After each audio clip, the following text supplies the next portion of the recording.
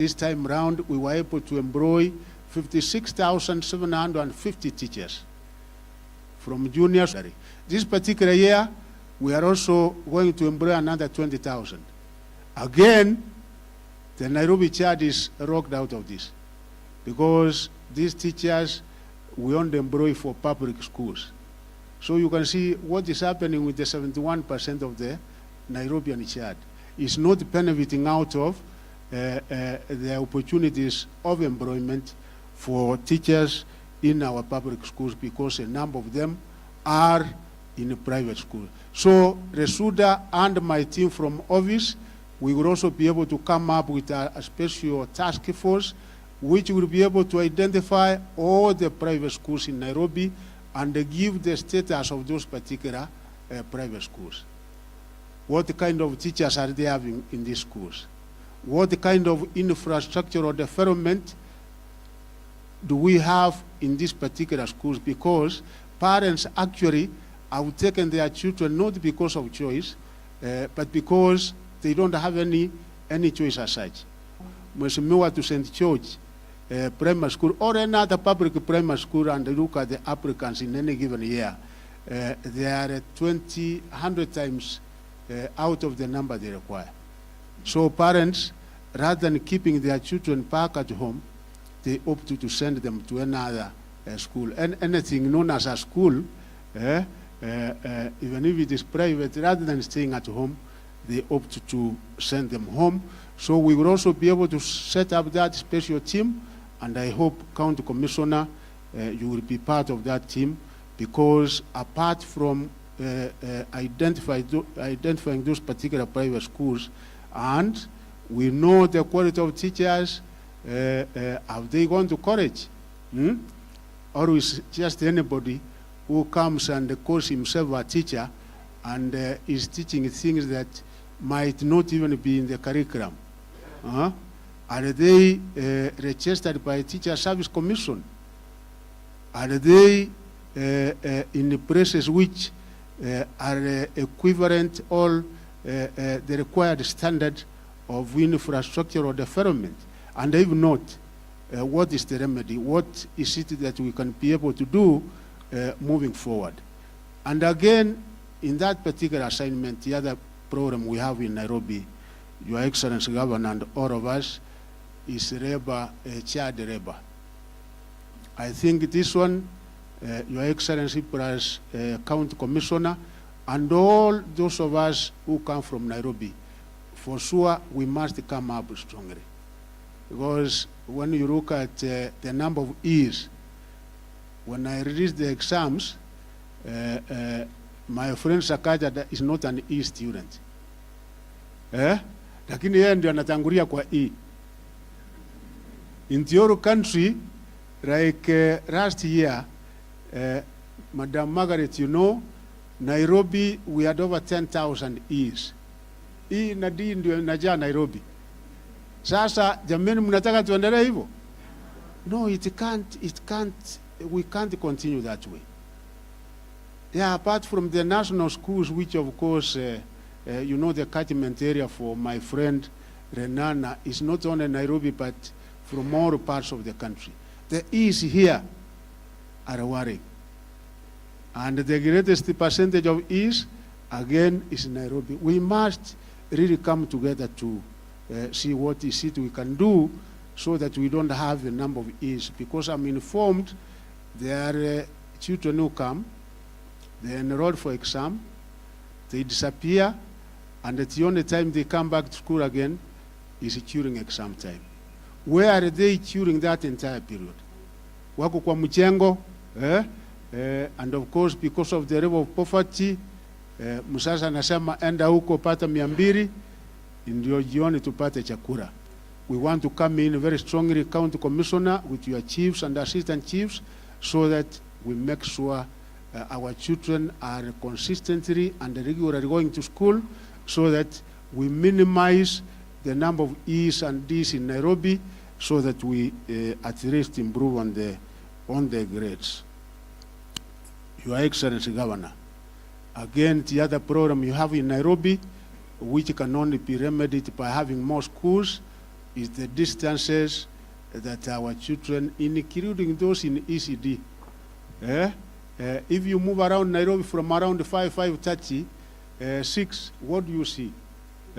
Watoto wadogo ni kama wamebeba vitabu ni kama PhD, mtu anafanya PhD kwa mgongo, they are traveling to very far distances. Of course, that is risky for their safety, and it has also a number of negative effects.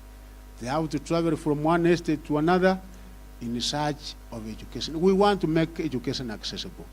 And this is one other factor that that particular task force will have to look into, so that moving forward, we see what we can be able to do for Nairobi. His Excellency the President of the Republic of Kenya, Mheshimiwa, when we were in Roysambu, you were able to eloquently explain what the problem is, and His Excellency, out of the 47 counties, he said, Nairobi, we cannot be able to allow the situation to continue this way. And he gave us a time frame. 1 year is already gone. He said in 3-year period, Nairobi, we should be 100% perfect. And I want to request the members of parliament that we have to come in very strongly, because the one period that His Excellency gave this financial year, we have been able to factor it in the 17 constituencies, and each and every constituency is getting 58 million. Sio imekuwa sawa? Si mnaona tunataka kupata suluhisho? And Your Excellency Governor, also thank you, because you have also factored in 500 million, which also is going to ECD. And I think moving forward in a combined, concerted effort, we should be able to get a solution in this. So I want that that particular team, county commissioner and Resuta, and we should be able to have somebody from the county, Mheshimiwa, so that in at least 1 month's time, kwa sababu najua yetu ni kuongea machache lakini vitendo. Machache lakini vitendo, and I must sort out this. With the governor, we must sort out this. Mheshimiwa, the other thing that you and me will do, kindly, the other thing that you and me will do, I will say in Nairobi you have it all. Matajiri wote wako wapi? Company yote iko wapi? Najua Sunday, there were your people, and after the memorial service that we had in Kenyatta University, friends of mine who are manufacturers, industrialists in this city had a festival in the Porefad Hotel. Waendi kitu walikuwa naita hori holiday. So those people were approached, including M-Pesa Foundation. You know, they are doing schools. Banks are doing school as part of their social responsibility. Si millionaires wote billionaires wako hapa? Kwani tukiwauliza wengine wajenga darasa moja mbili watashindwa jameni? Apart from what the government is doing, we have an opportunity. We have all these people. Actually, we can be able to do it in 1 year. Lakini unajua what has been happening, and I'm happy that the members of parliament we have now with the governor, ni kwamba mtu alikuwa naona hii si watu wanatoka huko mashambani sasa hapa ni kupitia tu. But what is happening if you go to Nyeri today, because of rural urban migration, Mheshimiwa, classrooms in those areas are empty. Because the parents now amehama na watoto to Nairobi. Sasa tahabu bahari iko Nairobi. So one other thing that I will be able to assist you, Mheshimiwa, and I want us to start the engagement with Safaricom, M-Pesa Foundation. I am sure what they can be able to do, because we have been able to request them, and they have done quite a lot of work in other parts of the country. You have friends, I'm sure, more than I do in this city, but I will also be able to get a few, because we really have to extend our imagination and make sure that we are doing something. And I'm sure by so doing, we should be able to increase capacity. We should be able to develop the kind of infrastructural development we require, as long as His Excellency the Governor, and I'm sure that he will do, atupatie all the public mashamba yote si atupatie jameni, kwa sababu hali ya Nairobi iko mbaya. You have said in another 10, 15, 20 years to come, 2050, the population of Nairobi is going to be over 10.5 million. Those of you who have gone to Lagos, you know, in Nigeria, but they are well equipped with schools. A population of 33 million people. Lakini mazuri wako naye. So, mheshimiwa lazima tupange na wewe. So kindly, good people, we have issues of discipline in Nairobi. We have issues of early pregnancy here in Nairobi. We have issues of young people indulging in illicit brew and drug abuse. And these are some of the critical issues, County Commissioner, where I think the government has to come in very strongly to ensure that we remedy that kind of situation. So, Mheshimiwa Governor, I recommend that you and your team, plus my friends, the members of Parliament, I know I had a meeting with a few of them about a month ago. I've been engaging some of them individually, including I met one yesterday, and we had an engagement on the issues that we are discussing here. If we can be able now, I think we have set the terms of reference. Because my way of working is that I don't like identifying the problem we discuss here, and then there is no follow-up. So that on a monthly basis, if we can be able to have a follow-up. There are certain other details that we have not been able to discuss here, and we will be able to discuss in those smaller forums, and I'm sure that we have a lot of goodwill. Goodwill from national government, we have goodwill from His Excellency the President, because if there is one person who is very much concerned about the kind of program we have in Nairobi, is His Excellency the President. So he wants us to sort it out. So we are assured of 100% support from the Chief Executive of this country, and I can see my brother who is here is also assured of support. 100%.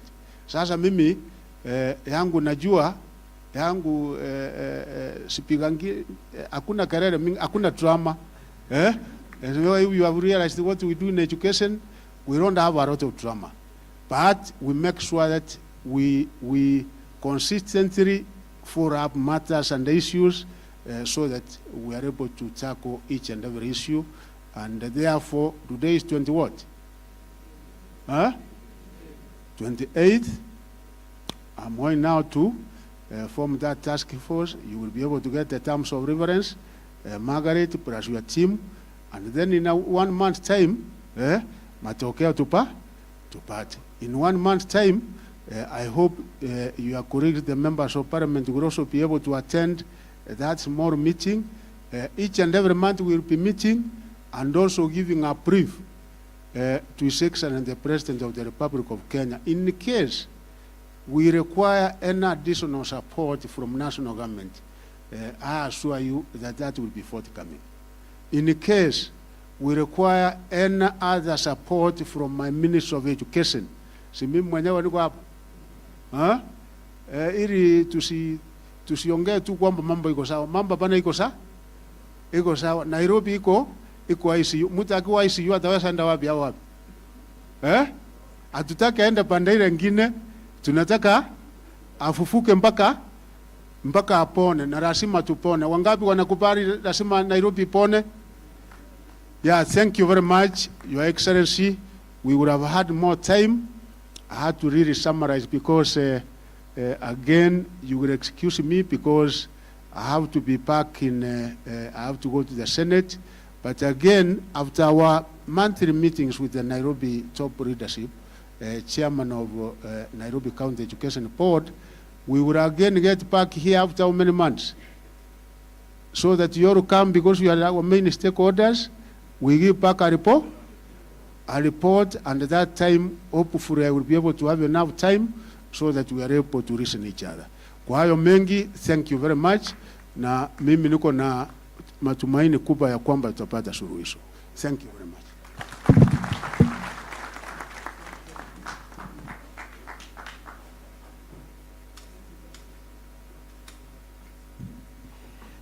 Tumuongezeni waziri makofi. Asante sana. Thank you very much waziri. Tunashukuru sana. We will allow our chief guest to leave. Anapoondoka anauliza my technical team pale wacheze muziki kidogo, ukikaakaa ukinyoosha viungo, because we want to get into where the rubber meets the road.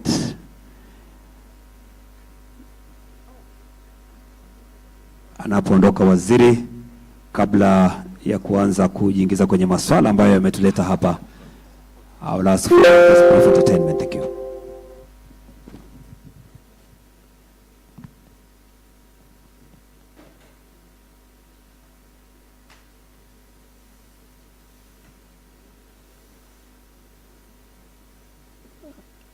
Wajua, mimi mwelekezi kwa majina ni Michael Ahendera. Michael Ahendera, nimekuwa mwalimu kwa muda mrefu sana, na nimesomea hapa jijini Nairobi. Nimesikia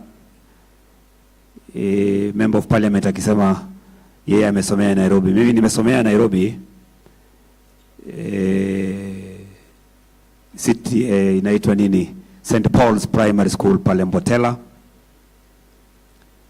Sitaki kutaja ni mwaka upi. Nikatoka pale St. Paul's nikaenda shule nyingine inaitwa Wakulima Secondary School. Pale Wakulima pale kwanza Chachami nikasoma pale mwaka mmoja. Na tulikuwa tunaishi Shauri Moyo, kwa hivyo unajua mazingira ya pale Shauri Moyo na mambo yalivyo. Tumepewa changamoto hapa kuhusu elimu jijini Nairobi. Baada ya kutoka pale Chachami na zile changamoto zilizokuwepo, nikaenda jijini Nairobi Wakulima Secondary School, shule moja ambayo ilikuwa juu ya baa. Kwa hivyo mwalimu akiongea, mlevi naye anaimba huku chini. Na ndizo shule ambazo tulizo nazo hapa Nairobi. Unakwenda kila kitongoji, unakuta mtu ameamua tu kwamba atakusanya mabati mawili matatu, inakuwa ni shule na wanapata wanafunzi. Hata wakati mmoja nimeona sehemu moja mtu ameanzisha chuo kikuu juu ya duka na anapata wanafunzi. Changamoto zilizoko hapa jijini Nairobi. Kwa hivyo mazungumzo yetu siku ya leo, na ambapo nimesema kila mara ya kwamba this is the first conversation that I've ever witnessed. Kwa sababu gani? Kwa sababu haya mazungumzo tunayatazama kwa misingi ya yule mtoto, na tutakuwa tuki-identify the issues that the children will raise and form a discussion around those issues. DJ, dakika mbili.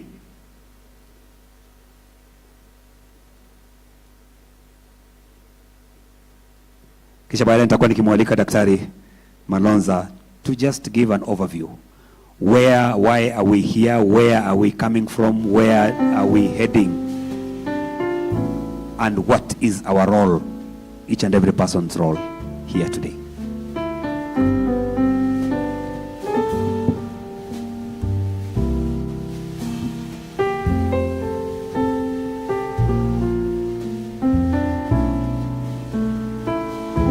Nyimbo nyingine sijui kama ni za mawazo ama ni sukuti ya western style. Asante.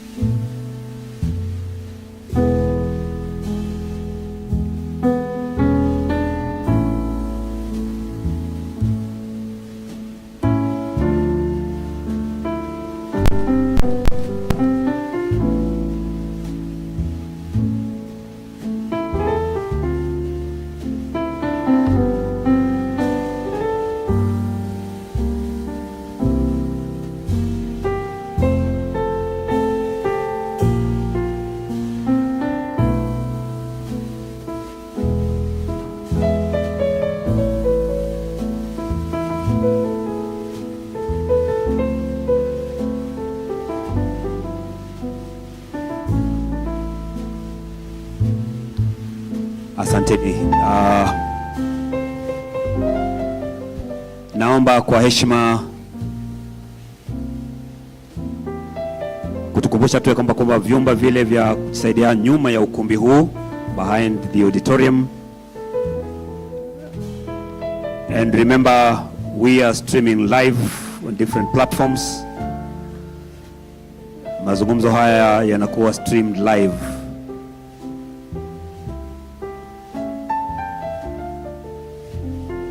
And we want to thank our media team. Allow me at this juncture, ladies and gentlemen, to invite Dr. Malonza. Dr. Malonza will give us an overview of today's conversation. Where are we coming from? And to just set the pace for the dialogue today. Karibu sana Daktari Malonza. Let's get seated from behind there. Tumpigeni makofi Daktari Malonza. Wale kule nyuma, kumbuka unaonekana, we are streaming live.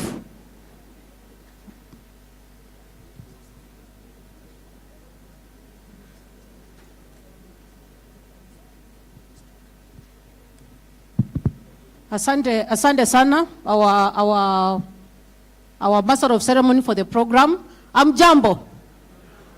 Tusalimiane bwana kwa raha. Tusikae kama tumeboeka sana sio kwani. Amjambo. How are you? Thank you. This is a great day for the child in Nairobi. And as the earlier speakers have alluded to, why we sit in this room, all of us together, is to think about the child in Nairobi matters education. Many times we have had documents, we have had policies, we have had many sittings. But this one comes with a special touch, that we are thinking about it through the eye of the child. What is this child saying? What does the child feel about education? What do they feel about us as we guide them in matters of education? And that's why we are in this room today. And so, the focus really will be, the main focus, just as the CS put it so well, is the post-dialogue. We are just setting a platform today for a post-dialogue that will be a follow-up issue on what we discussed today. And so, colleagues, friends, supporters of these kids, we'll be going through some panel discussions just to highlight or to hear from different stakeholders. We want to hear from the side of the partners, our NGOs, UNICEF, SHOFCO, Simama na Dada, and many others.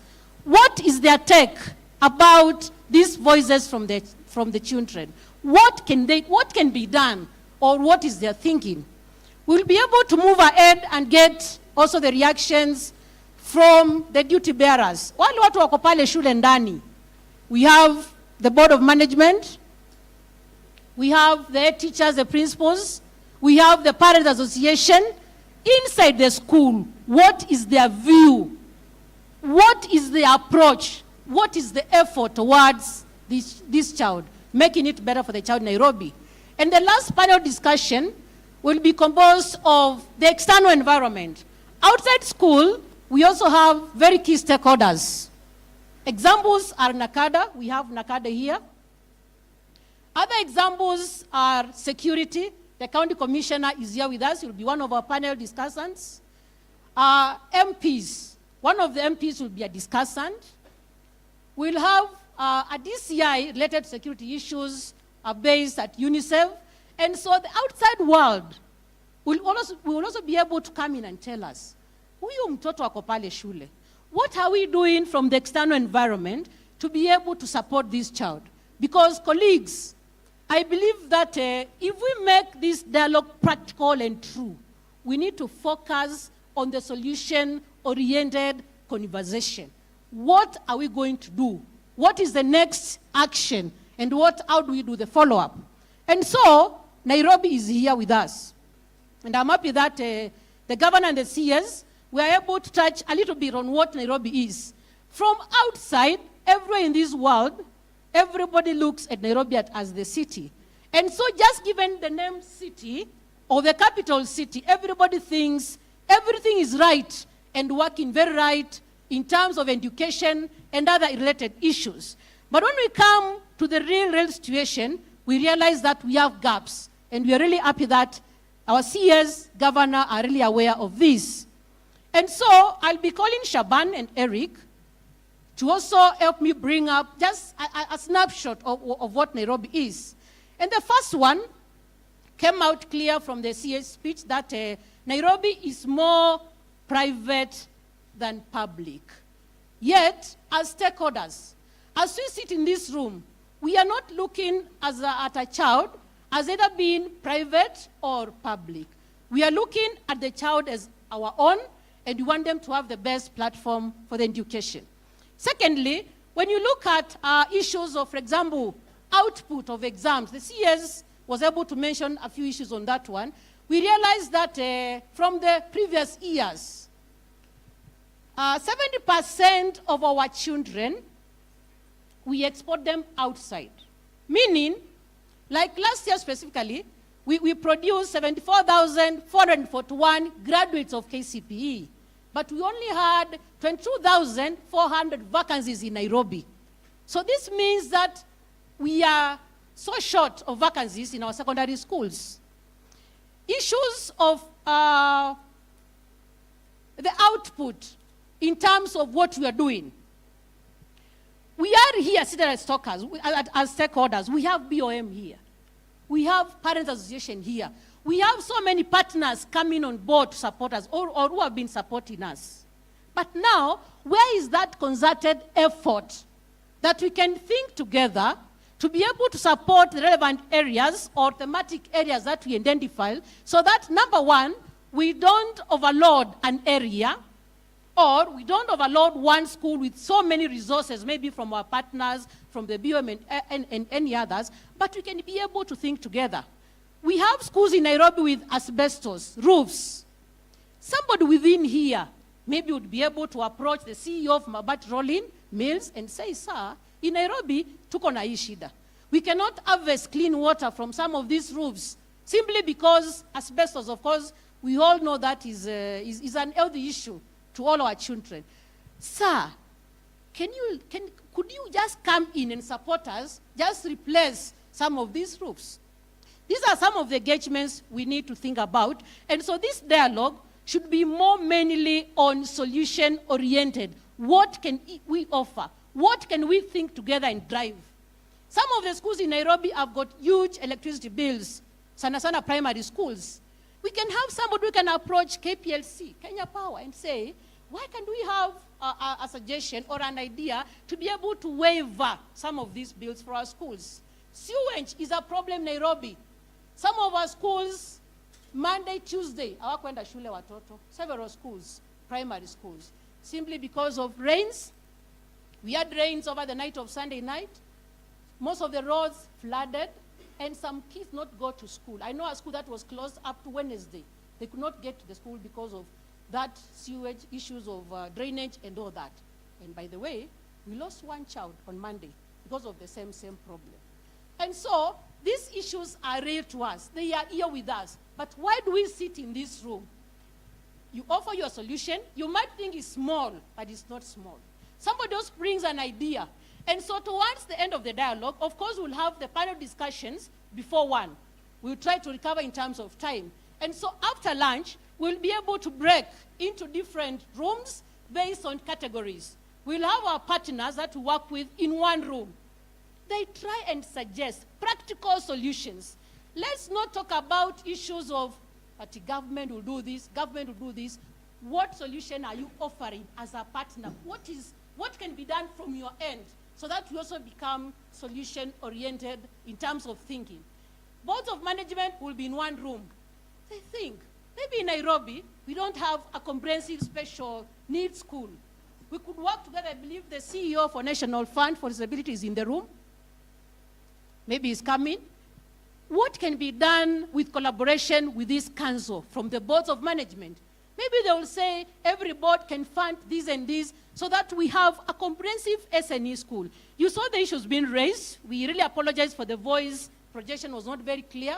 But this girl was saying that as they walk home from school, matatu wanasplashia maji, karibu hata wanawagonga. Why? Because the matatus are assuming that this child can be able to hear me as I horn, but they don't hear. So she was expressing the fact that they feel neglected. When they go home, they cannot communicate so well with sign language with their parents. And maybe some of the teachers, they don't understand. So these are some of the issues that we need to bring them practically, practical solutions, what can be done. PA would think about in a different room. As Parents Association, what process, what structure can come on board for us to be able to deliver better as parents or as the team guiding parents in our schools? So we don't want people raising a responsibility and building it on another team. Come up with solutions. County Commissioner Sir is here. They'll also be able to tell us issues of security. He has assured us about security. But what are some of those pertinent issues or very close to the child or practical solutions? Let us not suggest anything that will just go to a document and it will never be done. And I'm really so excited by what the CS has said, that after every 1 month, you will need a feedback on what you're doing. That makes the dialogue the best, and he has really done it very well. Matters, NACADA is here. We have the regional director of NACADA here. We have issues of drugs in schools. What is this practical solution? Why is it that we have drugs in school A, B, and C? What can we do as a team to ensure that we really reduce the issues of drug and substance abuse? So colleagues, by 3:30, God willing, we need to present a declaration here led by our CB chair, Professor Marwa, on what do we want to do? What is the action for Nairobi? What is Board of Management placing or guiding us to do? Kesha principles. What are these practical solutions? These brains here have a lot of ideas. We just need to bring them to one basket, to one effort for that child in Nairobi, so that even if this dialogue is able to add value to only 40 children in Nairobi, we'll have delivered. So that is the overview, that is the focus that we need to have, so that we don't have throwbacks where you just want to throw a situation to the government, do this. Let's come up with our own solutions, so that when we have that joint action plan, then now we remain accountable to that. This is what we promised on 28th of March. How far have you done as this team? How far have you done as this team, and many others? So Eric, Shaban, do you have any addition? So let's make it practical. Let's make it open. Don't feel like my idea ni kidogo ama haiwezi kachukuliwa. Let's make it open for the sake of a child somewhere in Nairobi. Any addition, Eric? Asante sana. Tukiendelea, pengine nitanena kwa lugha ya Kiswahili. Mara nyingi wengi huiogopa, na ni lugha yetu. Tukiangalia yale ambayo pengine yanafaa pia kupewa kipaumbele ni masuala ya lugha, lakini sasa siku ya minajili ya siku ya leo, tukiangalia mwenzangu alivyosema Bwana Mike Hendera, akiangalia safari yake akikua, na kwamba tukiangalia matatizo ambayo tunakabiliana nayo sasa si ya wakati huu tu, yalianza wakati ule, lakini kwamba tunapozidi kukua unapata kwamba jamii, sisi kama Nairobi tunaendelea kukua, na tukiangalia miundo msingi imesalia pale ilivyokuwa. Walivyosema watoto, niliangalia tu kwa muhtasari yale ambayo waliwasilisha, ikawa kwamba kuna matatizo ya miundo msingi, Kiingereza tunaita kwamba infrastructure. Kwamba je, ni yapi ambayo tutakayofanya, na vilivyoangazia mgeni wetu mheshimiwa ambaye ametoka hivi sasa na pamoja na mheshimiwa gavana, wameangazia na hata kupewa mwongozo ambapo tutaongozwa na Madam RD wetu. Alafu kisha kuna masuala hata yale ya kawi, ikiwa kwamba pengine shule nyingi zina kawi, nguvu za umeme, lakini matatizo kwamba pengine kuna zile bills ambazo zimepile. You come there as a head teacher and you have a bill of 100,000. Yale ni matatizo mengine. Because when you talk about integration, sound, when you talk about integration, you realize it becomes a challenge because we have ICT. Samahani. Kwamba kuna masuala ya ICT ambayo pengine katika kusoma hivi sasa tunahusisha integration of ICT. It will not be possible if we do not have access to electricity, They also did mention under infrastructure kuna masuala ya vyoo ambapo pengine wakati mwingine inazua hali ambayo ni ya aibu. Kwa sababu gani? Hawajakuwa connected kwa hiyo system, the national, they need the sewerage system. We also look at some things that are coming under infrastructure, and I think this one was highlighted.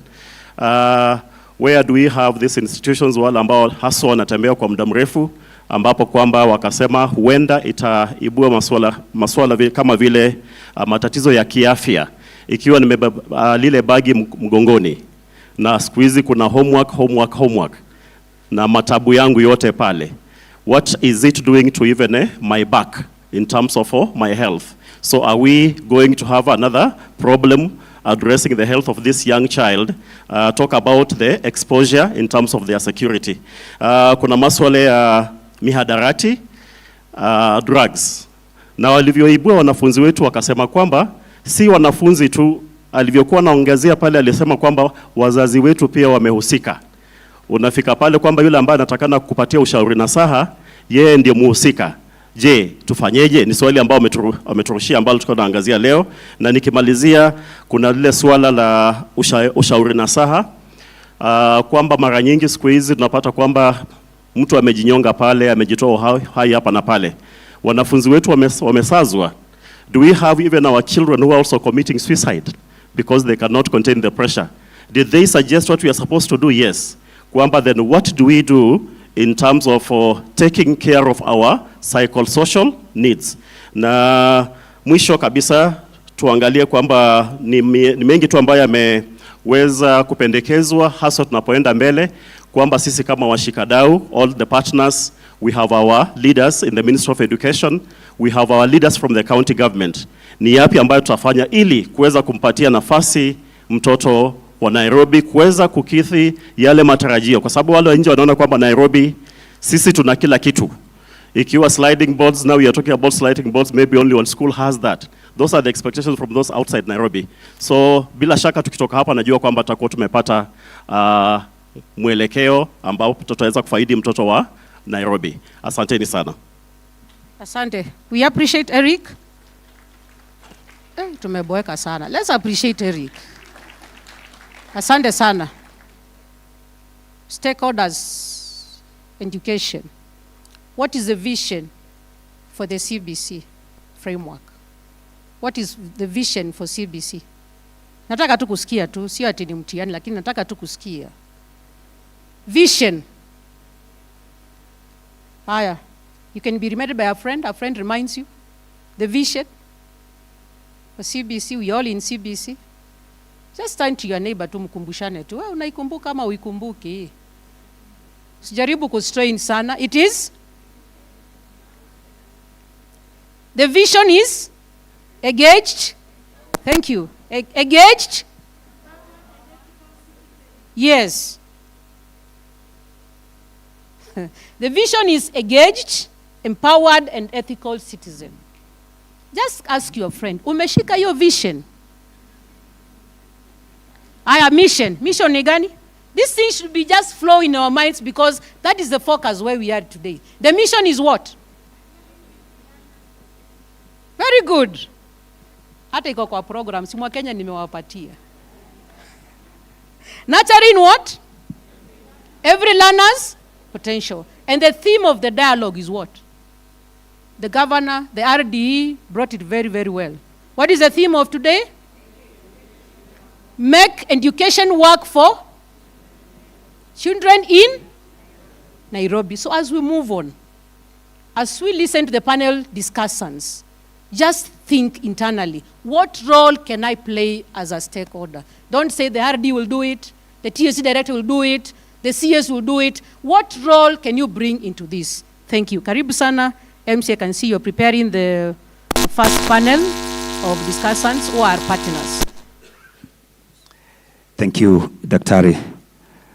As my panelists come onto the stage, I will request the voices from these children to be played again. I know we had some technical issues, but I now want them to run those voices again before we engage our panelists on the critical issues that we need to navigate so that we make Nairobi work. Kutengeneza njia imeandikwa ikwekwa grade machine. Hiyo machine shuleta kuna go to school because maybe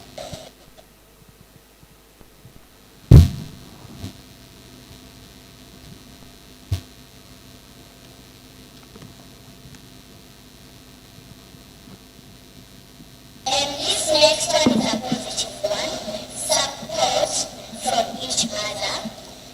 It means support from the boys and also support from the boys to the girls and also support from the girls to the boys. Then we have the other one is parental influence. You find that the parent is attracted to drugs. And you find that the pupils, since their parents take drugs, they also get the influence and start taking it. Is reduce of prices of sanitary products. The talents. Talents in CBC are very necessary.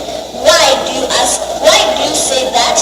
Because number one, CBC is all about nurturing talents. Am I right? So we should also decrease the price of co-curricular activities. So every single student gets a chance to nurture their talent. And also more special schools. You can find that a child is not going to school because maybe he or she is paralyzed, is deaf, blind, all those. So it's very crucial that you increase the number of special schools in Nairobi. Also, guidance and counseling is very crucial for a girl because you never know when your menstruation could begin. That is why you need some information on how to handle that. Because it could come when you're just walking, then all of a sudden you feel wet. People will start laughing at you, you've wet your pants. No, it's very important that a school should at least have a guidance counseling session. Even if it's 5 minutes long, like we do at home.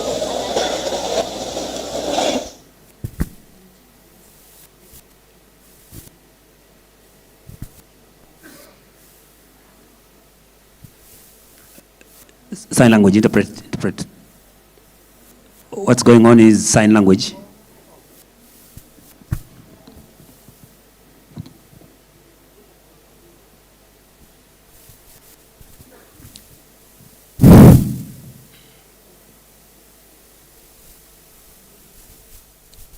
So as the deaf community, we also experience some problems and challenges.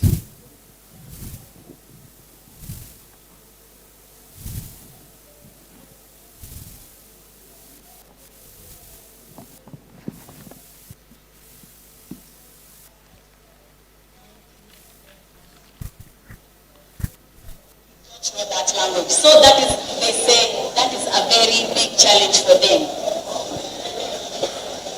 That's good.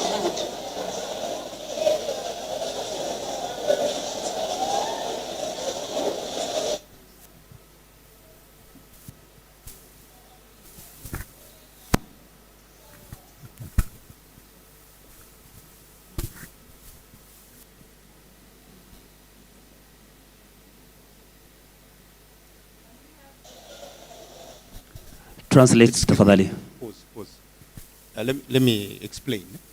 So, teacher who is speaking after words, but she's just giving an overview. So it is better if you just translate verbatim.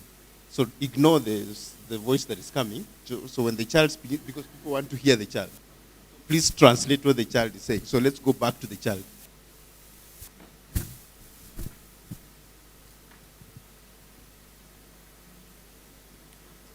So as our parents take care of their children, and we as the deaf children who also come from the poor background, we know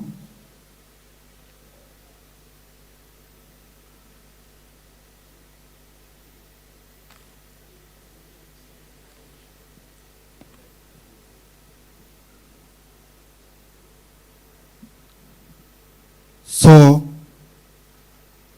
there is a question that she's asking, and she wanted to know why, as the deaf children, why is it that those people who are hearing and the deaf community, they are not treated as one? And why are they not treated equally?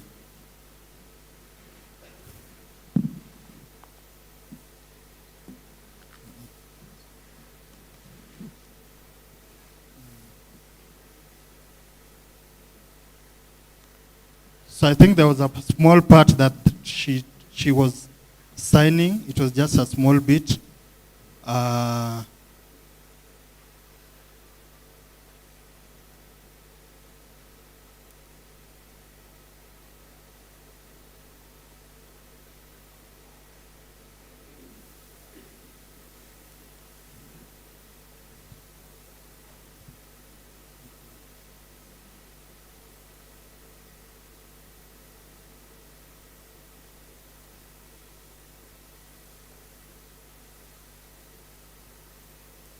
So that is all.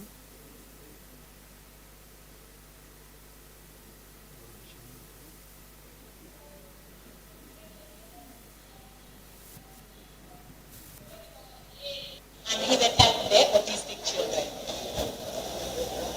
Kutengeneza mtihani yenye inaandikwa ikiwekwa braille machine. Hiyo machine shule yetu hakuna, na pia kuna shule zingine Nairobi hazina tamaliza. Na swali, mbona hakuna shule za kutosha za visually impaired katika kaunti yetu ya Nairobi? Which is a very common issue. But what they don't talk about is what they should do to these girls who become pregnant before they are married. The girls should be encouraged to join school after they've taken care of their child for like a year, because they shouldn't feel like a broken vessel that cannot be used afterwards, because they can actually go back to school and be able to finish their education and get a career and get a job and be able to control themselves and get financial help from their parents and even from the school. One of our rights is the right to participation. And this is where I can say, not talking something about us without us. When the government wants to make a decision, they should involve us so that we may tell them what we really want to happen to us. But I'm really thankful for today. I'm really thankful for the partners that have decided to put this conference so that we may discuss about our problems. And I believe that if we put our ideas into work, we can do better than we're expected to do. I aspire to be like a honorable man called Dr. Johnson Sakaja, and he'll put it better than me. Let's make Nairobi work. The matters which we were able to complete. First of all, why should the Nairobi County government modernize education with technology? Now, as you all know, this is a different generation. Times are changing. The time is going to go back. Why can we educate technology into our education as a county? I believe we will be able to yield higher results rather than this type of education to work on the interaction and the meaning of students. Why can't we have a symposium for regional schools in Nairobi at a time like this festival? I believe it is possible. Where they can come around, they can have symposiums on different subjects, they can share material, they can do what not, all better instead of Nairobi. Finally, First of all, I'd like to thank the government for choosing CBC. Actually, CBC is the best means of education. We are in the race. Our days are now because the more we stay at home because of protest, the more we lose alone to learn. The more. Because imagine you are just in the middle of a lesson there. The teacher tells you it's time to go home. And it's 10 a.m. in the morning. You haven't learned anything because we are protesters on the road. If you're really listening to me, please find a way to mediate, find a way to talk, find a way to solve this problem because it's really affecting the children. And introduce a big program called Dishi Nairobi. And I really thank that man. He's been my role model starting from today. Number one, according to Kenya Bureau of Statistics, 89% of children in school. Where are the other 11? You should start first. Why aren't they going to school? Let's really think of it, the environment. Children can go to school for food. You see, that increases the right chance of children go to school. And that we can improve 11% of children. That's exactly parental guidance, is that change the family structure. In some cases, you might find the dad has not the mom and the dad has not the dad. Please, for I don't know what reasons you do that, but please don't do it when kids are around. It really affects them more mentally and physically and emotionally. You also have time for children, you have to have time to know what your child likes. That also develops you even mentally, right? Good. So if you come together with your learners and the teacher, you can create a better future for tomorrow. Sure that quality education can be achieved. It is as follows. In terms of accessibility, sustainability, and affordability, quality education can work. How will WASH help education to flourish in Nairobi? Well, it creates a conducive environment.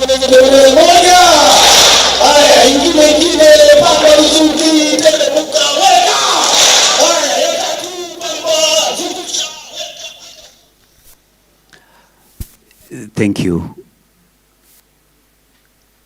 You still playing or you done? Thank you. A broad spectrum of issues raised by these children.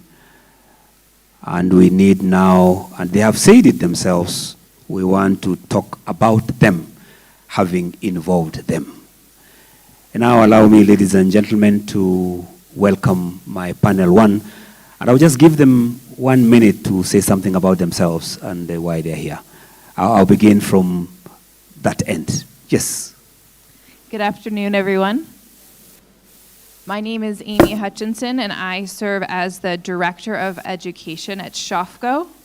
So why SHOFCO is here today, SHOFCO runs 2 girls' academies, one in Mathare, one in Kibera. They both emerged #1 in the most recent KCPE exams in their sub-county with an average of a 357 KCPE overall. We support 115 secondary school students who are graduates of the SHOFCO schools and 30 students in university. But more than that, we're really working with the schools and the areas in which we work. We're based in informal settlements to support them. So we take our holistic model. So our health team will go to various public schools and do mass campaigns for deworming, HPV vaccination, vitamin A distribution. Our Sustainable Livelihoods program, as Governor Sakaja mentioned earlier, sponsors 7,000 students nationwide in TVET institutions. Our gender program runs Rights of Kenya clubs, where last year we had 400 students graduate as peer mentors on topics so they know how to protect themselves and where to go should something go wrong. We also run 17 libraries nationwide that, in addition to having 200,000 unique users, have about 50 partner schools, so that schools that don't have access to libraries can come to the libraries at SHOFCO and use their resources. And what I'm really here to talk about today is SHOFCO's WASH program. Thank you. So what's innovatively, or I think fondly known as our area, or our Sky Water, we've been able to, through our aerial piping, hook up I'll come back to that. Oh. Thank you. I'll come back to that. Yes, my next guest. Just introduce yourself. Thank you. Yes. Thank you. Good morning, everyone. My name is Vitalis Mohebi. I work with DSW as the head of programs. DSW is an organization, I'll use half a minute, an organization that supports and empowers young people to live holistic lives. We have programs that we are running in the informal settlements of Korogosho and Mathare, And specifically today, I want to talk about a program where we are supporting learners to achieve life skills that will help them navigate the challenges in their entire lives. Thank you. Thank you. Good morning. My name is Dr. Jackton Akelo. I serve with the Paysetters Foundation as an executive chairman. Paysetters Foundation, we work in the human transformation, changing men, women, children to fulfill their potential in different counties, in Nairobi, Kajiado, Kisumu, Homa Bay, and also in Siaya.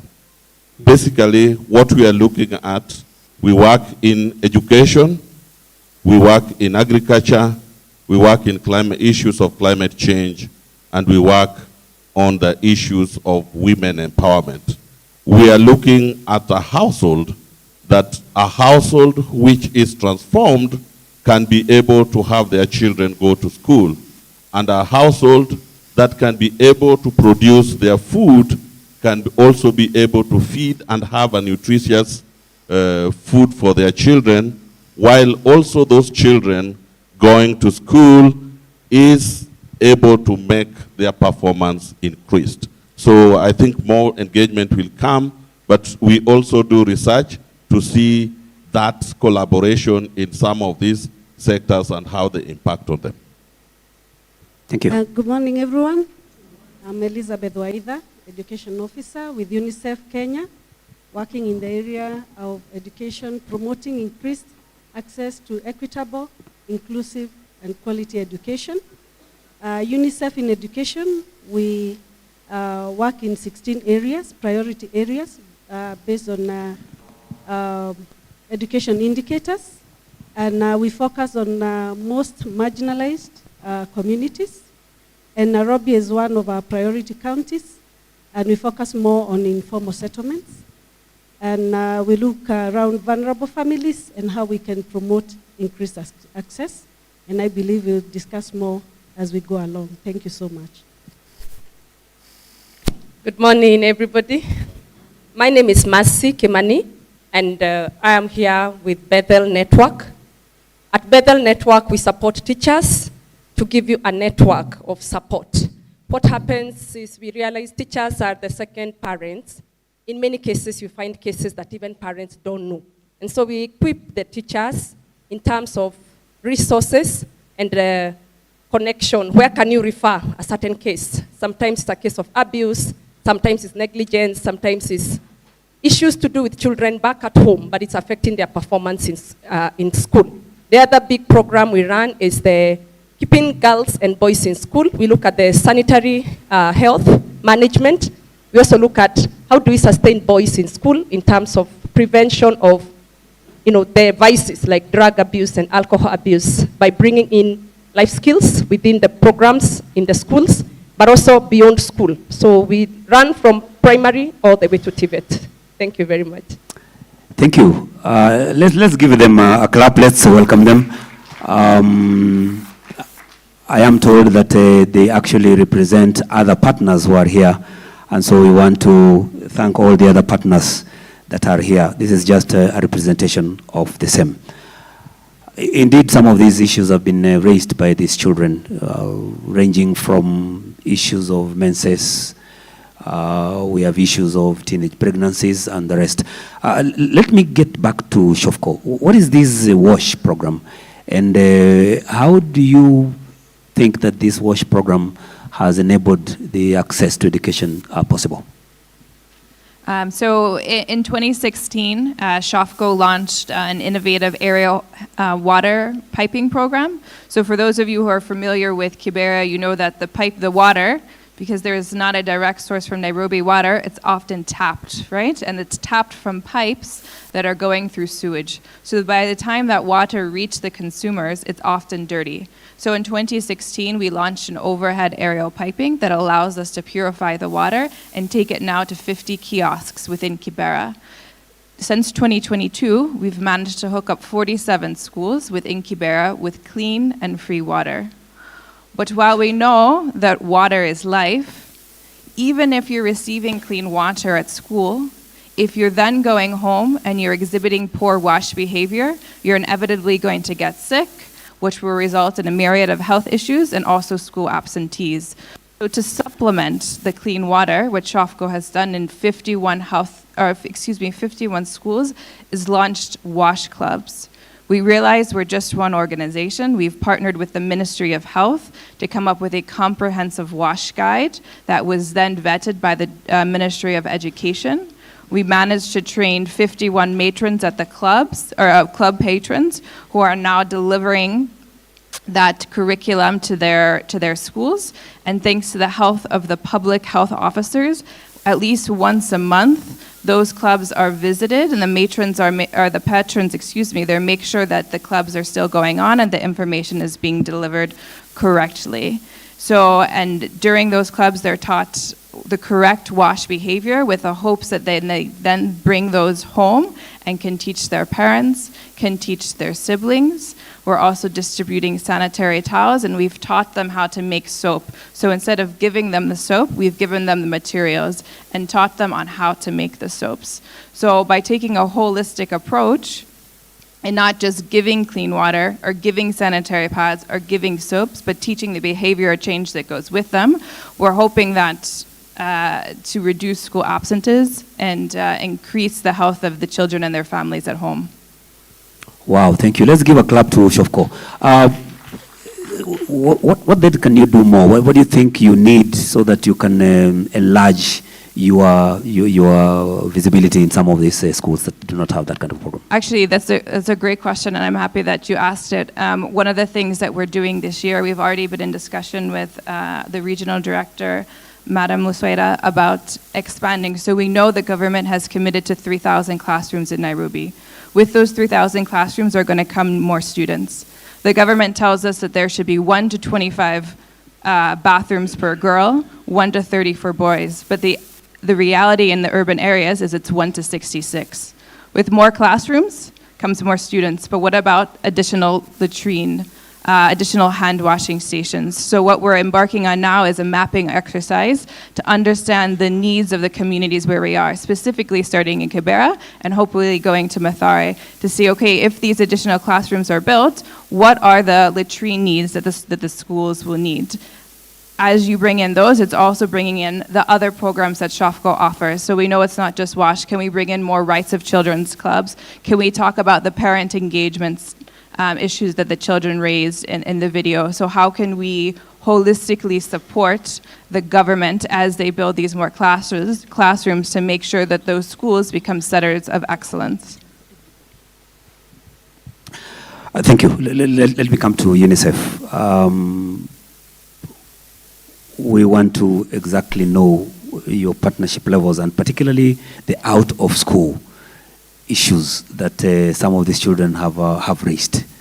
What is your entry behavior? Thank you very much.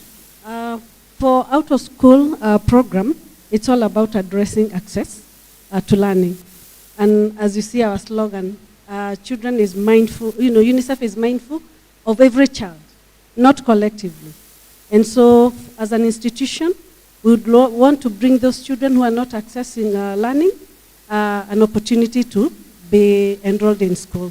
And so for Nairobi County, as I said, it is one of our priority counties. We've had a 3-year program where we've been enrolling out-of-school children in 4 sub-counties, and Kasarani is among the 4 sub-counties. And we based our intervention on the 2019 census data that showed that 17,000 children were out of school of primary age, children. And so in that regard, we saw there was a big need to mobilize.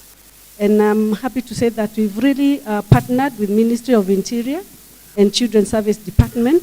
And for Nairobi, we are happy to report that we are able to enroll 15,000. We were in partnership with the RD's office and also one civil society organization known as LISP. and we've given opportunities to 15,000 learners. Yes. It's an area we've realized that it actually requires a lot of effort and a concerted effort because there's a need first to identify these learners. They require proper assessment, functional assessment, so that they can be properly placed, either in a special needs education school, or those who can be integrated in regular schools. And as UNICEF, we are really advocating if we can have more regular schools, be inclusive schools. So we are doing a lot of capacity building of teachers, of education officials, so that we can really promote inclusive education, so that we are able to really ensure that our institutions are able to admit these children with disability in any school that is close to their home. So that's the much we are doing, and we are still mobilizing resources to ensure that more learners are given opportunities. What solutions do you think we need to have? Solutions? Solution for now, I'm saying what we are currently doing.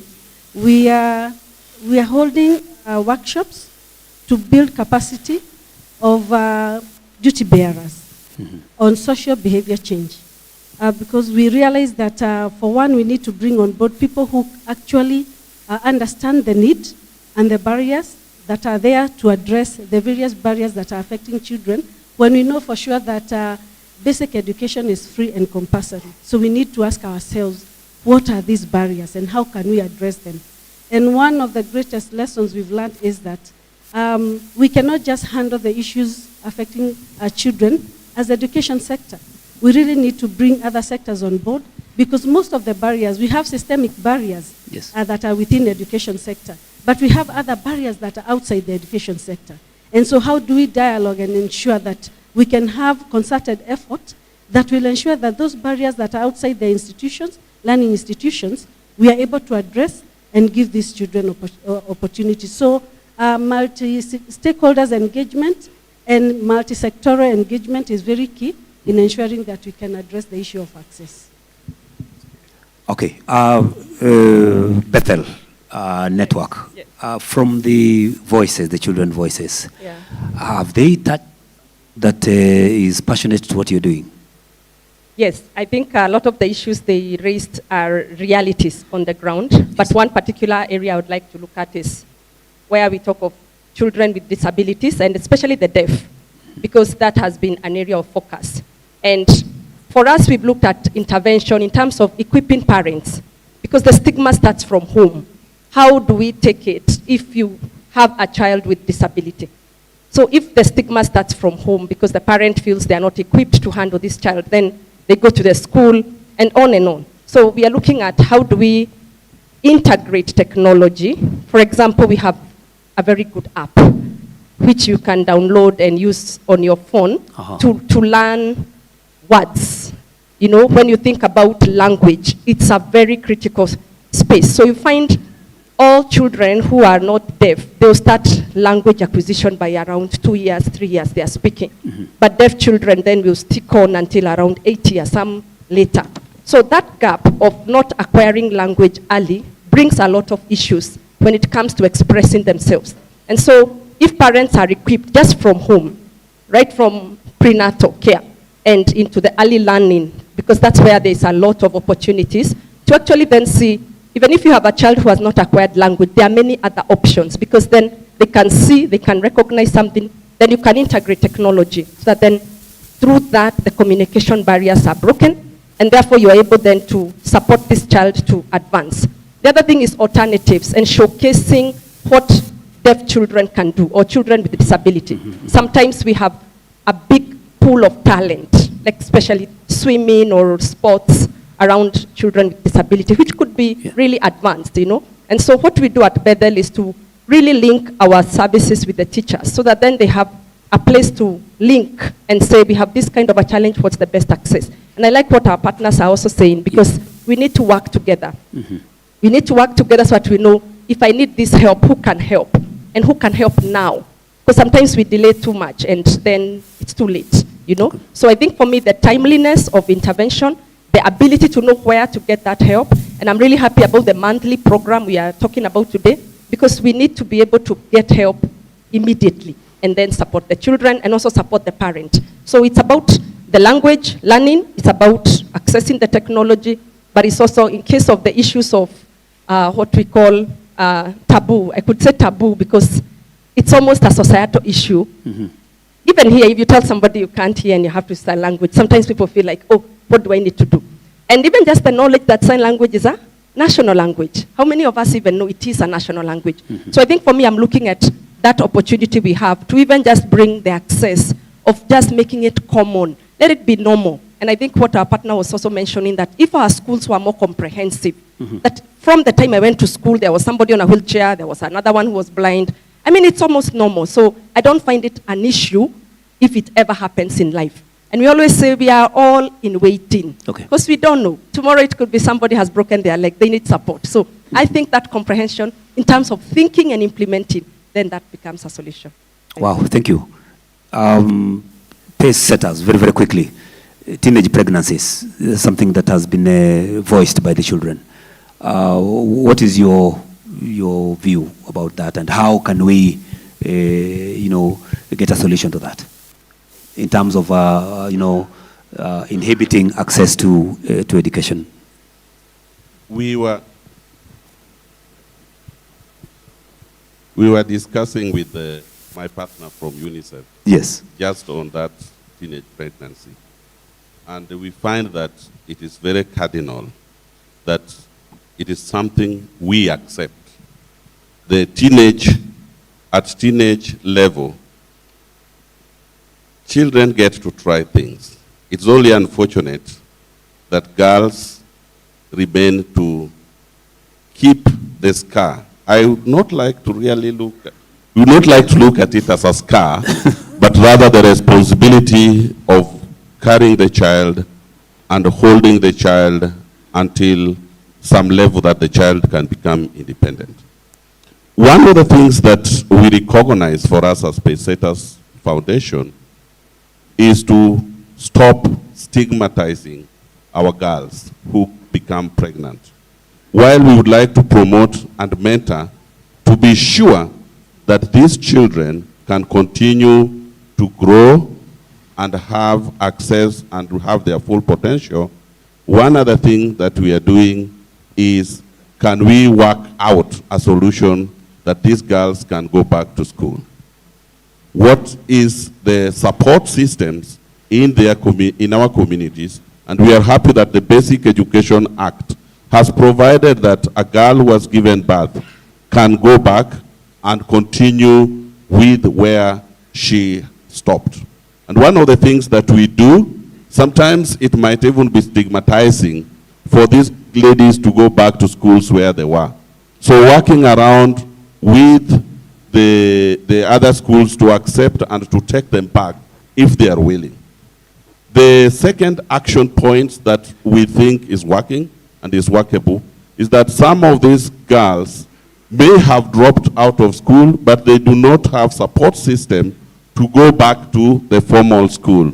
And here is where AFPET has become so popular, obvious for them, that they can still go to this alternative education system, but also care for their children. Because some of these girls may not even have a place to take their children. So they can still have that.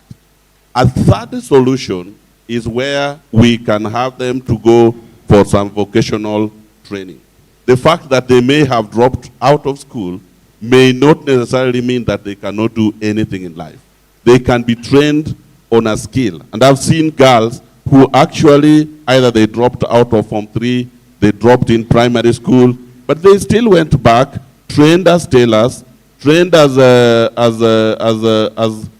something which they can use with their hands to do, just as the boy child. So the question is, accept that this is a reality. And I know that among us, the Christians, we say we do not want sex education in schools. But the fact of the matter is, as long as we have the children, they will try. We did try it when we were ourselves at that age. We thank God that we reached this far. That's a discussion at a different level. Yes. Just to wind up. Just to wind up as well is about how can we use ladies who may have gotten through this experience to be mentors and encourager to our young girls. One, to tell them what we may need to avoid. I know we tell them, but we tell them from theory. These ladies may have to train them from practical.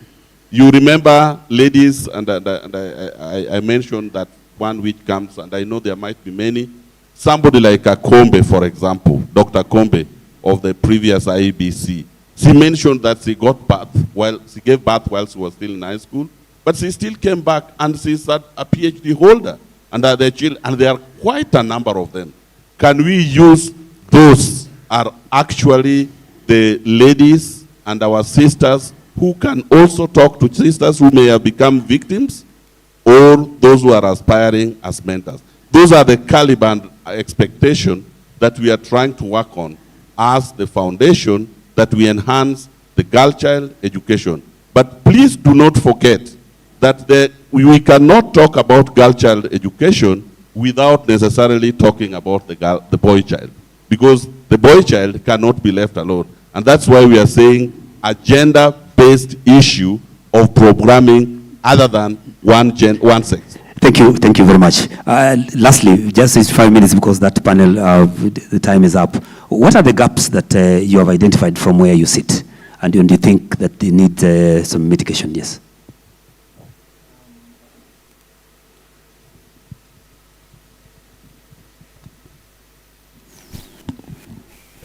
Where I come from, you just blow into the microphone. Thank you. I want to step back a bit. Yes. Just a little bit, and say that as DSW in the month of May, this coming May, we'll be marking 24 years since we have been in Kenya.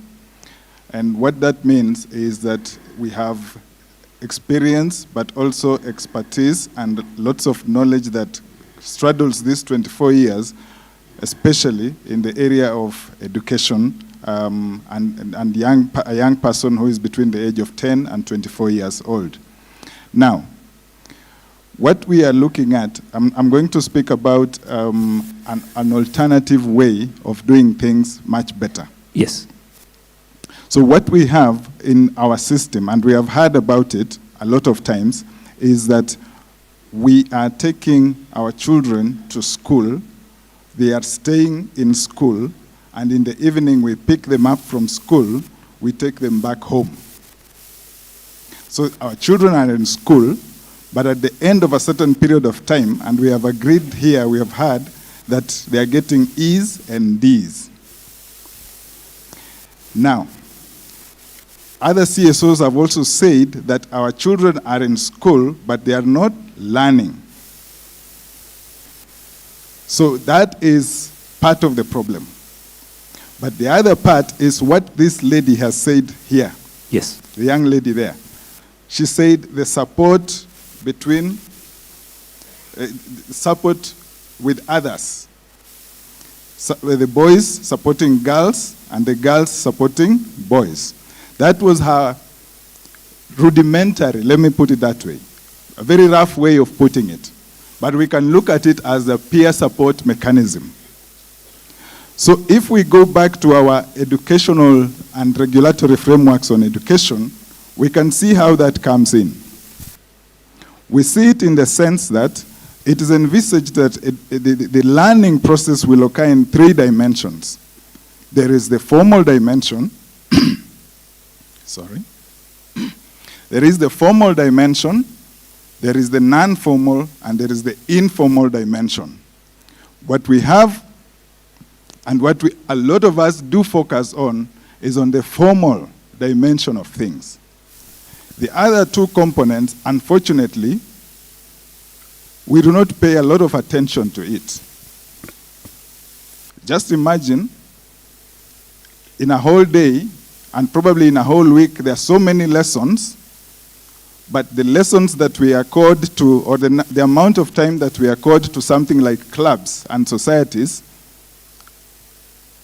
you can give a fraction of that, isn't it? It's something smaller. But the young lady here is telling us something. She's telling us, and this is probably the first time that we are hearing it from them, as an insider perspective, that those peer support mechanisms are not working.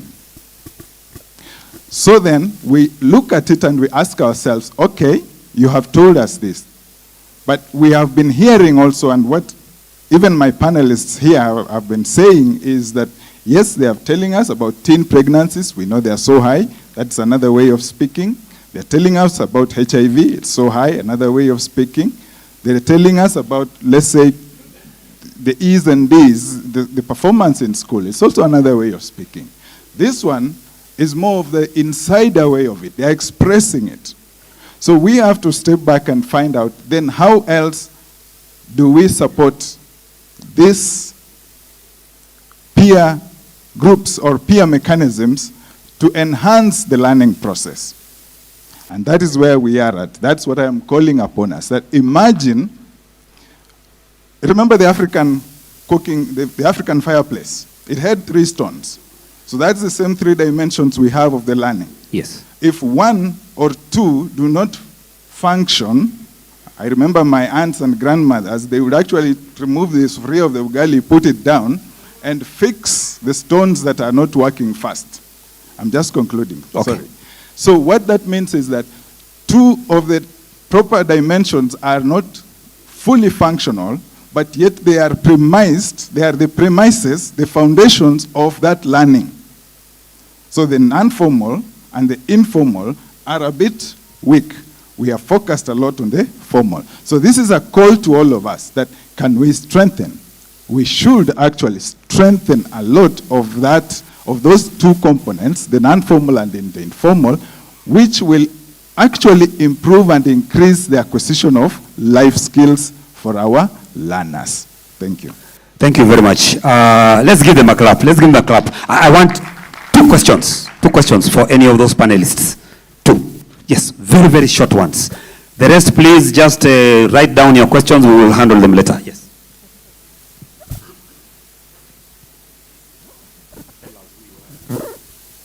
Good morning, everyone. I'm Mercy Bayenia, and I would like to ask this question to the lady who told us that you usually connect the teachers with different professionals to help them. Now, for the CBC, we are supposed to nurture kids to their potential. Do you connect the teachers with psychologists who really understand about the temperaments for the kids to be nurtured to their right careers and to their right potentials? Okay, thank you. What do you think they need to do? Myself. Oh.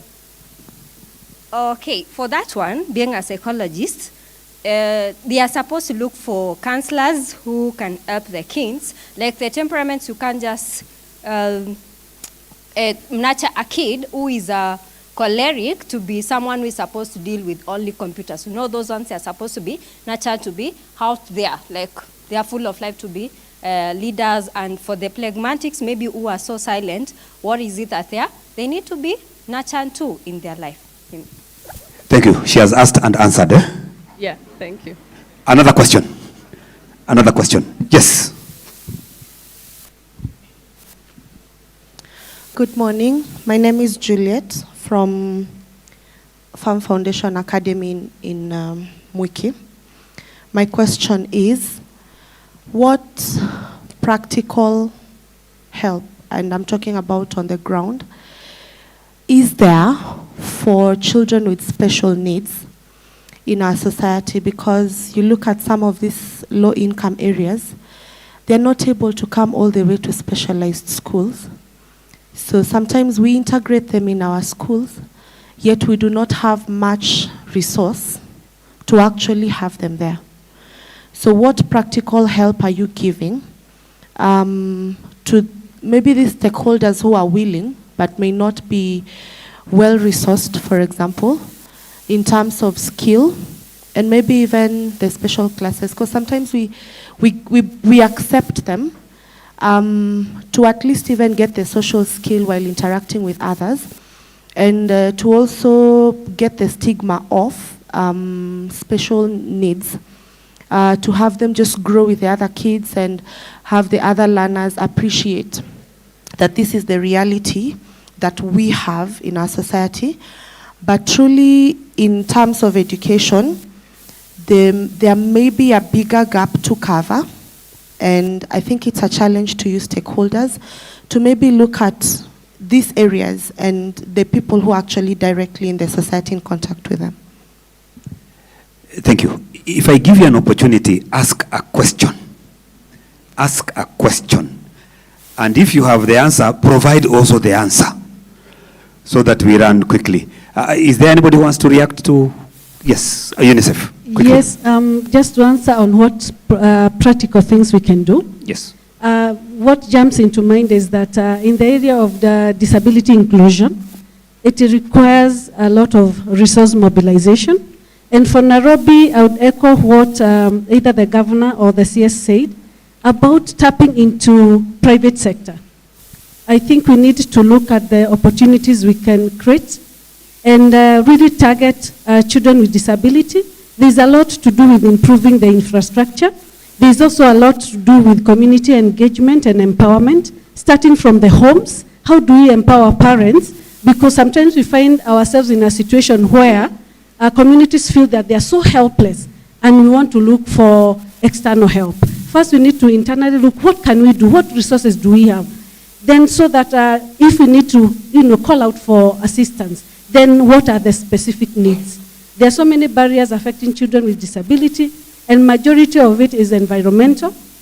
And again, also accessibility. As you have correctly mentioned, that distance to special needs schools also creates a barrier. So how do we ensure that we can have the closest school to these children is also equipped?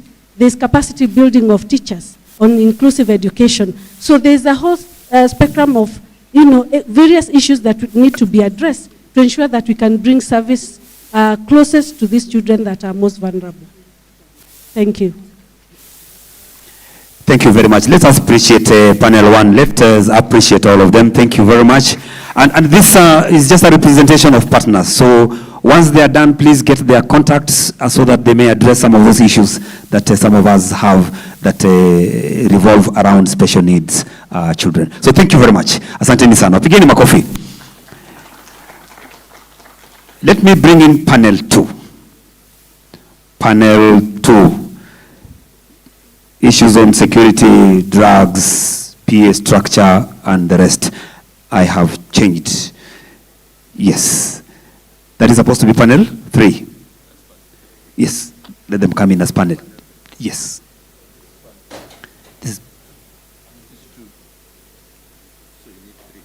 Okay. Panel 2. It's okay. Panel 2.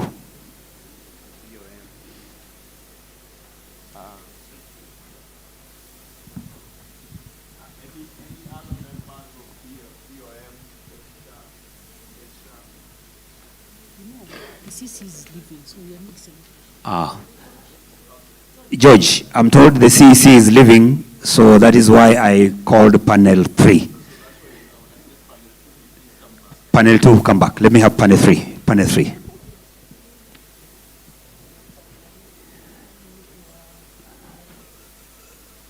Mr. Kemei, I'm told you must be there.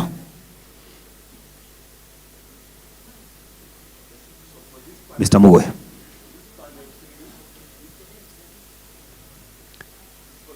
ICL, Engineer Mike, CC, Nakada, George, and Atulo. George and Atulo. Who is missing? Nakada? ICL, CEO Engineer Mike. County government? Anybody from the county government?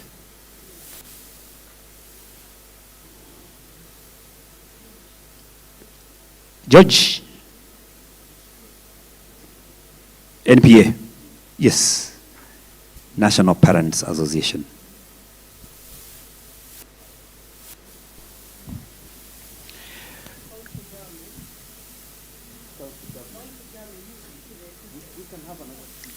Yes.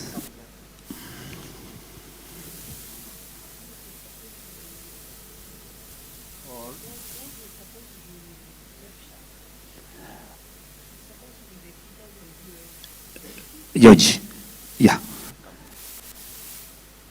George, I know well. Yes, correct. Very, very quickly, kindly introduce yourself. I'll begin from there. Yes, thank you. Karibu sana. Okay, my name is Jacob. I work in Nakada. I'm the officer in charge of Nairobi region in terms of program implementation. And I am here because issues of drugs affect all of us. And in one way or another, the children too are affected. I would want to say that according to what the children have witnessed or are having an impact on them. You will say that. I'll come back to that. Yes, the next. All protocols observed. Good afternoon. I'm Kigani Naomi. I'm the Deputy Coordinator, School Health Program, Nairobi County. We provide promotive, preventive, and rehabilitative services to learners in schools. And we also do cutting across issues in Nairobi, which makes it unique, like disease outbreaks and fires in school. We also support schools. And I believe 3/4 of the team here of teachers and directors, they also understand the program. I'm here because I have passion for learners. Good health means good education. Thank you. Good afternoon, viewers. I just want you to relax a bit. I think you've had a very heavy morning. My name is Mike Mutungi. I am the Chief Executive Officer of I Choose Life Africa. I Choose Life Africa works with young people in high school, universities, and out of school. We work in 6 areas: in health, education, leadership and governance, climate, safety, and security. Every 3 years, we empower 1 million young people. And one particular interest for us as an organization is to help students create innovations, and from innovations, commercialize them so they become product they can be able to be sent to the market. Thank you very much. Thank you. Good afternoon, everyone. My name is Kamau Maina, the Deputy County Commissioner Kasarani, studying in for the Ministry of Interior, by virtue that the County Commissioner has just left on some other commitments. In the Ministry of Interior, we are entrusted with your security. So, by my being here, I studied to ensure that first and foremost we are all safe, and towards ensuring that our mandate in ensuring that we create an enabling environment in our institutions, towards ensuring that the learners in school and the parents back at home create that synergy towards ensuring that education programs are well run and in tandem with the expectations of the government. Thank you so much. Thank you. Good afternoon. Good afternoon. Good afternoon. Mimi nitawaambia msimame. Yeah, the afternoon is, let's stand for a bit. Aya, simama. Yes. Najua amri ni kubwa kuliko ameitoa. Or I serve children, so when children come here and they see all the gloomy faces here, they'll not be happy. So nataka tusimame kidogo. Stretch, guys, stretch. Yes. Yeah, we cannot be talking about children if you're not being like children. I know we are all young at heart, Cindy. Yeah, so thank you so much. Yes, those who are stretching, thank you. You may have your seats. Thank you. So my name is Atulo Joseph. I work from Toto News International. We are a media and tech company that leverages on technology to ensure that children's voices are heard, and we also connect these children to policymakers and to other decision makers on a global stage and even in the local areas, for example, like Nairobi County. So I'm really happy to be here to represent children and to ensure that the voices of children are heard. And I know we could all see the video, and one of the things the children said is child participation.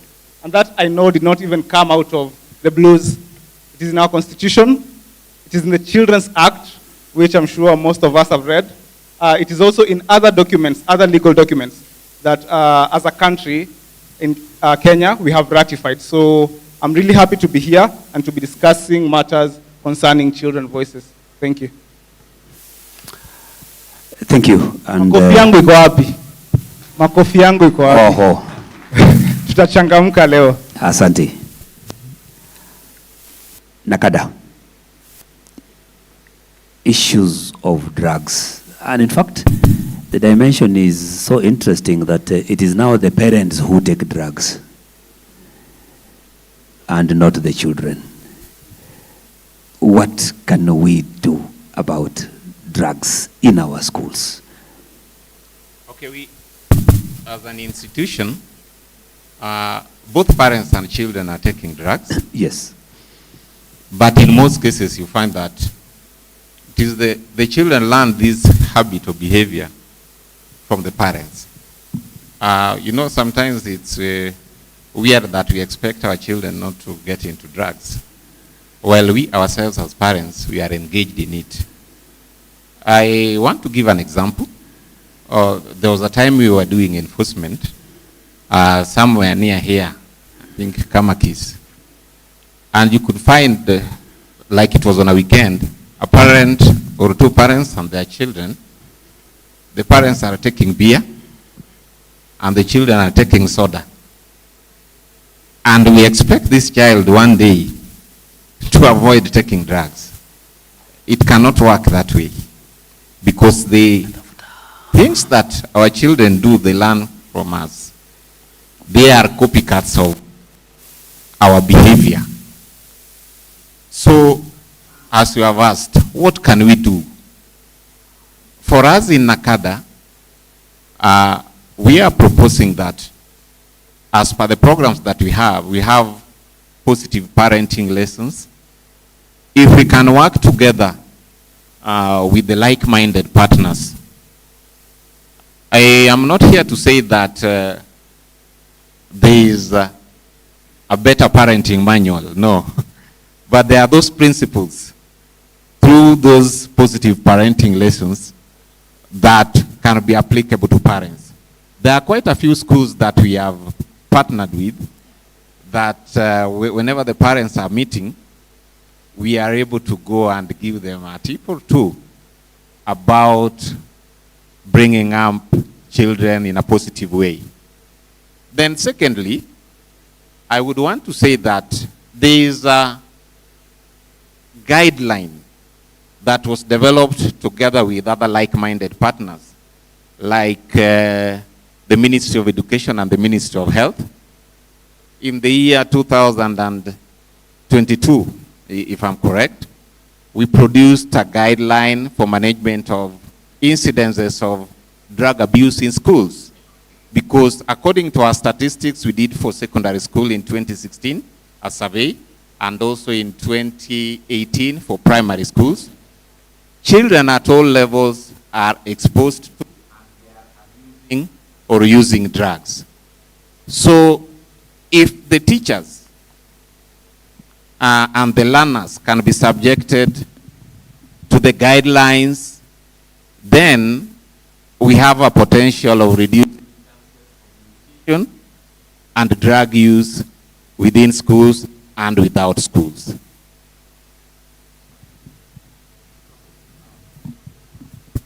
Sorry. Thank you. Are our schools secure, Bwana Commissioner? Yeah, I would say that in relation to the drug abuse, do you think we are safe? Yes, I would say that we are very secure in as far as our schools are. And remember, like I said earlier, our engagements is not just with the schools, but also with the communities, considering that when we deal with the schools per se, with the schools administration, we are looking into issues to do with the schools infrastructure, the safety of the learners, the safety of the teachers,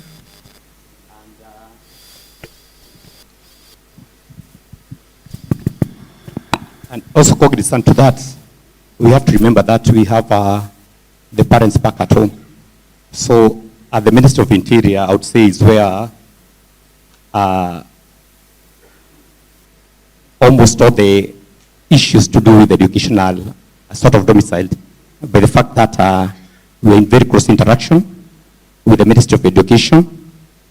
Ministry of Education in terms of getting some feedbacks with regards to what's happening in schools, how the pupils are faring, or rather the learners are faring.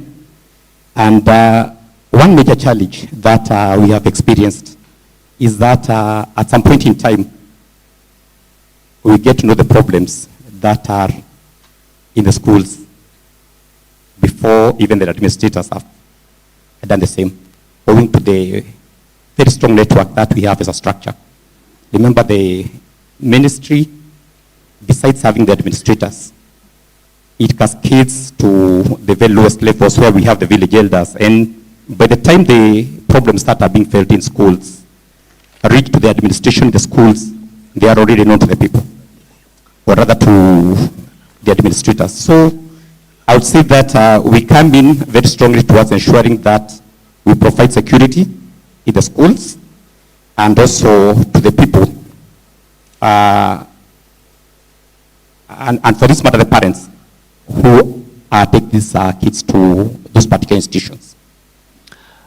Madam Commissioner, Nairobi is unique where you find kiosks built next to schools, and these kiosks are sometimes dens that are used to procure drugs and therefore, affecting the safety in schools.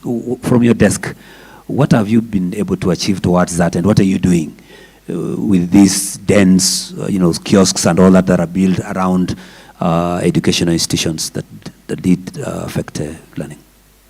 Thank you.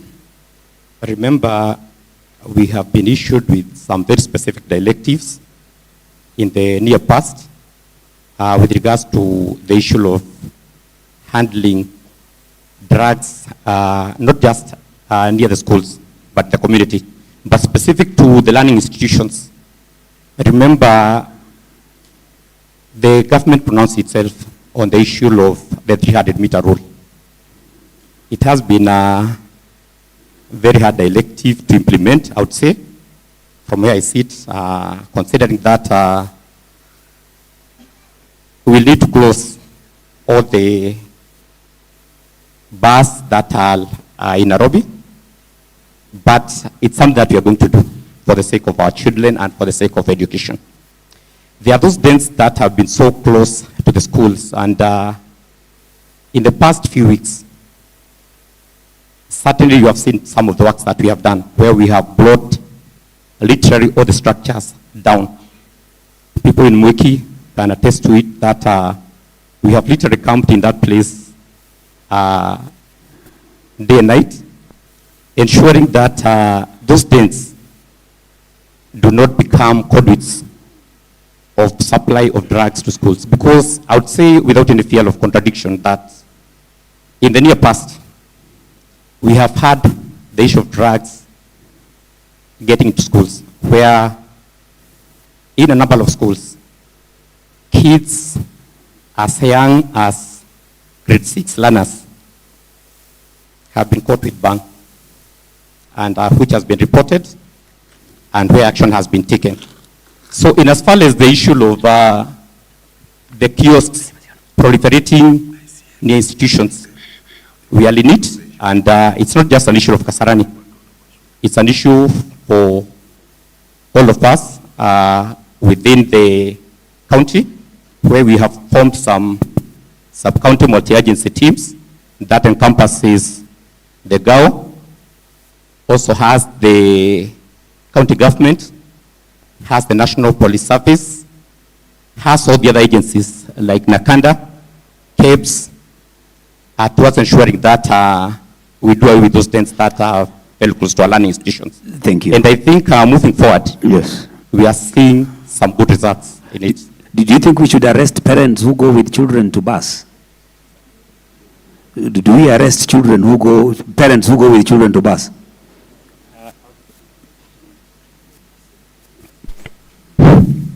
I don't know why these microphones are letting me down.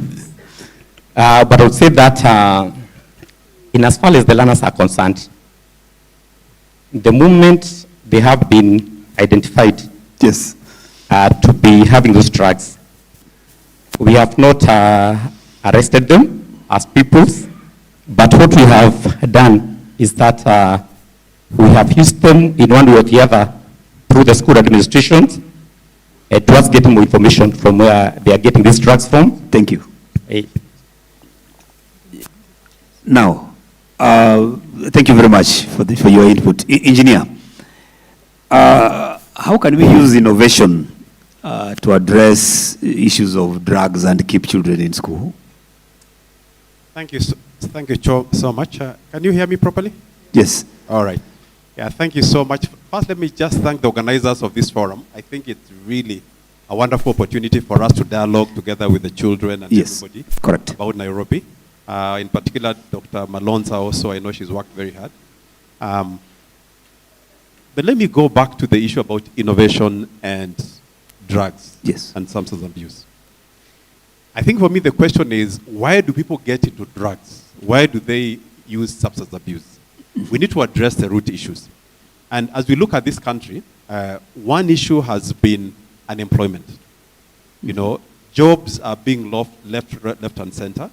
And so if you are not gainfully employed, you find that you have mental health, you are depressed, you have really a lot of psychosocial issues. Correct. And so innovation comes when we begin thinking about how do we begin addressing issues in our community to be able to improve our ability to live.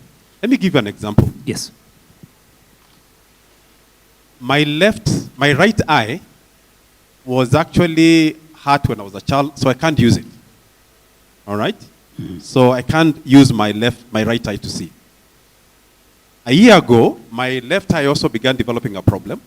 And so I began having a visual problem. I could actually not hardly drive. Correct. How does innovation come in? I went, I saw a doctor. They replaced my eye lens with an artificial lens. So I can see better than most of you here.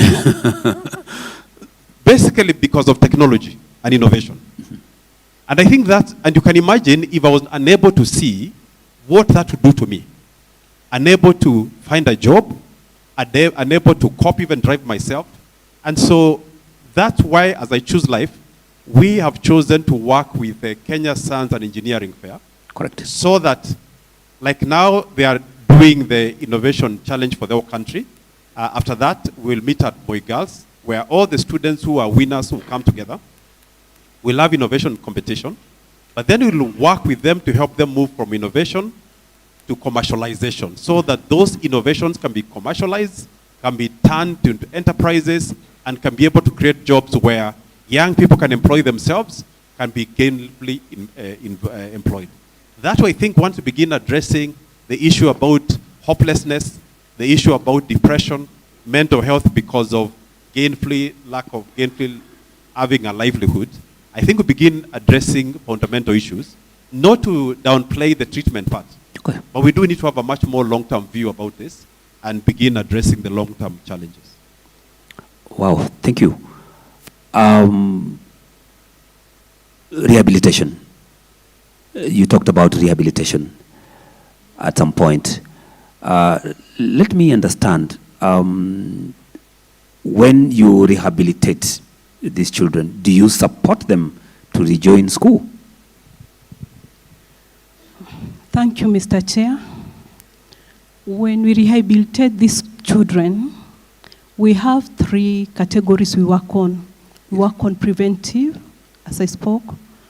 We work on promotive, and we work on rehabilitation. I can give you an example of teen pregnancy. I can talk about teen pregnancy and rehabilitation. When you talk about rehabilitation, this is a girl who has gotten pregnant and she's delivered. We support them throughout for treatment in case maybe she's gotten a fistula. We support through our various health facilities. We bring in, I heard somebody talking about mental health. Yes, in each and every sub-county we have psychologists. We link them to psychology. When I talk about linkage, I ensure I'm there and supporting that girl. Unlike the former days where we used to refer girls, and they never used to go there and they never used to have support.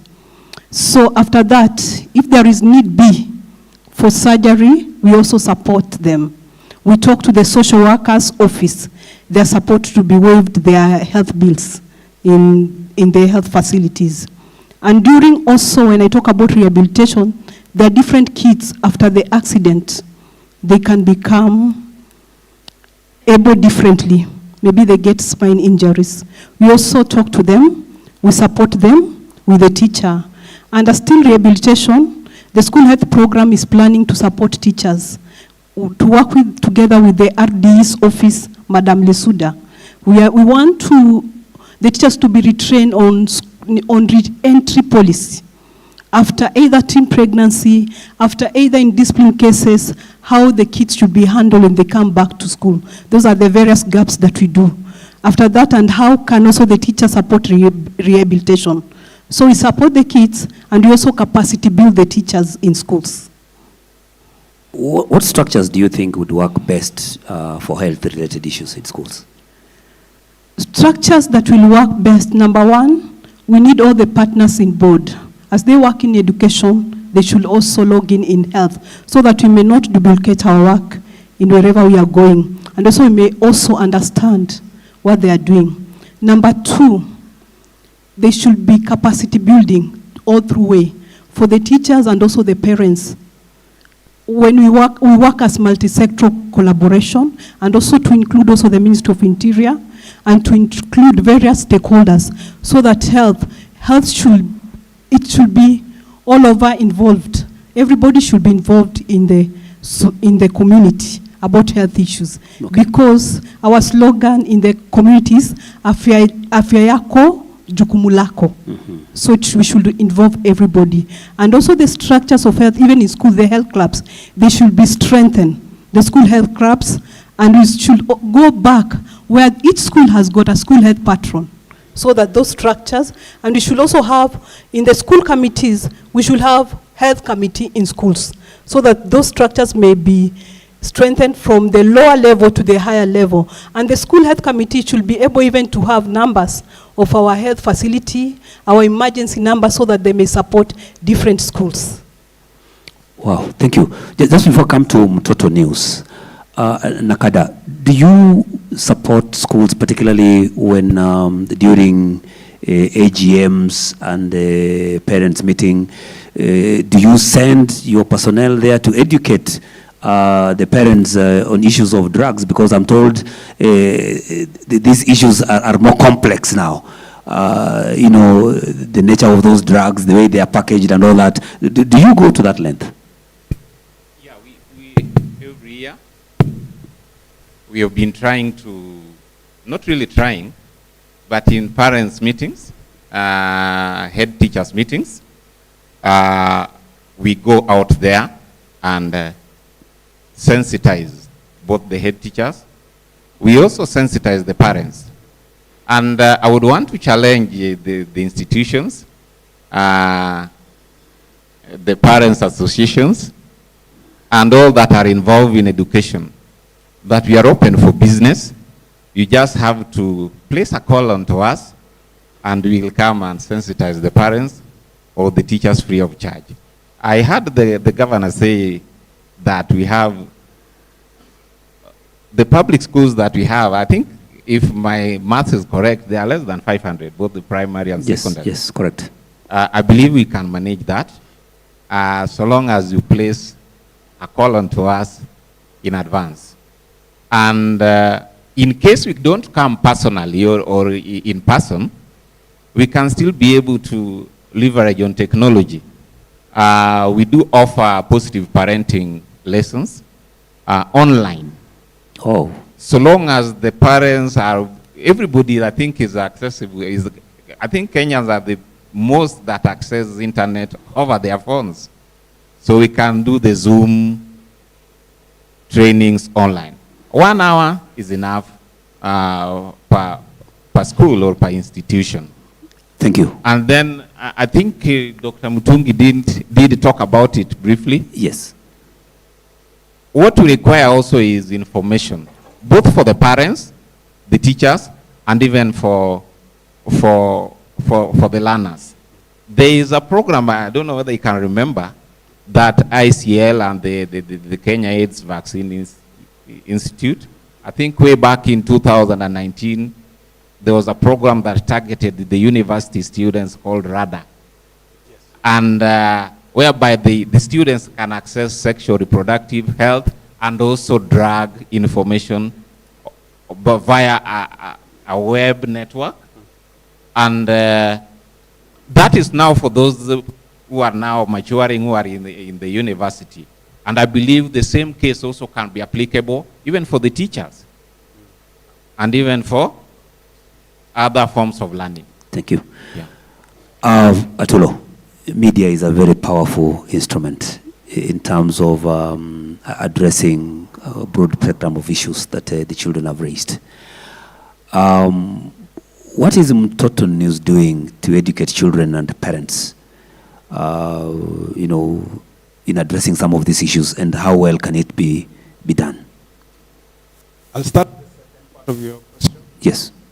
About yes.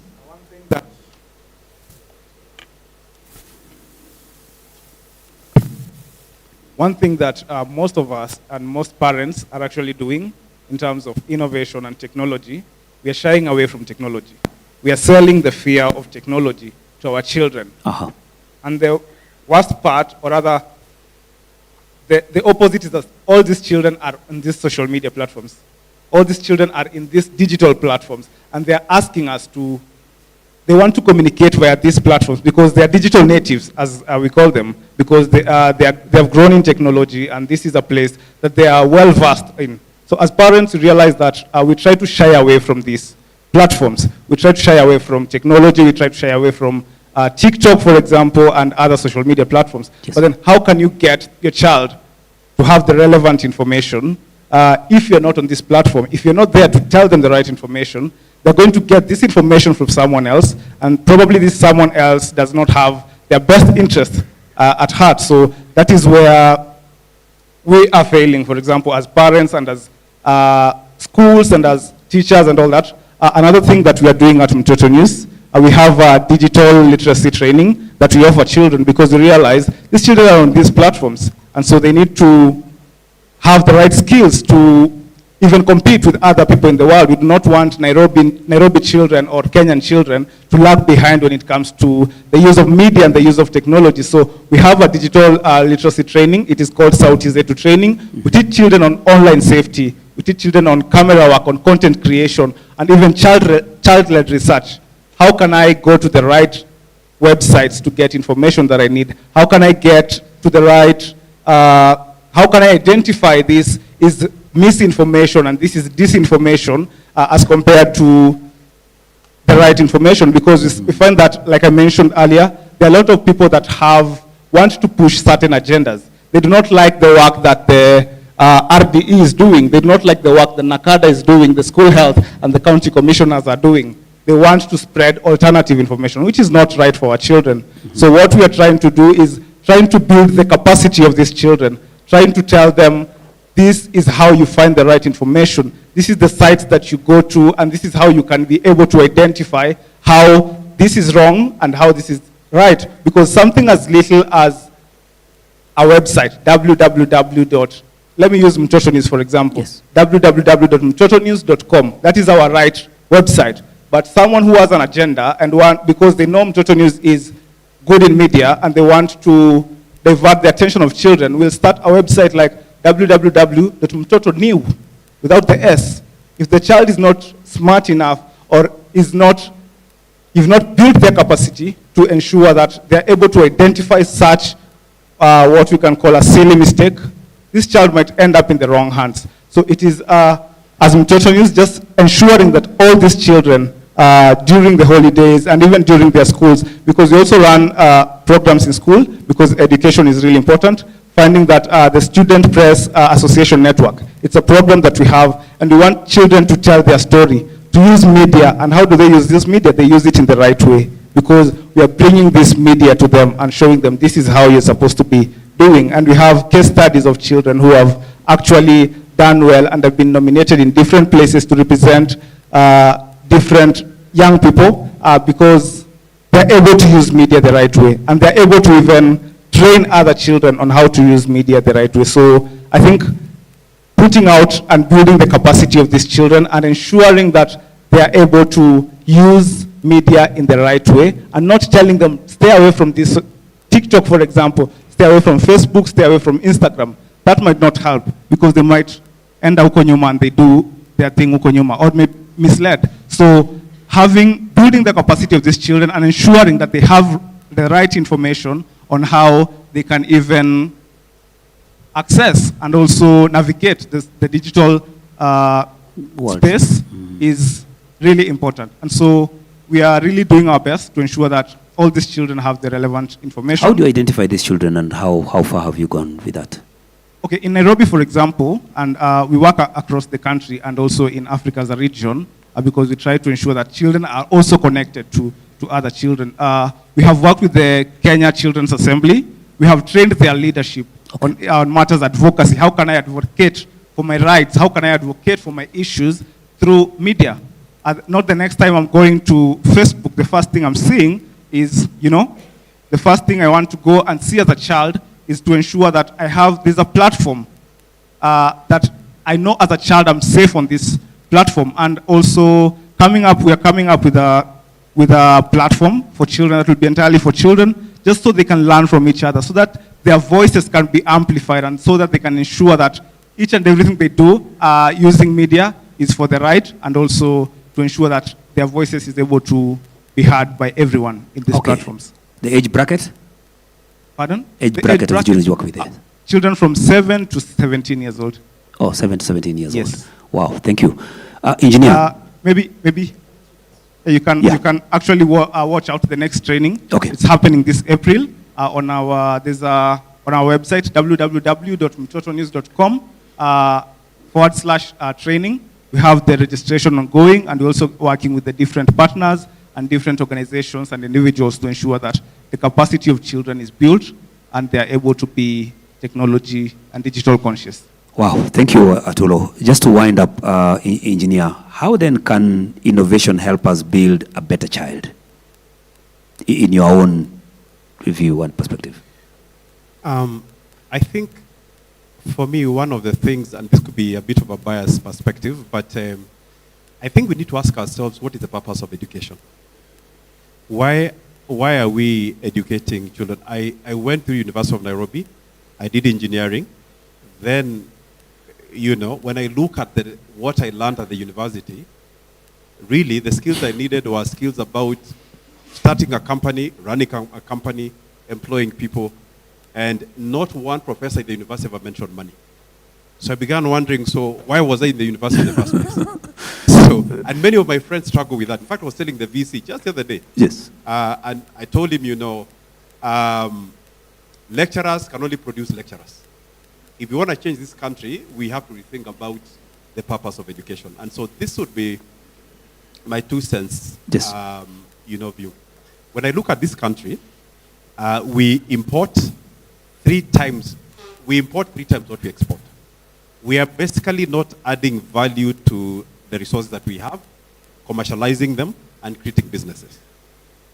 As a result of that, what happens is that then the education that we are taking our children, including my children, through, we begin asking, so if they're not going to get a job, if they're not going to get employment, what's the purpose? So I think in my view, these young people are very innovative in school. Okay. Very innovative.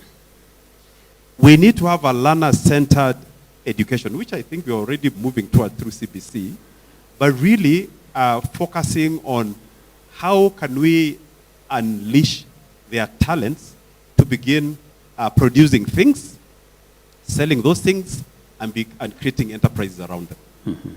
And also solving our community challenges around us. So I think if we do that, you find naturally they will begin identifying their strengths, they will begin coming up with their innovations, they will begin coming up with their enterprises, that then we can be able to turn them into companies. And I'm just saying that in conclusion because just last week I was in UK. Okay, I spent 2 weeks in UK. I was drinking basically Kenyan tea. I was drinking Kenyan coffee. But the people who are making money from that Kenyan tea are Brits. The people who are making money from that Kenyan coffee are Brits. They are not your farmers in Kirinyaga. Mm-hmm. So basically we Kenyans are slaves. We basically do the hard work of planting, harvesting, and the other guys outside our country and the continent are making money. The minute our education begin realizing that we really need to enhance our natural resources, create enterprises, add value to our natural resources so we can grow economy and create jobs, I think there will be a lot of energy in the education system and a lot of these challenges that we are facing will begin to sort of disappear. Thank you very much. Let's give a clap to our panelists. Asanteni sana for your insights and your input. Asanteni sana. Thank you very much. Asante. Panel 3. Atulu, you want to say something? Yes. Very quickly. Just the last one. I wrote something that I heard from someone during the International Conference on Child Protection. We can discuss law and policy all we want, but until we put action into it, the laws are nothing. So I'm urging each and every one of us, let us take these children's voices, let us hear them, and let us put this into action. I'm sure with the leadership of Madam Lesuda, the CEB, Dr. Malonza, and each and every other organization represented here, I'm sure we are going to make Nairobi work for children. So my parting shot, haki za mtoto ni jukumu letu sote pamoja na watoto. Tusiwaache nyuma. In fact, they said we want to talk about them and don't talk about them without them. Without them. Yes. Don't talk about them without them. Thank you very much. Asanteni sana. Wapigeni makofi. Asanteni sana. Panel 3. BOMPA Panel 2. Board of Management, Parents Association. We have Kenya Secondary School Heads Association. We have KEPSHA and KPCA, Kenya Private Schools Association.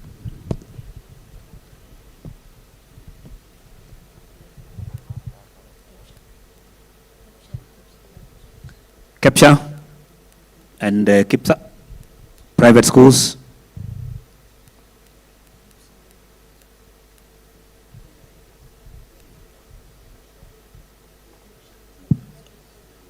Masharia.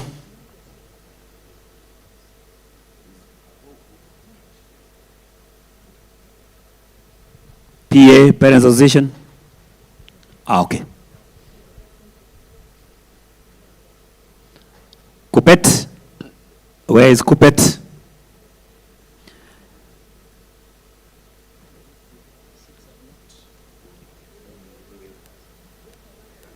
Get another seat for Kupet.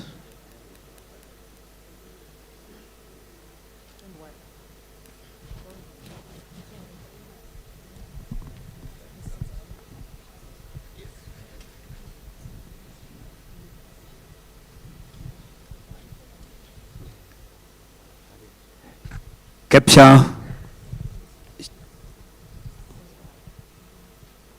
I'm told KEPSHA is coming.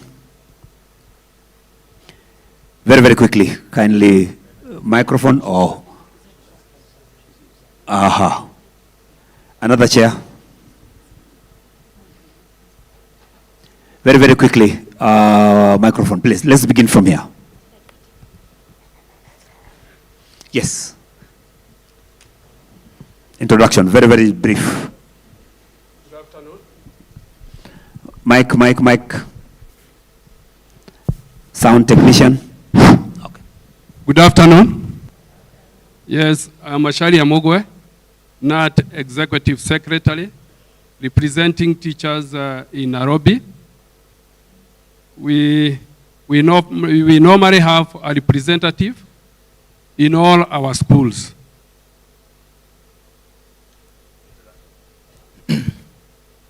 Good afternoon, everybody. Yes. My name is Kemei William, the chair Kesha, Nairobi.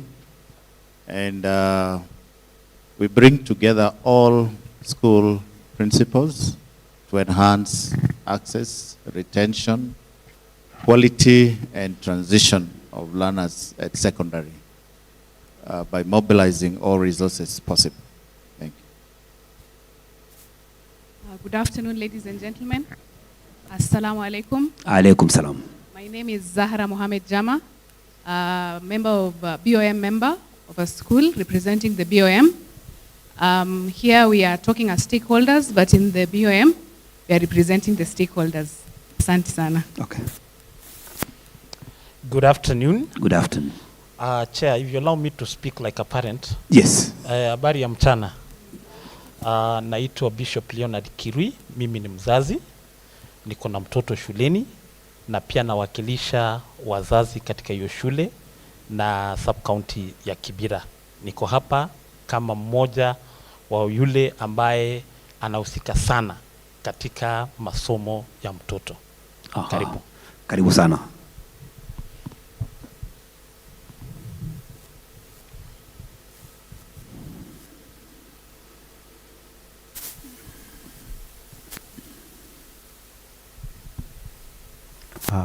Good afternoon.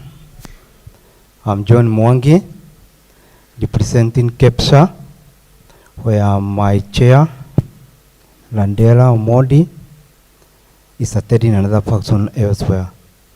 Thank you. Good afternoon. Moses Owiti Mbora, the Executive Secretary of KUPPET Nairobi branch.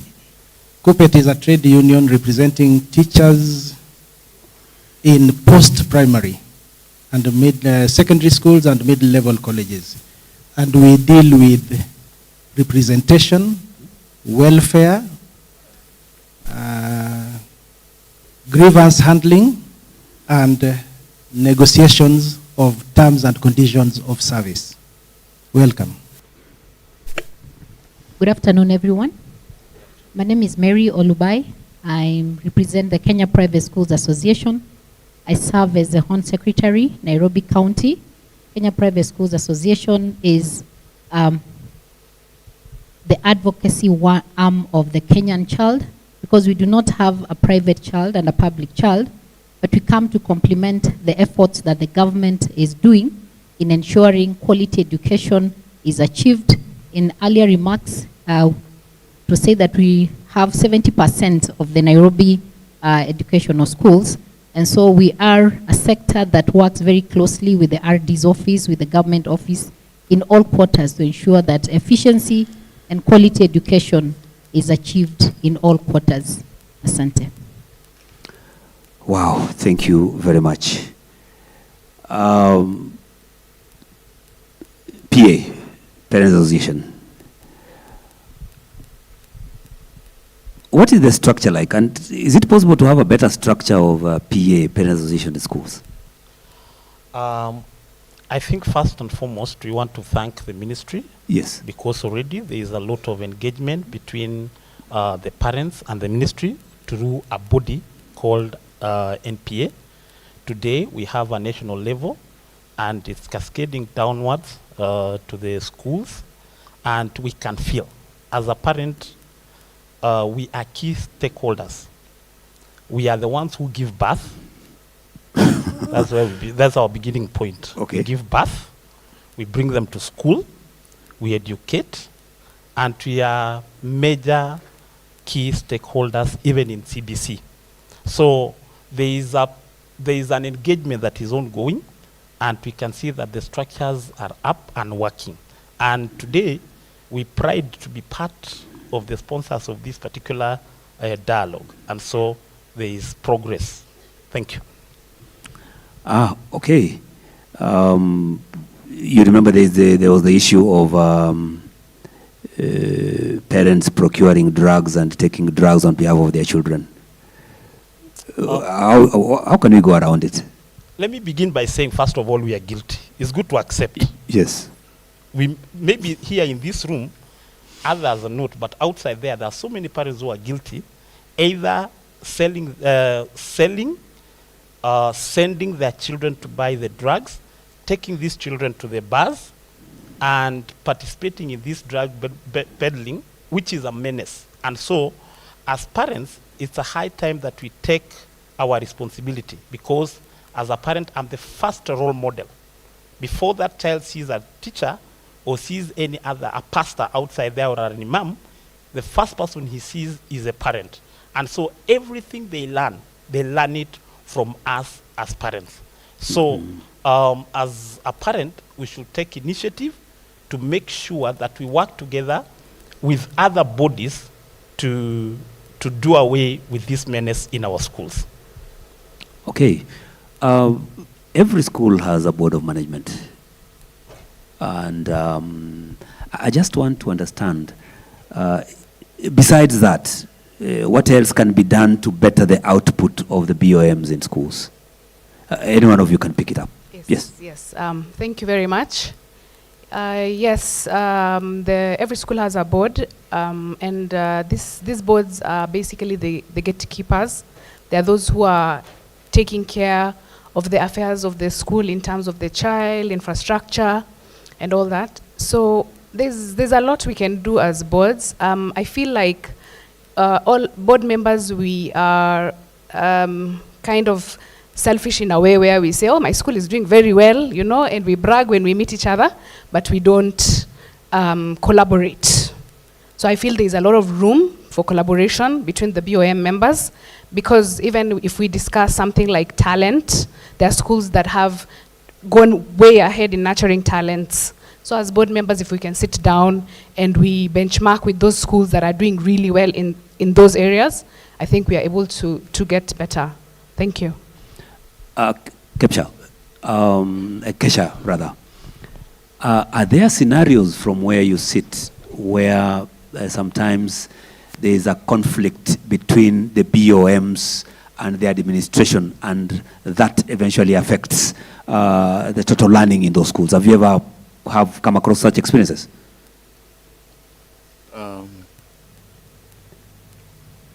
Thank you. We all know that boards of management have been given a great mandate to enhance the goals of education in this country. Yes. We are aware that conflict is never absent, even where success has been achieved. Yes. However, how to manage that conflict is basically what brings out the success that we normally see in our institutions. Conflict arises largely because of either inadequate resources or rather the use of those resources. And largely most of the time it has been the inadequate resources that are required to run our institutions. To a great extent, you will notice that when there is conflict, it's not the board of management that is initiating. Okay. It is the lack of resources, both human, financial, and physical. Yes. That is what brings about conflict. However, through the leadership of the boards of management in collaboration with the stakeholders, we do note with a great extent that majority of our institutions, yes, who would have otherwise not made progress, have actually achieved a lot of progress through the boards of management. Okay. That leadership is critical because a greater majority of our schools actually have had to go out of the existing resources to make a transition for most of the learners who would not have had access. The learners who complete education at their secondary level, they transition to their tertiary education. But up to now, schools are still owed. You will notice a good number of institutions will have huge debtors. And they have survived through various initiatives enabled by the collaboration with the parents, the boards of management. And this is where, when you notice what the children were talking about, support from parents, you will notice that parental engagement at school level is very critical. Mm-hmm. We do have in the communities what we call social workers. I think going forward, the role of the boards of management and also parents should be able to look at how teachers mitigate that aspect of a social worker, where you'll find that children who, when we look at our secondary schools, especially in Nairobi, for instance, I think 2/3 of our students come to, or other, the day schools take care of the majority of the population in Nairobi. You will discover that where parental support is missing, it is the board of management and the PA members who have supported those children to access education. They are retained in school all the way through. And therefore, there is a very critical role that the boards of management play, even where there is conflict. We have an example of absent parents, or rather, parents who have given their children the role of parenting, where children are the ones who have taken up the role of parenting the younger siblings. Yes. So you notice that most schools, like when we look at the feeding program that we have in our schools, and we want to thank the County of Nairobi for bringing this feeding program to the primary school. This is supporting in a very big way the bigger role of the boards of management, who have made it possible for a good majority of children to earn a favorable learning environment in institutions that would otherwise not be able to give that chance to these children. A quick one from where you sit. Is guidance and counseling working in your schools? Yes and no. Yes, because we have existing departments where we have deployed teachers who are qualified or otherwise trained, even where we do not have a qualified or certified, for that matter. We deploy teachers who have been trained to actually offer guidance and counseling, career counseling to students. Currently, this is a very, after the COVID period, that is 2020. Yes. We found ourselves in a situation where the guidance and counseling services are almost mandatory every other term in a school. And therefore, these guidance and counseling services are necessary because children are faced with circumstances that otherwise they would never have faced if the parental role or commitment and responsibility was adequate enough. And therefore, guidance and counseling is necessary. It may need to be enhanced. Why it does not work is when you want to commercialize guidance and counseling services, where somebody goes out of their way to offer these services on a commercial basis, then it ceases to meet the personal needs of these children. Wow, thank you. PA, do you support motivation of teachers? Maybe before I answer your question, first of all, what is the role of a PA or a parent association? The first thing is that a PA is a participatory decision maker, and so it should be in the BOM. Secondly, involved in development of their child, and so be engaged. Even when children are given homeworks, they come home there, and as a parent, you engage together with your child. Secondly, help to raise resources, the capitation.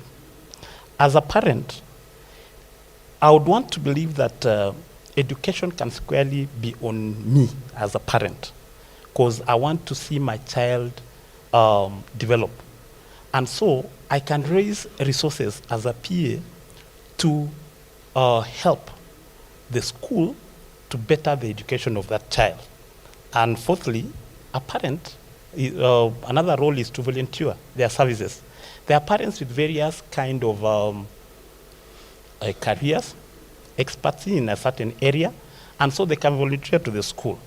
And as we talk about the issue, what the child was talking of the drugs, I tend to think that the parents can come in very strongly because we have that mandate to raise resources. As KEPSHA chair has just said, is that if this guiding and counseling doesn't have a teacher or a school doesn't have a teacher, it's very possible for parents to come together and employ one.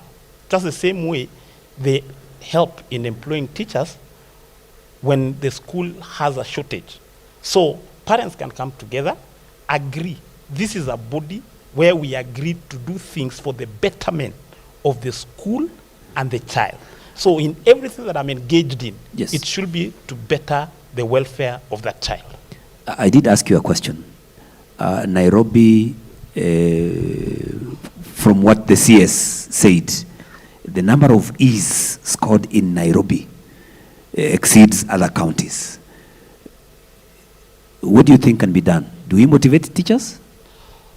First, maybe, as I said, my role is to raise funds. If I will raise the funds to motivate this child, dangle the carrot to make him or her be better. But thank God for the CBC now. Okay. Thank you very much. The role of the unions. Role of the unions in driving the focus of this agenda. What is the role of the unions, both KNUT and KUPPET?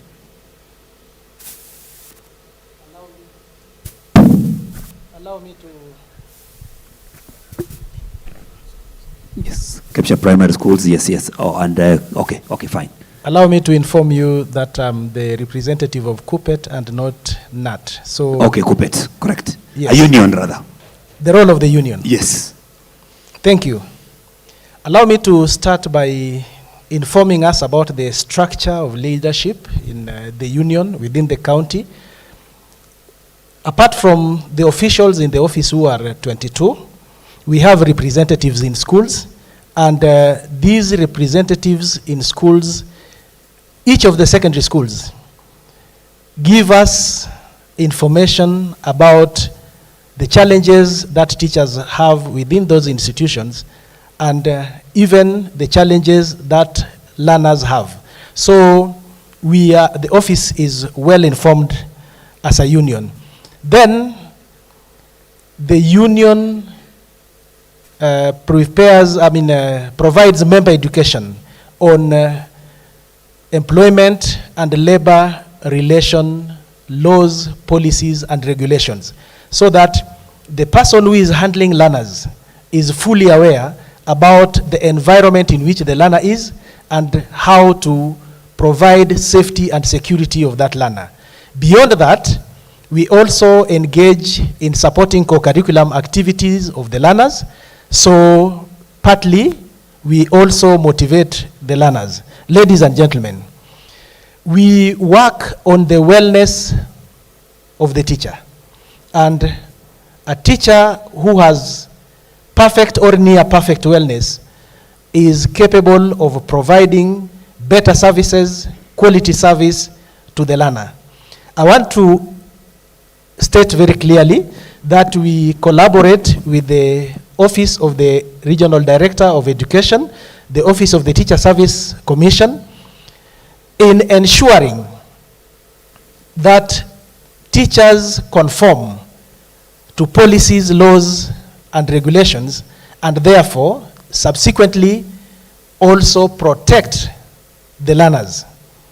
So that reduces the number of discipline cases among teachers, meaning that the teachers will have more time in school rather than engaging on how to handle their discipline cases.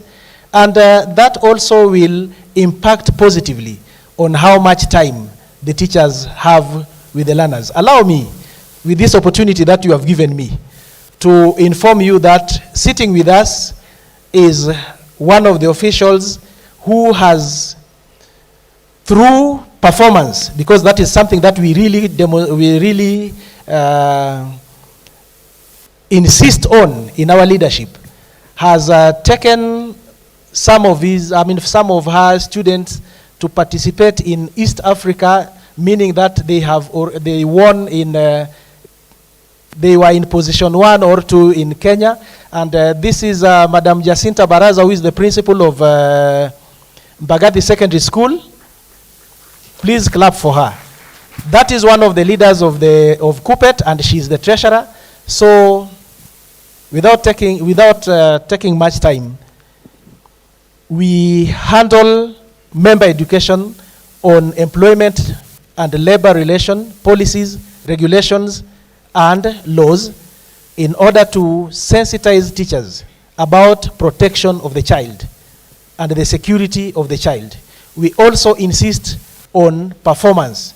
We just don't talk about mambo ya haki yetu na solidarity forever. And we demonstrate that in our leadership as well. Thank you. Do you think TSC should discipline teachers whose mean grades are E permanently? Kindly repeat the question. Do you think the Teacher Service Commission should discipline teachers whose mean scores are E permanently? The performance of a child does not entirely depend on the input of the teacher. Mm-hmm. Parents contribute. The capitation that Mr. Kemei has talked about contribute. The nature or the infrastructure where they are learning contribute to that performance. The learning materials, whether available or not, also contribute to performance, and the adequacy of number of teachers in schools. If you look at that booklet that was provided to us, the TSC director, regional director, has ably, in one of those diagrams that are there, demonstrated how Nairobi lacks teachers. KUPPET. Nat, are you reading from the same page? Do you foresee a scenario where I bring a child to school, the entry behavior is at C, for example, and then you give me an E at the end of the day? Can I take you to court?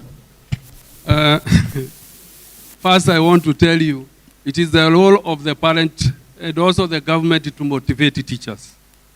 And when we look at Nairobi, I talk about Nairobi in perspective. We need now to change how we look at the teachers. The reason being, teachers of Nairobi are the most demotivated teachers. And if you listen carefully to the governor, he said Nairobi, alisema Nairobi ni muji wa mawe. Shamba ya mawe. And that one we need to interrogate, and we see, we need to interrogate and see how comes majority of our students in Nairobi are getting E. Is it because teachers are demotivated? And that's why we are looking at, immediately after that children conference, yes, we us as NAT, we went outside to do a research because of some of the things which were said by the children. Yes. About the performance, about even the protest, the way they are out of the school. And we were looking at how comes, what are the effects of all these things which are happening in Nairobi to a teacher. And we have seen teachers in Nairobi faces a lot of insecurity. Actually, when you talk about burdens. From who? From the children? Yes, they are even bullied by the children. They are even mugged by the same student they are teaching. They are even, whenever they have their protest, they are the ones who suffer most. And there is a time now, even us as Nairobians, Nairobi to be declared a hardship area. Just like... Because of security issues. Nairobi to be declared a hardship area, if you compare Kitui, or any other these hardship counties within Nairobi, you find even Nairobi is worse. Like we visited one of the schools, out of 40 teachers, 28 teachers had been mugged, and their phones had been stolen. That is more than bandits. So what I'm trying to say... So we have bandits in Nairobi. That's why. Yes. That's why I'm trying. That's why I am saying, Nairobi. You find it is the role of the parents, the role even of the government to motivate Nairobi teacher. There is a scenario which is coming out now. Nairobi teachers are now wanting to go back to the rural areas because of the economic hardship in Nairobi. Shamba la mawe. Ni shamba ya mawe. Another issue is, look even about there are so many factors. Look even about the transport. All these NGOs who are here, nobody who has talked about a teacher. They are talking about only a child. And these children are with the teachers. Why are they not looking at us? Why are they not looking at us? Kuna mashabiki wengi sana hapa. Why are they looking at us? So what we are saying is, look even about the transport. We comparatively, we looked at over a distance in the rural area where they are given hardship allowance, and we saw that a distance of 13 kilometers.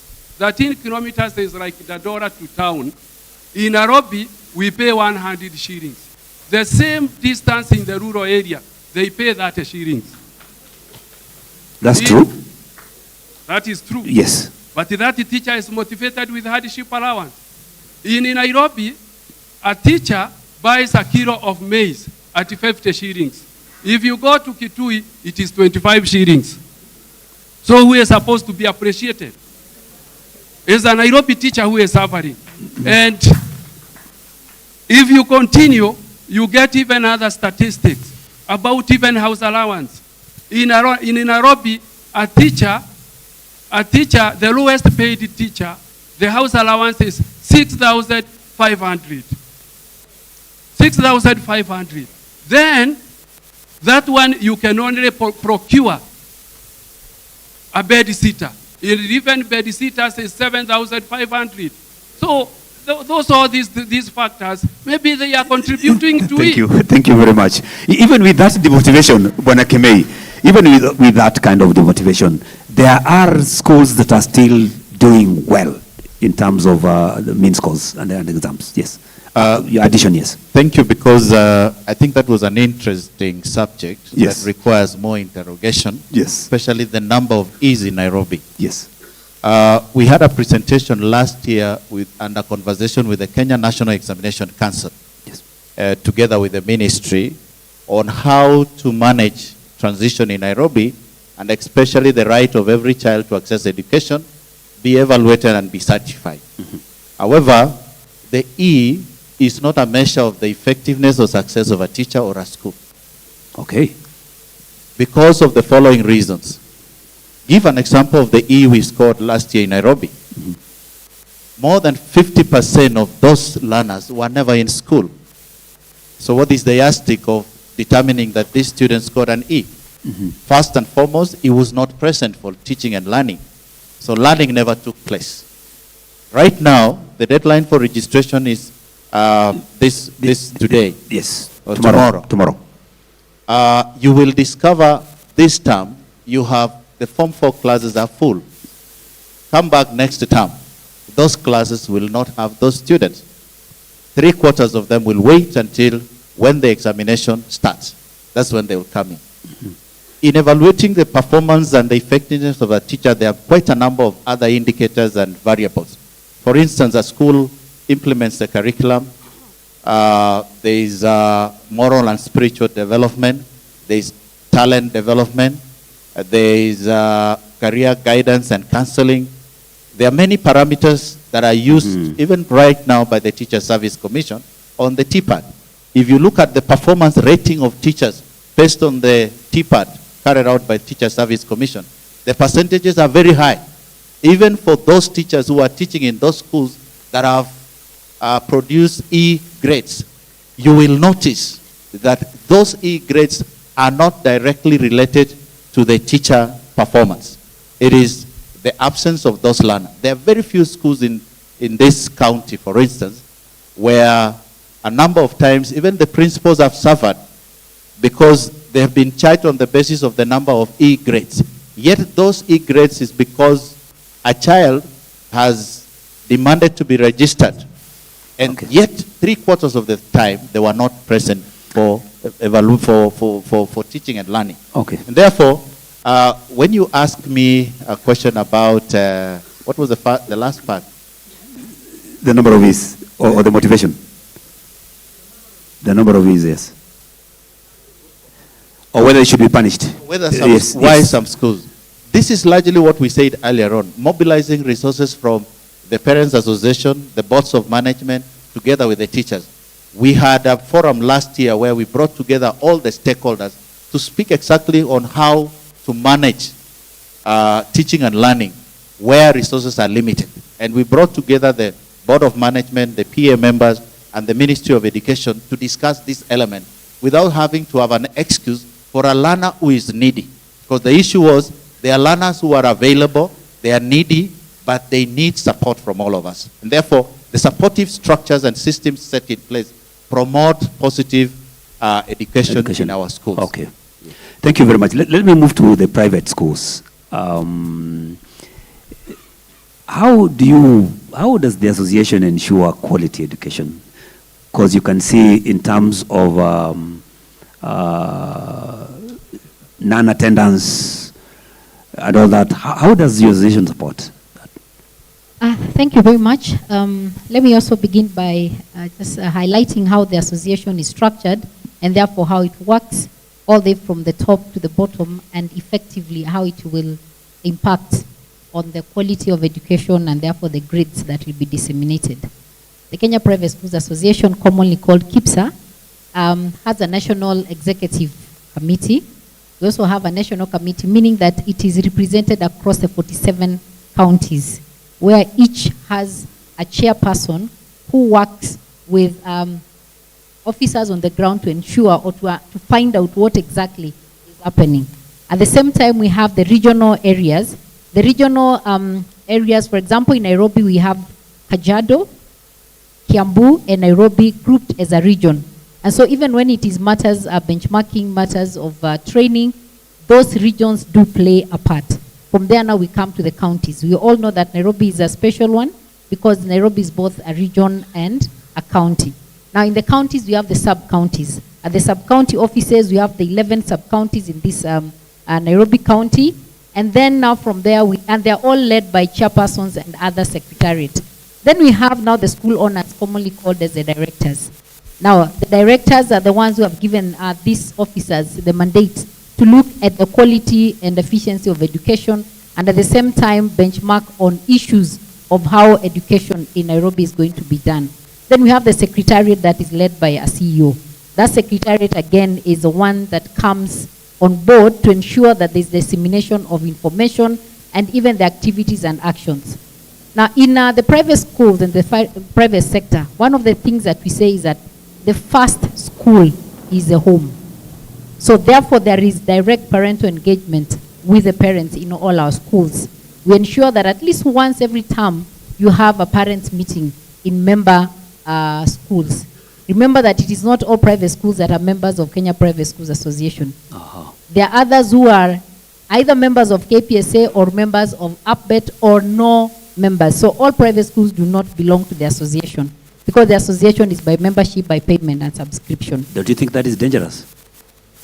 You see, you can't force somebody to belong. We try to do advocacy so that everybody belongs, so that we are able to regulate you. But you'll always find rogue people here and there. And that is why I'm saying that there are some that do not belong to either of the two main private associations. But those member schools ensure that they follow the law to the letter. And that is why the first thing that we say is the school is usually just an enhancer. The first school is home. And the first teacher is the parent. And in KPSA schools, you will find that we follow all the rules and regulations as they are laid down by the government. All the teachers that are engaged in private schools are TSC registered. They are qualified and trained teachers. You're sure about that? 100%. And one of the other things that I'll say is this. The private schools actually provide ground for the green or say fresh graduates from colleges before they're absorbed by TSC. We're the ones who offer them that training ground. And so we provide employment to these teachers. We provide employment to other support staff. We have drivers. We have the cleaners. We have the cooks. We have the matrons in all sections, right from the ECD to the secondary sections. And so this is a sector that is well and self-regulated, let me put it that way, because we provide opportunities even to benchmark both locally and internationally so that we can ensure that the standards of education that we offer in our schools are up to date. We ensure that we are also representative or represented in all the other sagas so that at the same time, whatever information, remember we are aware that there is no private child. The child is a Kenyan child. So like you will find us in KICD where curriculum is made. And so we participate and we participate with most of these people. Okay. You'll find us in NEC when assessment is being considered. We even do monitoring of exams, the national exams, so that we are not going to be accused that we have not followed the rules and regulation. At the back of our mind, we are aware that we provide the bulk of the schools in this county. Mm-hmm. And so we cannot be found to be wanting in areas that actually call for that efficiency. The co-curricular activities, like now, you know, in drama, the best drama school, Riara, is a private school. So we ensure that even when we are called upon to pay for the co-curricular subscriptions or payments, we do. And we participate. Even if we are going to be the tail end, we ensure that the child goes on. Now that in the absence of, let me finish by saying the absence of the mean grade, we know the core competencies is what is going to set our children apart. And so you find that we have established co-curricular activities and other that are going to ensure that the children's competencies and skills are brought out. We have parents' shows. We have cultural events where we look at children from across any culture and they make presentations. We have projects and all those things. And so as private schools, we say that we ensure those who are members of KPSA, we ensure that we follow the regulations and we are represented and we are present where we are needed, including this dialogue. Okay. We are here. Thank you very much. Kepcha, a quick one. How are you navigating around this issue of JSS, you know, domiciled in primary schools? Yeah. And do you have the infrastructure? Yes, thank you. One, I do highlight about KEPSA. Correct. KEPSA is an association which comprises of head teachers. Like now in Nairobi, there are 211 head teachers from 211 primary schools. And in this total, they have representative all the way from the sub-county. Per sub-county have 3 executive members who stand for the KEPSA at that level. That is, we have the chair, who is the head, the secretary, and we also have the treasurer. Mm-hmm. Then they cut across all the way up to region, and then to national. Fine, right now with JS, we have our head teachers. One, they are the backbone of KESA. When we talk of KESA, the backbone of KESA is the KEPSA. Yes. And they have done their best, despite of the capitation, which has been fine. We thank the government because the capitation have reached the school so far, and we have tried and we have used it accordingly. However, we have some challenges in that the money may not be enough to put up a laboratory. Right now, most of the schools don't have laboratories. They don't have, but there is a lay down program through our RD, whereby we normally have some money which we normally deposit in the infrastructure account, which finally we use it to do a certain project in school.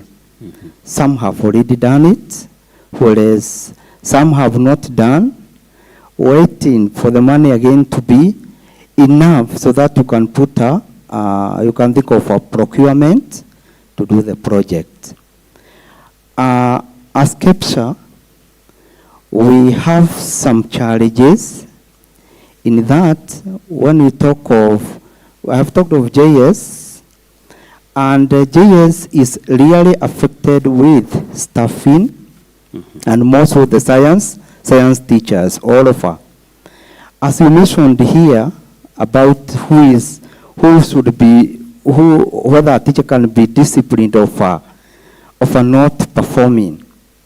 Anyway, as my colleagues have just answered, one, as we are moving right now, we have shortage of science teachers in JS.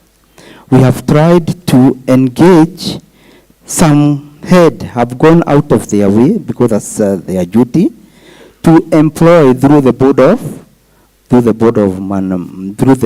of management in school. However, it is not easy, considering that we have now the Disna County. We thank His Excellency the Governor.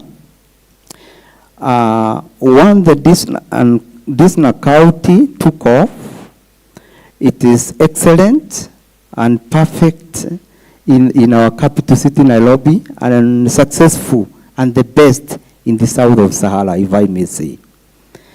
And we have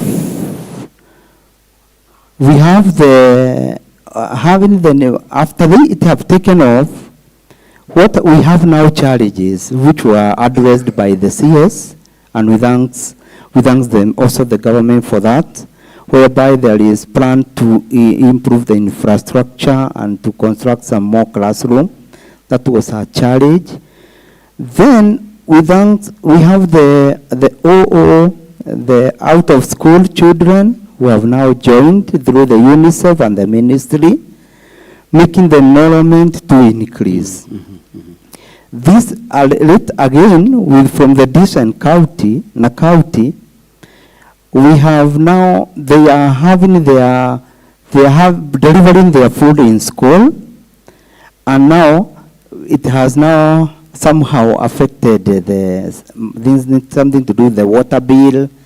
Water bill have gone up because the washing of the utensils, cooking is not done there, is now done in schools. Yes. So the water bill have gone up. However, we are grateful because the vulnerable children now they can have access education. They can access and can have food in school. At the same time, they can leave home to come to school and at least to learn. We have at the same time quite a number. We have some of our program which somehow collapsed, and we were requesting, through KEPSA is requesting, kindly requesting to be assisted in areas where they were making payment to the support staff. That we talk of the security, we talk of the cleaners, the support staff. Because right now, our parents, we thank them, they are paying 100% to this Nakauti. Therefore, the other program which were organized by the parents, most of them have collapsed. And from the fund which we are getting through the parent agreement of the PTA, now we can't get it because it's falling in this Asante, thank you very much. I think we will come back for a way forward after the land forum. But in a nutshell, very quickly, in 1 minute, PA, what would you advise the parents' associations? One sentence. And Bonakeme, the BOM, just one, the advice you'd give, yes. To be supportive to the school, support your child through supporting the school. That is the advice I have, because once the parent supports, then everything will run accordingly. Just allow me to say something about NPA, that through some opportunity they have gotten, together with CORAT, they would want to do some trainings so that the parent association is well equipped, that tomorrow when they are either representing any parents in any other place, they understand their roles. Please keep that for the way forward after lunch. Yes. What I would only add is that the security of our children is in the education, which is the only investment we have for our parents. So I would only encourage parents to be more supportive of our children through collaboration. The structures put in place, I believe, strongly work if allowed to function as they ought to be. And parents largely are at the core of building the values that we want to see in our schools. And through that collaboration, we are sure that this will happen. But there's something I needed to touch on, that the children, through the children's voices, echoed loudly about needy students. Yes. And I think in almost all the forums that we had, there was an element of the needy students. We are privileged in this county to have Treeside. Treeside is for special students. And it's a national entity. However, when you look at their location, even at the capitation level, it's slightly higher than the normal capitation. However, it's still insufficient because they receive children who are needy from highly needy backgrounds. And therefore, the problem is compounded. And therefore, there's need to look at that, how the county or how the Parents Association, how the society and the national office can support those children in mainstreaming all the special needs cases. Thank you. Keep that for the way forward, and keep also yours for the way forward in the afternoon. Way forward in the afternoon. Or you have something that yes. I want to finish. Yes. Yes, please. Yes. Thank you so much. We have talked here, and we've talked as a representative of organizations where we are coming from. Yes. But there is something that we have forgotten. That Mr. Mugwe, Mr. Kemei, and I are members of the County Education Board. And there is something that we are doing within the County Education Board that impact on the lives of children in Nairobi. And I go straight to issues of quality assurance and standards.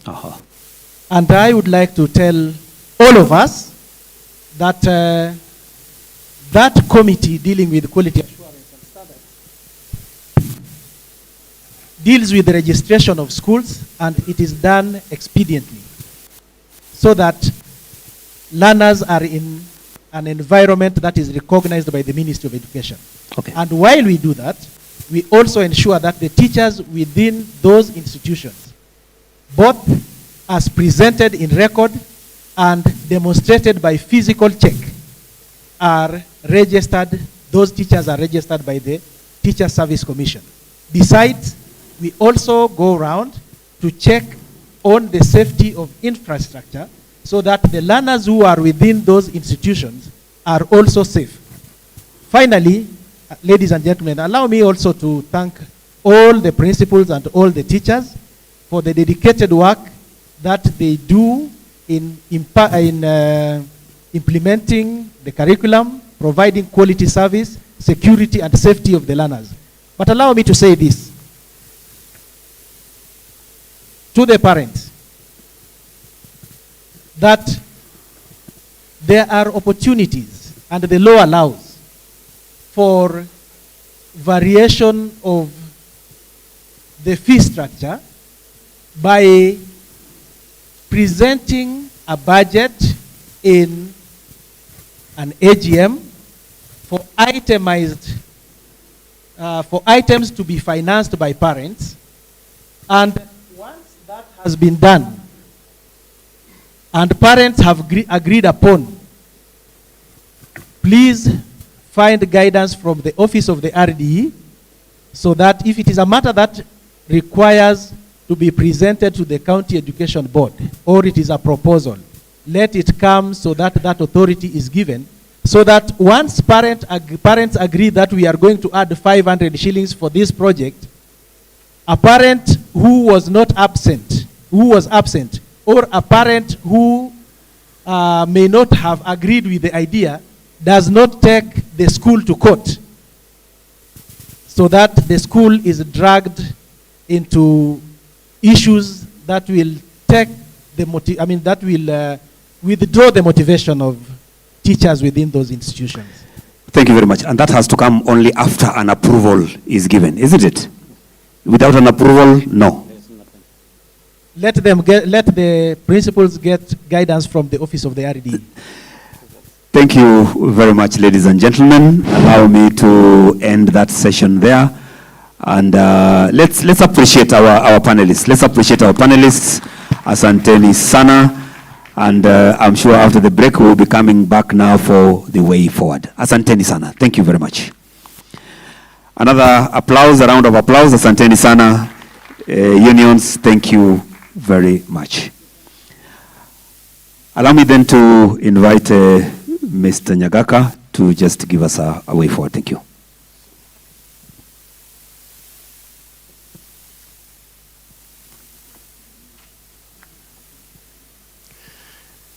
Let us applaud all the panelists, the three panelists. Moja, mbili, tatu, funga, fungua. We want to have a short break. We have had a long sitting, and this short break will be for lunch. I want to break into, we have 3 serving points. The regional director's office, the panelists, the sub-county directors, both TSA and the ministry, county education board. We will be serving from this tent over here. There is a tent behind us right here in front. Then we have in the dining hall and the tent which is next to it, we shall have partners, we shall have BOM, we shall have PA, and we shall have the Ngao team. They will be in the dining hall here. All our teachers, we have a tent set aside for us. As you just move down that space, there is a tent which is also decorated. The food is the same. So don't imagine that this one, the only difference is the location. And because of the size, the number, we don't want to congregate in one area. We shall be back here by 2:30. And I want you to look at your watch at 2:30. Immediately, we shall set ourselves into our groups. And those groups, they will come with a way forward. The way forward, kindly allow it to be operational, to be functional, action-oriented. Let us give a way forward that is action-oriented. We said there will be no suggestions. You don't suggest, but let it be actionable. You know, you heard the CS say here that in the next 1 month, he will need a report from our regional director. So that means he wants action. The Board of Management, the BOMs, we invited you, so you will be led by all the Board of Management. Because you are here, you will meet and give us a way forward. All the parents, the PA, also you will meet and give us the way forward. Then we need partners. Again, you will also have your committee. I don't know we can just, when we come, we can take positions behind there, right there. You know, we can even stand out there so long as we have a way we can do the writing partners. Then we shall have Kesha. And I was like, Mr. Kime is really giving out what he should have given out the other, as the way forward. Then we shall do Kepsha. We shall do Kipsa. So each group kindly have somebody, the secretary, to read to us your way forward. That is what will go down in record for the CS to receive the report. I want to ask all of us, we pray for the lunch. Bishop.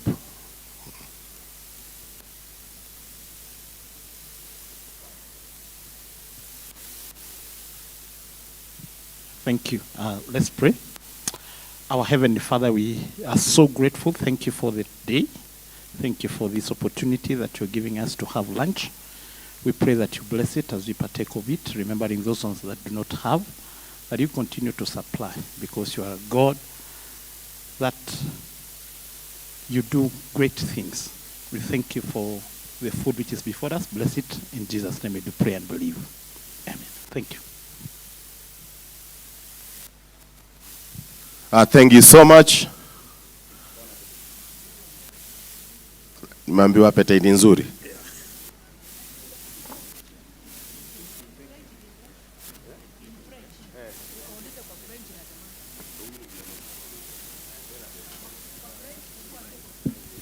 Wanasema bon appetit. Bon appetit. Yeah, kwa French. Kiluya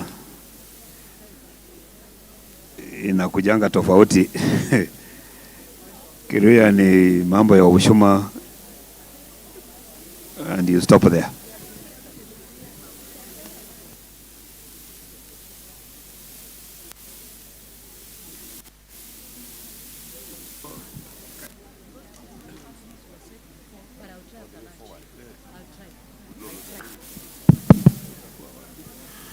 Kindly, when I said Kesha, I meant all secondary school principals will meet.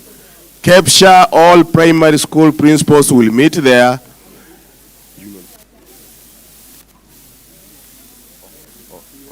And then we shall have another group for the union. That's Kupet, Nat. Yeah, all of you again, you will have your own team.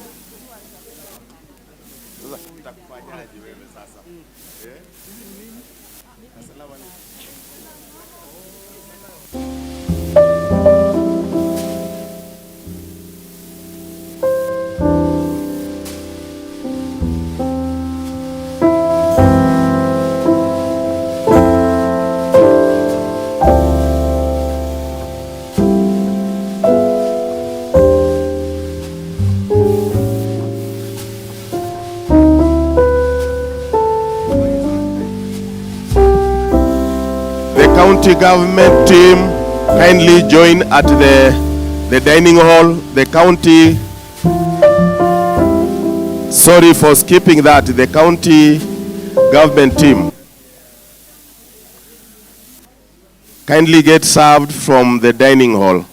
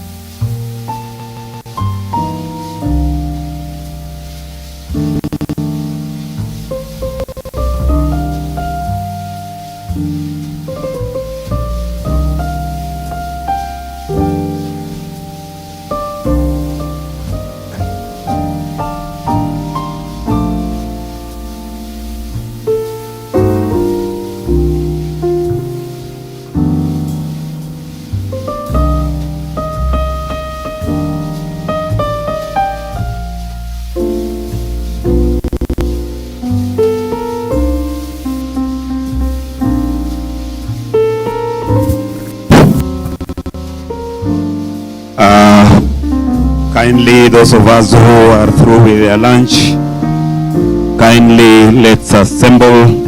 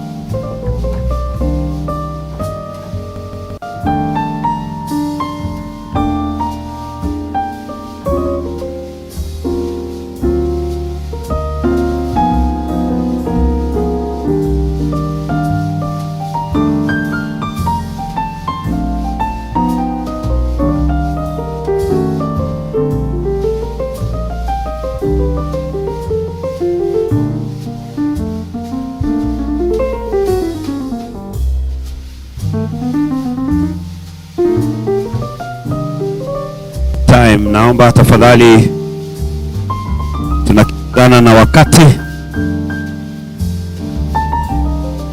tunakimbizana na wakati, omba tu ya kwamba tujumuike.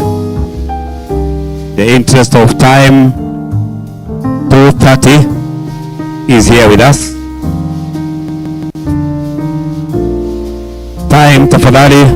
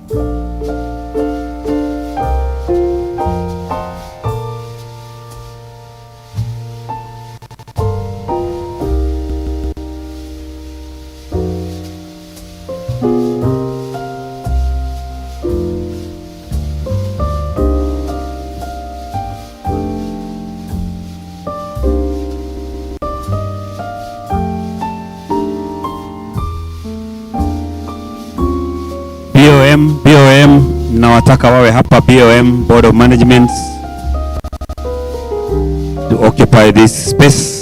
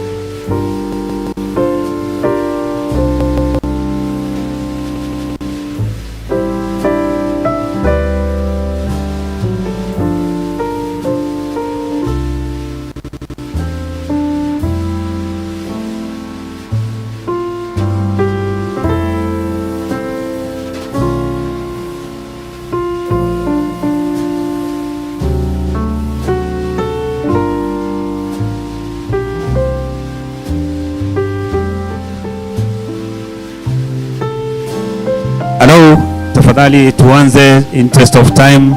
Kwa wale wako nje tafadhali na wasubiri.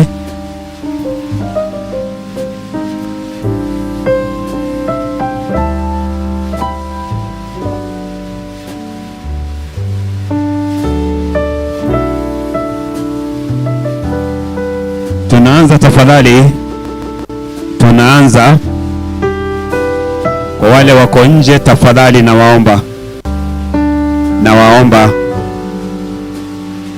tujumuike kwa awamu ya pili tafadhali.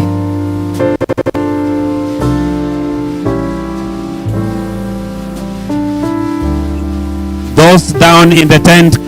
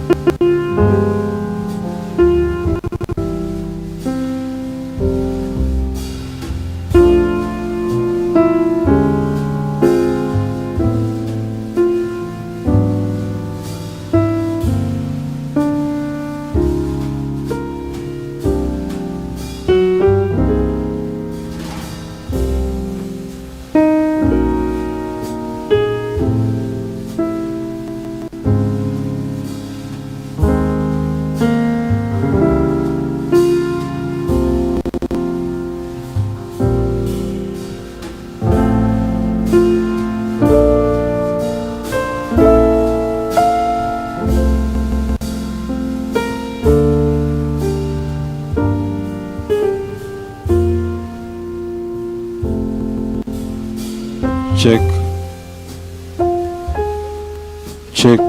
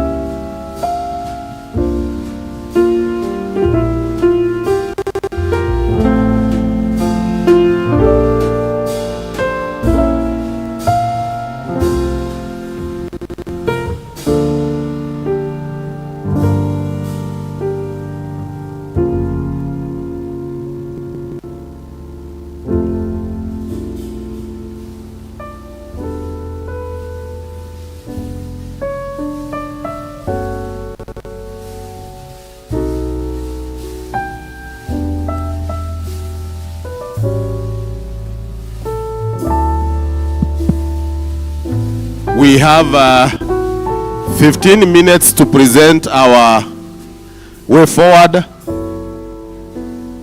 We have 15 minutes. Board of Management, kindly come here. Parents Association, behind them, right here. Then partners right here. Partners right here. If you do not belong to the partners right here.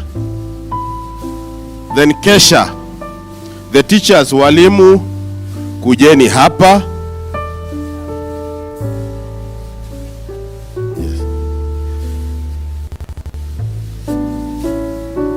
Kepsha, that's primary school heads association, kujeni hapa. Kuna kunileta hapa. Kepsha ni huku. Kesha ni huku. Hapa tu. Hapa. Ukianzia pale mbele hata ukuja hivi ni sawa. Na hii ni Kepsha. Liko salama.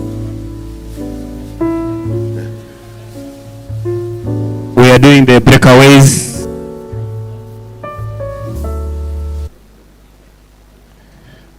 Kipsa.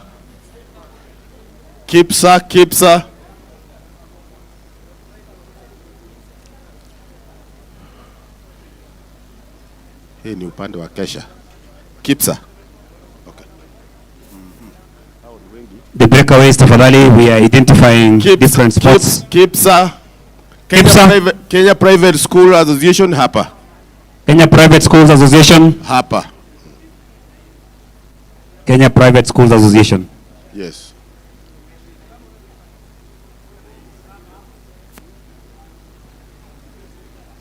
Union ni hapa. Union hapa. Union ni hapa. Union ni hapa katikati.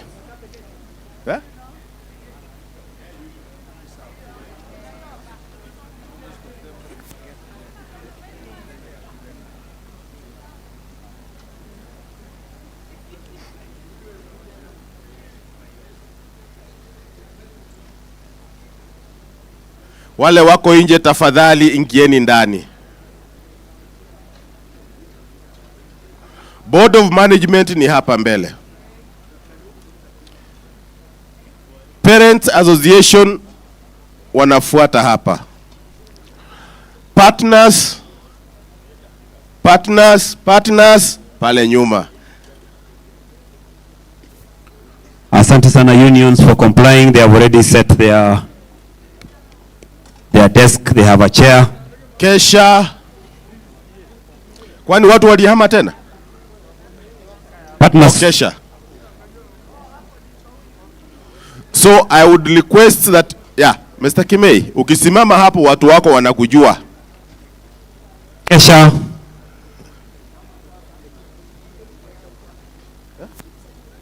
Kepsha private ni pale. Private school ni pale.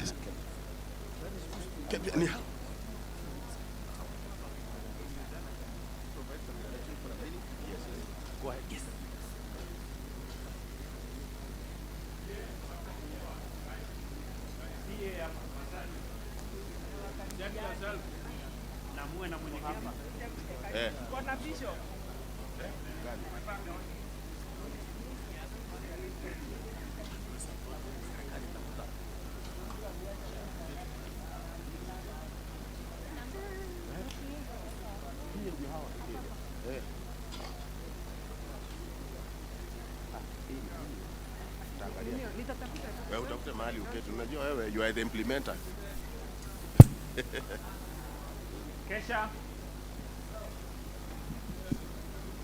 Kesha wako wapi? Kesha hapa. Okay, I would like to provide some direction for yes, the please. groups. Let's settle down.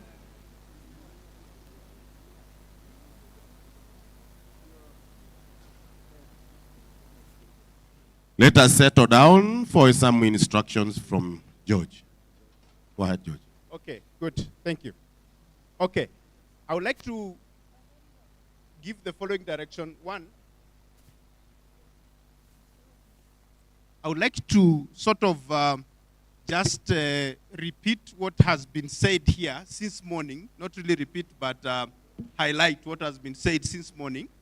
And then, on that basis, you are going to commit yourself as a group in response to this by thinking about 3 to 5 commitments, maximum 5 commitments. Think big commitments that you will say towards what we have discussed. We as KIPSA will undertake to do these 5 things, or we would like to be given an opportunity to do these 5 things as a contribution to this direction. Yeah, so our team is there. Yeah, so let me just say what was said in the room. One of the things that was said in the room was that our goal is equitable access to quality education for all children. Secondly, it was also said that Nairobi is challenged with regard to access and quality. So all that has been said. Also, there is goodwill from leadership to pursue educational solutions for Nairobi. As you saw, the CS even has asked for a task force to be set up to solve this problem. The other thing that was said is that the CS said we must focus on problem identification and solution building. Focus on problem identification and solution building. The other thing that was said is that collaboration and joint action is the most strategic approach, working together. Also, that all stakeholders should be invited so that there is a multi-sectoral approach. Also, another participant said the formal education is more developed than the informal and non-formal. So that means some aspects of learning are being left out, especially learning outside of school.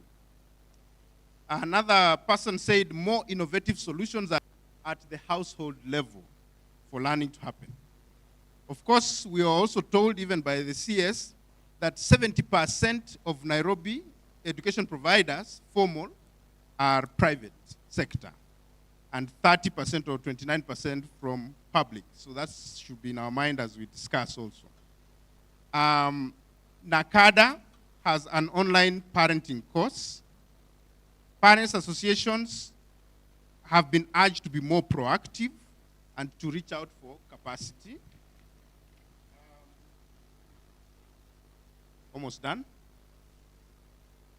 Okay, a lot of great interventions by partners are happening in education. Then parents are selling fear of technology to the children rather than joining the children in technology to support them.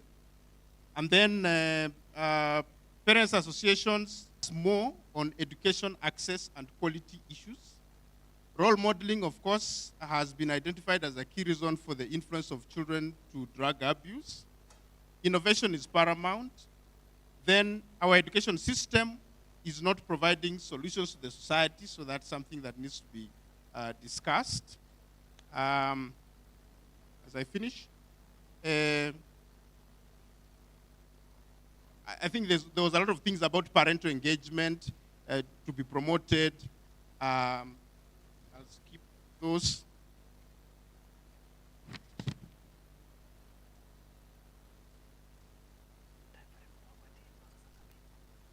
Okay. Bring out something that, conclusion, the CS almost like provided for us a framework of thinking, because by mentioning that we need to focus on problems, he's saying we need to be clear about what we are tackling. So assessment is implied. We need to think about how to assess our problems. He also talked about joint action by talking about the technical working group. So that is collaborative working. And as you saw in his appointment of the technical working group led by RDE, it means that we need to operate within the system. Because then if we operate within the system, then there can be accountability for results. Then he talked about partnerships, so partnership Safaricom and so on, which means being convinced, enabled to raise funds from other people and other resources as well. So therefore, now within your group, we would like, this is not the end of this, the RDE's office vision is that this is a journey. This is not an event. And that's why in the beginning we said this event has not started today. This started with the children's voices. So it's a journey. We are going somewhere with this. So for today's event, we would like now you, in the spirit of what we have discussed, to say, we, Group 1, Kenya Private Schools Association, having heard what has been said, would like to commit this to do these 5 things, and by doing this, we'll have contributed to this direction, and that becomes our commitment. That's what we want the RDE to see us as partners for in this direction. So once you have written your 5 things, you'll come here and you will read for us those 5 things, and then you will ceremonially present your paper to the County Education Board on behalf of all of us, to the chair, and it will be received, and then that will be processed. All this will be processed later, because eventually the RD is going to ask the team to do a report, and you see we have already deadlines for that. And so that information will feed into what our boss would like to lead the team towards the CS. Is that fair? Yes, ma'am. I just have a concern. I don't know where we are addressing. You had the issue of ease. The 10,000, it is actually D minus and E, 10,000. D minus is 6,000 plus, and E is 3,000 plus.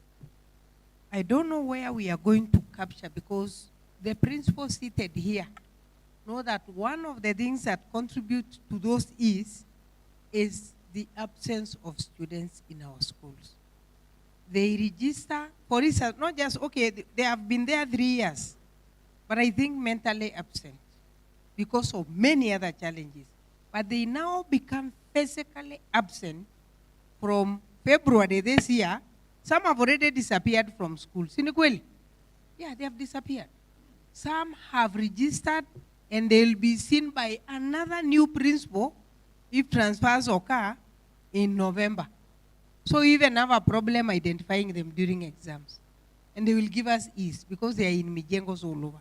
Whose role is that? Yeah? If they are in boarding, they are our responsibility as heads of institutions. Sinikweli? When they are at home, because majority of schools in Nairobi are day, they are the responsibility of the parent. We need a commitment. We cannot come and babysit children at home. We need you to tell us that, yes, your child is here, and I'm bringing him to school, and then you take that responsibility. Because we cannot teach when they're at home. We are waiting for them at school. So I don't know which group, maybe you can explain. I think that's clear, right? Yeah? Okay. And anything else? Okay. So now your secretary, start your report with the following sentences. We, mention the name of your group, having been motivated by, mention the things that you've had, hereby commit to, then say your 5 things, and sign there the name and the number of the contact person we shall hold responsible for your group for those things to happen. Only solutions, please. No suggestions. Mr. Nyagaka said we are not suggesting, you're committing. So when you commit, then you've become a partner in this journey of success. Try to be brief, 10 minutes, you should be done. You have a question before?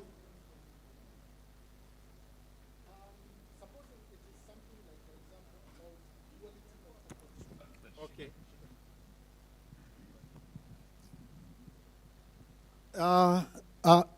We are from Nairobi County. Yes. And we are looking at solutions for Nairobi County. Yes. But supposing it is something about equality of opportunity to the students and which would work for the entire country, are we still going to give that suggestion?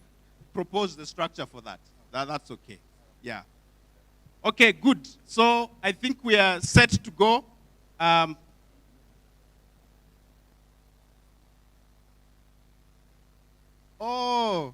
Any group that needs sign language interpretation, the person goes there. We do have support here. We have a number of people here that can support you, so please, someone should be interpreting even as I say. Yeah. Yeah. Okay. Yeah. Yeah.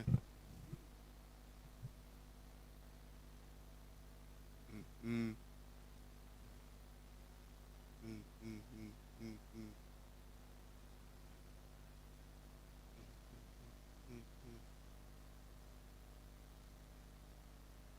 SNE? Team from SNE here. There is a very good reminder here that remember for the Ministry of Education, what? No, hatujaanza bado. So bado napeana direction. So this is what Madam Lesuda is saying, that for the Ministry of Education we also need a few people to sit and make some commitments around quality assurance, around supporting dissemination, sensitization of policies, and so on, and follow up. Yeah. Okay. Aya, tunaweza tukaanza Okay, you tafadhali. can start now. You can start now. Have a chairman.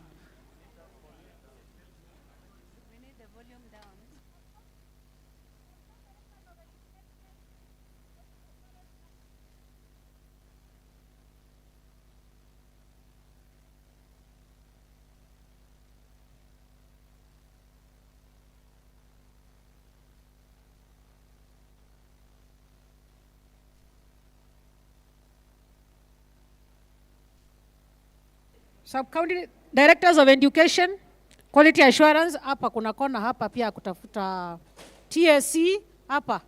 Ministry and TSC officials here. They can also guide us in one or two issues. Kwa hii kona. Haya, anzeni basi.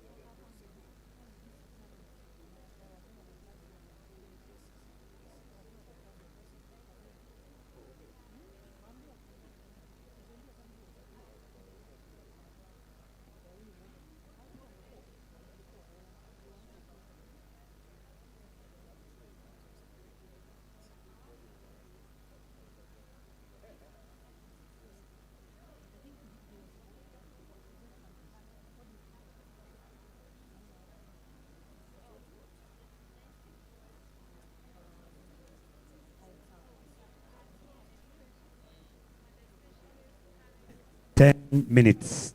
10 more minutes. 10 more minutes.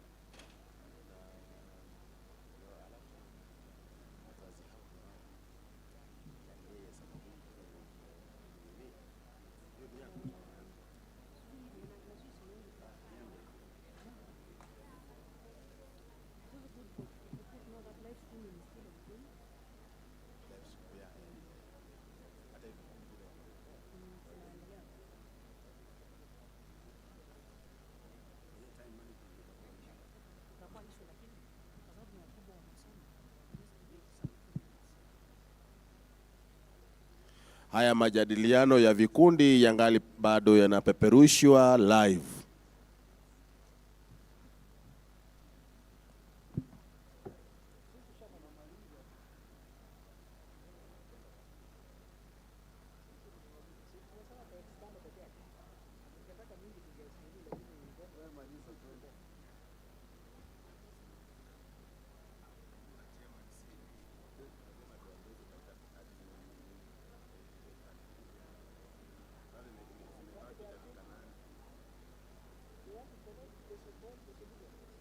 Solutions total.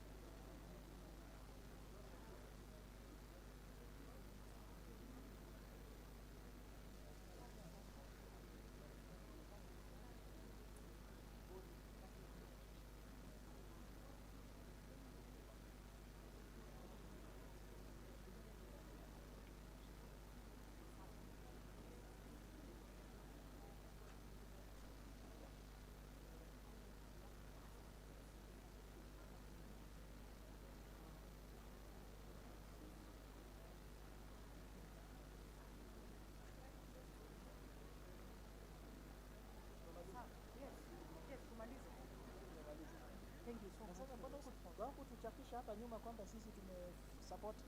Hiyo mimi nikusahau. Au kuweza kupeta hapa. Ile kitu nimesahau. Watu wa leo kuna wahasi. You are not here for that. This is really stuff mpaka nikasahau very quickly. You are in our heart. Yes. I forgot very key issues. Hata asubuhi ndio niangalia nikaona hakuna math. I had the pressure of school. It is normally not easy. Preparing for a meeting is normally not easy. Sisi watu tunakaa tukimaliza mkutano kama huo. Mnapotea kwanza. Even tunatangaza kwamba we are not in the office for the next one week. Yes. Because I realize it's so great. And you know there are so many different issues. What are you printing? And proofreading. Yes. Is the worst. So unaona hata hii with all that we do. Bado unaona mali itaingia. Nimeona nimekuja pamoja. Yes. But the first ones which were printed, yes, they were zimekuja Mona na nimeona. I saw that. But thank you. And you know, those are things that you cannot control kabisa. Na yule mtu wa kudesign. Saa zingine amekaa and normally they are young people who are also very patient. Exactly. Kama hii the designers were young. Many people who are very patient. You cannot instruct. Imagine they cannot work before 9 in the morning and they cannot work after 2 mchana. They cannot. Hey, they are very impatient. These guys. Ukimwambia weka hii hapa utapatia ingine. Naona ameswitch ameanza kukaa nikicheza na simu. Exactly what program needed to be drawn 2 weeks ago. They normally give you them. Sasa zingine I cancel them, you need to go to another place. Namwambia niuzie hiyo mali design imefika. Hiyo ni 5,000. You don't even bargain. Unapata hiyo 5,000. You go to another place, you start press. Unaendelea. Umetumia ni gani? Umetumia software gani at this? You start scouting. Do you have this software? Because I have a document I want to. Yes, to how to do it. But we can't go there. That's a issue. A lot of people was here. We came, it was like, we opened the door for what we were dreaming for. You know that partnership? Yani ni kama alidrive, kama alijua. Continuity. Yes, that continuity. What you do in Uganda, that is not very usual. But after the power, the continuity is very but we will deliver. We deliver. God. Naona watu wameanza kusimama simama.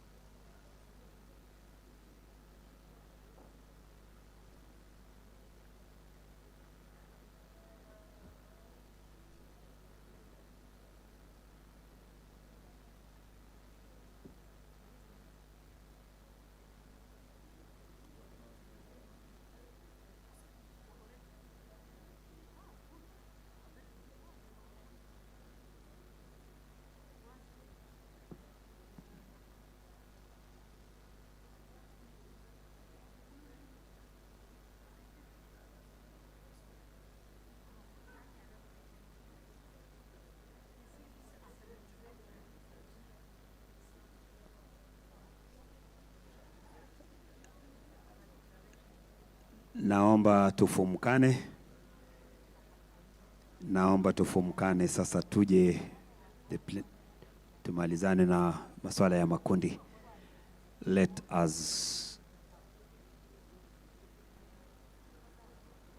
please do the conclusions.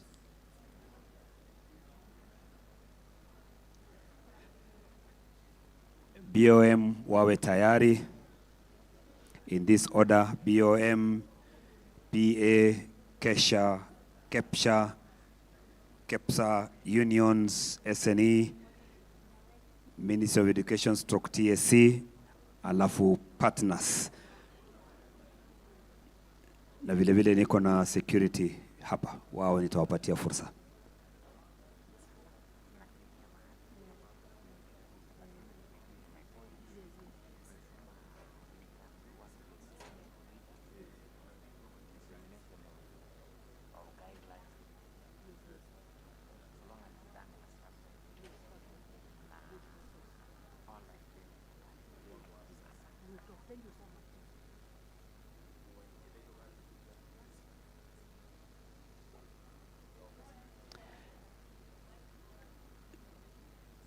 Tunataka kuanza.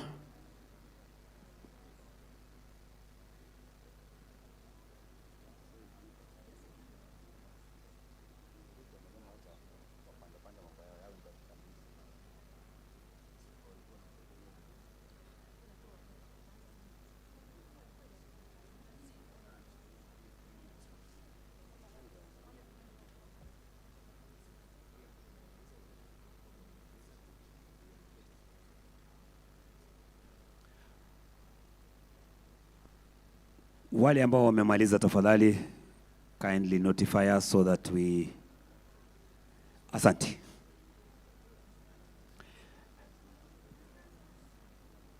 Okay.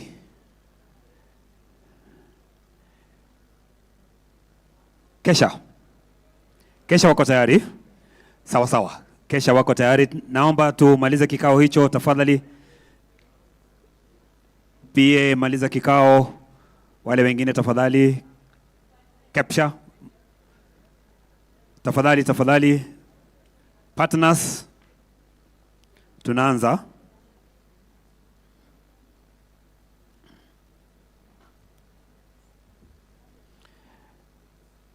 PA tafadhali vunja hicho kikao. Asanteni.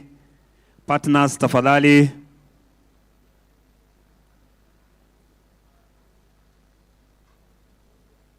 Thank you very much, Kesha.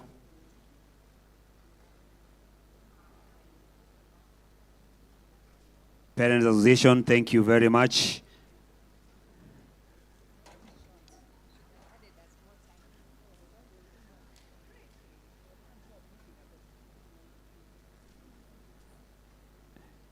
Hicho ni kikundi gani tafadhali?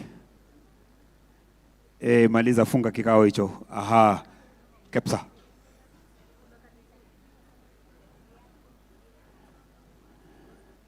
Partners tafadhali na wasubiri. Partners.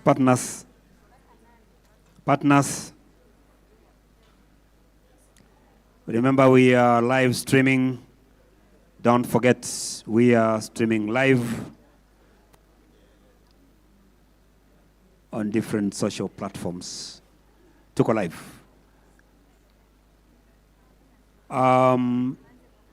Partners, na wasubiri sana partners. Asante. Allow me, ladies and gentlemen, to invite Kesha. Kesha, I'm told, are ready.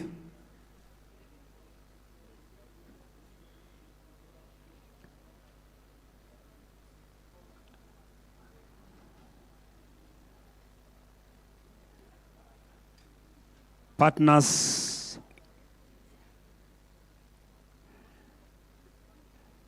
Kesha tafadhali, karibu. Let's welcome Kesha. Wapigeni makofi Kesha. Thank you very much.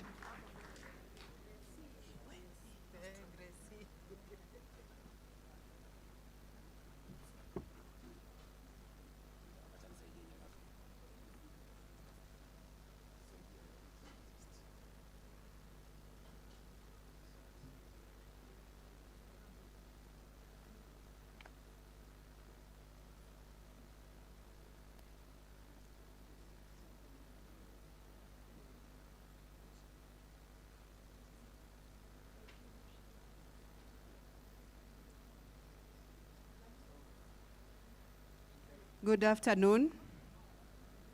Good afternoon. All protocol observed, our RDs.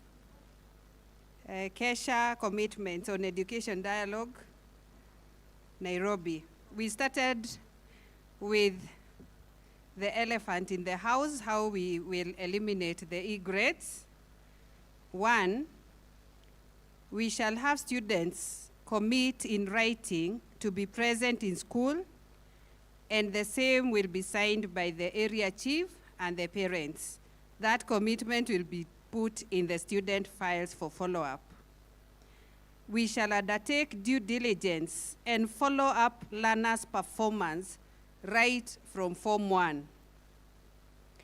We commit to create a child-friendly school to motivate learners to remain in school. We shall promote positive attitude by having a comprehensive career guidance, believing that every student has the potential. We shall write commendations to teachers who reduce grade E's. On drugs, we shall identify the culprits. We shall rehabilitate through guidance and counseling. We shall refer them to professionals, and we shall sensitize them through posters like drug-free zone for all schools. We shall clearly stipulate the consequences of using drugs in our schools during admission in the admission letters. We shall also develop systems to ensure no entry of new users or abusers. And we shall have an elaborate parental engagement during our meetings. On accessibility and retention of learners, we commit to enhance the existing policy on girls who get pregnant in course of schooling. We shall hold regular meetings with parents to deliberate on issues affecting the schools. On ICT integration, we commit to enhance or seek partnership for support in funding. We realize that we have very many partners that we can engage to support us in embracing ICT in our schools. We shall do improvisation, like in Smase, like use of ICT in teaching. We can use our mobile phones just to create awareness. We shall adapt new pedagogical skills that are more learner-centered. We shall embrace TMEC for new teachers, as we've been told by the Teacher Service Commission.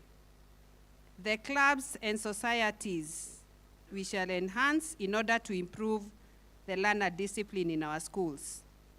We commit to be role models on matters discipline, use and abuse of drugs in our institutions. We shall also enhance capacity building for positive attitude. And finally, we shall cascade these commitments of this day to all our colleague principals. Thank you. Kindly present your recommendations to the Chairman CB. Let's give a clap to Kesha.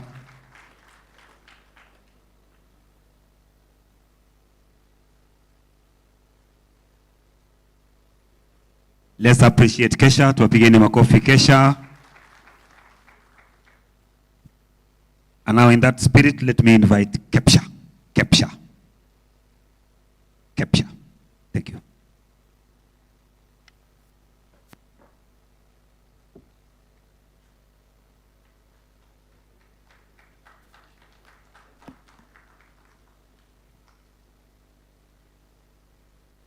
Let's welcome Kepsha. Let's welcome Kepsha.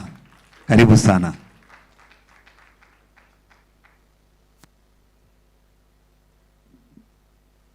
Good afternoon.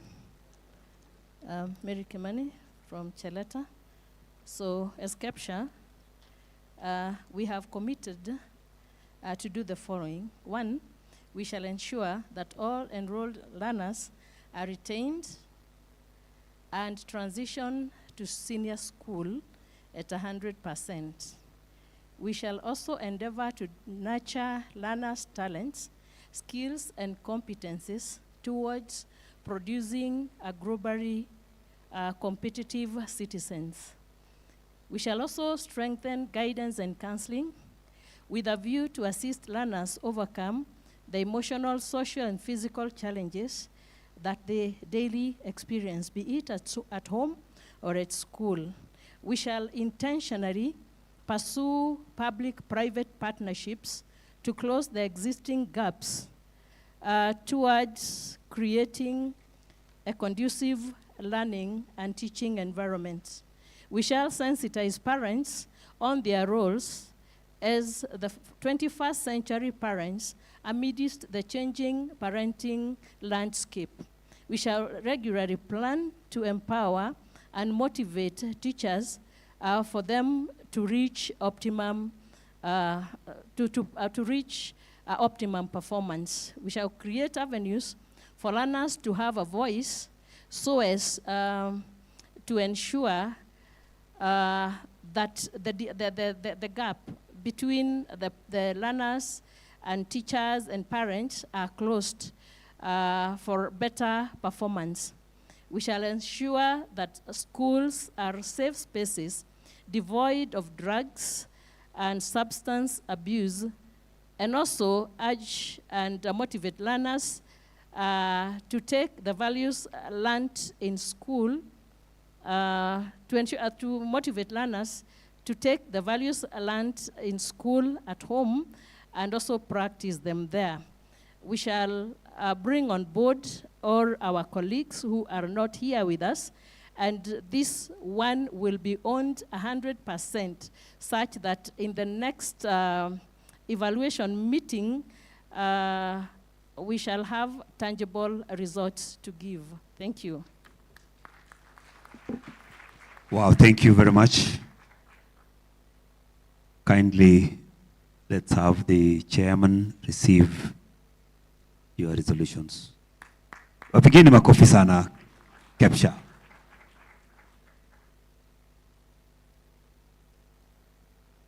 Kipsa. Kipsa. Kipsa.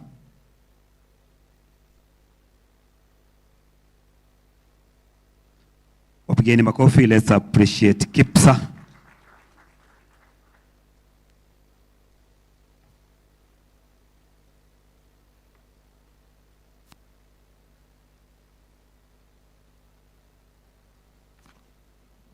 Thank you very much. The difference between KIPSA and KEPSA is Kenya Private Sector Alliance.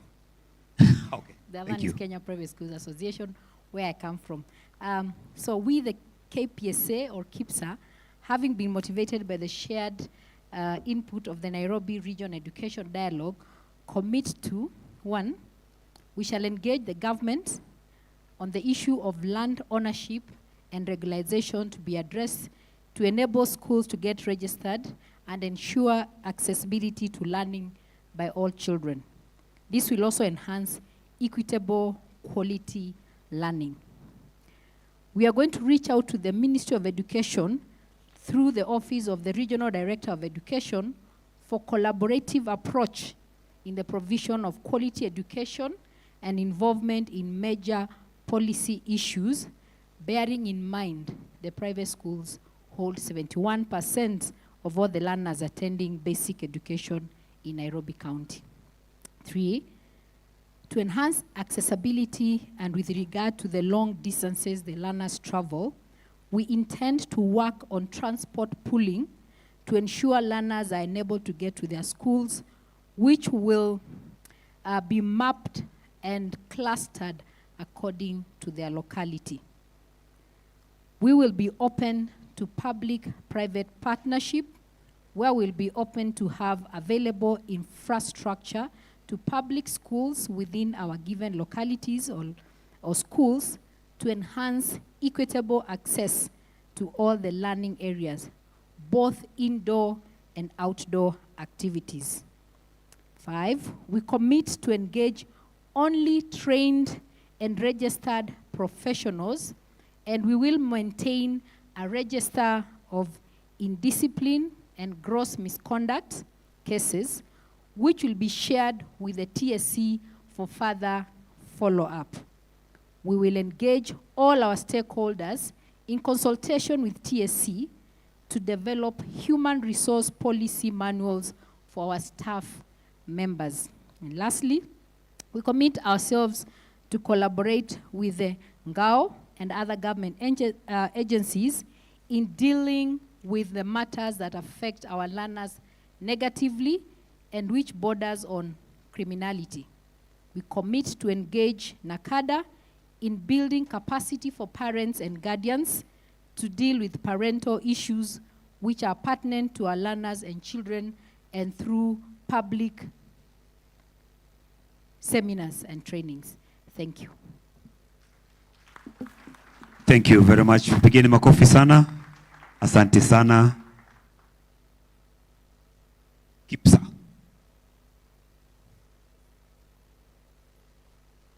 The unions. The unions.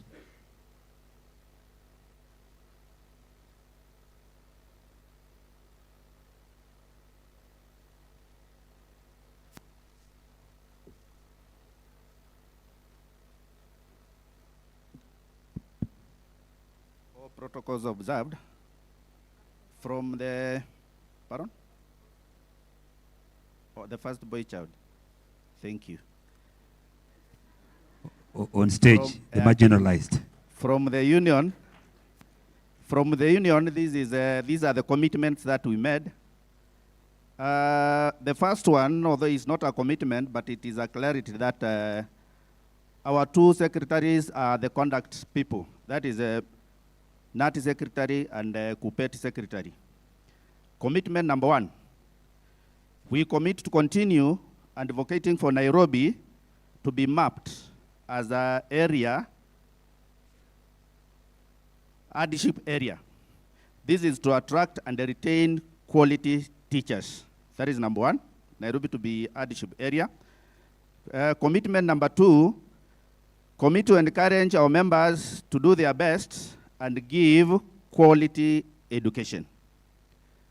Commitment number 3, commit to continue collaborating with other stakeholders and give our input to our believed education standards in Nairobi. Commitment number 4, ensure our members engage in co-curricular and encourage more members to participate in these activities. Commitment number 5, protect our members from unwarranted attacks from interested parties like parents, learners, activists, politicians, and at times court cases. And then the last commitment is commit to engage more with our members on issues of drugs and substance abuse. And in this, we shall partner and collaborate with other stakeholders to enhance guidance and counseling for our teachers. Thank you. Thank you very much, boy child.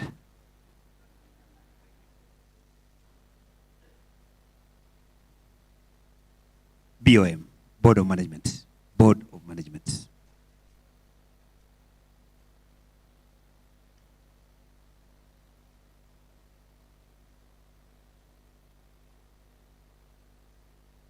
PA car standby.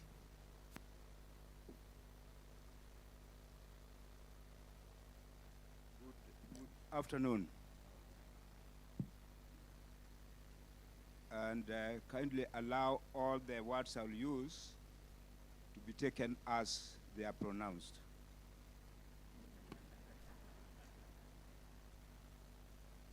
We, the board, commit to the following. Elimination of the number of E's in Nairobi by removing the non-attendance of these students after registration. That means proof of non-registration should be provided for non-registration. Commitment number 2, we commit to integrate schools in that we'll have special classes committed to be taught with the mainstream, as this will introduce cost-effective and introduce the able-bodied students, learners, to special learners. Number 3, we commit to provide for equality of opportunities to all students by disengaging from parental issues. Number 4, we commit to build classes with cost-effective technologies that will be able to make us be able to have cheaper classes. Number 5, we commit to deter, stop the engagement of our students with drugs by incorporating them in our processes as we discuss how to reduce drug use. This document is signed by the appointed chair, who is Professor Odote, presenting to you. My signature is appended, and the signature of the BOM Secretary, Zahara, is appended there and dated today. Thank you very much. Thank you.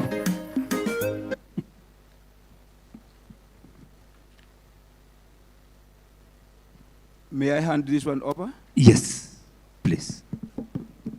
Now that the signatures have been appended. As they hand over the resolutions, PA, Parents Association.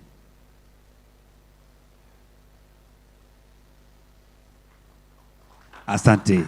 Thank you very much, Board of Management. Thank you. Thank you. Good evening. A lot has been said about the parents. The beauty is that as I stand here, I represent all of you because you are all parents.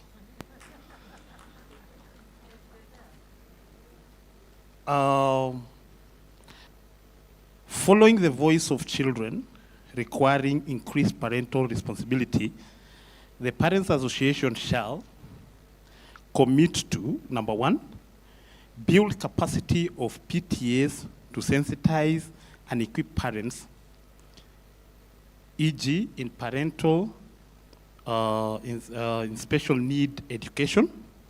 Number 2, enact with permission from MOE a PTA fund to support in building more learning facilities. Number 3,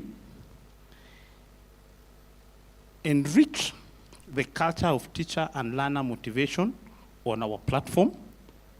Number 4, adopt a formal platform for providing capacity on PTA management. Number 5, start a culture of holding parents' conferences at sub-county, county level to increase momentum for parental engagement. Number 6, and the last one, pursue harmony of expectation among the parents, MOE, and BOM. Thank you. contact person is NPA Secretarial. Thank you and God bless you. Asante sana.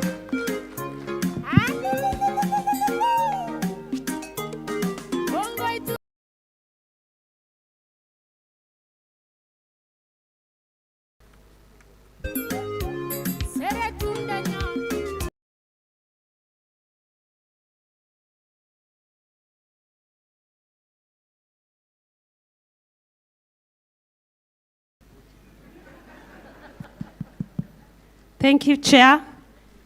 All protocols observed for this chance to present in this dialogue the views and the wishes of the special needs education on accessibility and retention. We would like to do the following as teachers. One, collaborate with all stakeholders concerned to improve the infrastructural facilities in our schools. That improves accessibility and retention by having more students in school, having more comprehensive schools, having more special schools, and we suggested that at least in every sub-county, there should be one. It will not matter whether that school will be for hearing impaired or mentally impaired or visually impaired, at least one. Vocational institutions should also, we will collaborate with the stakeholders to increase the vocational institutions in our county. We will also enhance, we as a school, for instance, that child in the video said there is no boarding school for hearing impaired in Nairobi. I stand here representing Treeside Secondary School for the Deaf, which is boarding. So we wish to enhance the awareness of our school and all the other SNE schools in our county. On ICT, we again will collaborate with well-wishers and stakeholders to get enough ICT tools and equipment to improve our schools. We will also create awareness in our learners that they can also do computers, appreciate the manipulation of a computer, even for a deaf child or even the blind child. Clubs and societies, we will first create awareness of the various clubs that we can have in our schools, and then we will support, as a school supports. We start first, those clubs, and then we support them together with the patrons and matrons. On learner discipline, we will involve the parent. Parental involvement is key. Then we will implement discipline in our schools by having discipline manuals in our schools and following them strictly on discipline issues. On elimination of ease, we are victims as special needs education schools. One, just like the learner was not well understood, we are also always not understood and our papers are not well marked. We would like here and now to create awareness that NEC, as our stakeholder, should train SNE teachers in marking. They should be included as markers, as examiners, and in the ranks, the senior examiners and even the CE of special needs exams. Then we will also first enhance early identification, create awareness in the society so that we have early identification of special needs children, enhance acceptance. How many are locked up in rooms in our homes? Enhance acceptance and early intervention by parents, especially if a child is deaf. How does a child communicate with a parent? Early enough. We start speaking English to our children, but we don't speak English to our hearing impaired children. We don't know how to even sign it. A correct English sentence, leave alone Kenya Sign Language. So parents should learn Kenya Sign Language, and also learn how to articulate correct English grammar to that child, so that when he comes to school, you want to teach English, you want to teach history, you want to teach chemistry in English, the child can follow. We also wish to ask the concerned stakeholders, and we want to implore the Ministry of Education, together with our employer, TSC, to make sign language compulsory at all levels of learning, so that when the child goes to CBC, the early learning stages, can start learning sign language up to teacher training colleges. Let them learn as one of the teaching subjects, or even an optional subject, so that they can have an idea. We would like to collaborate with the stakeholders again to take care of the shortage of S&E teachers. S&E teachers have disappeared into the regular schools. Get them back to S&E schools.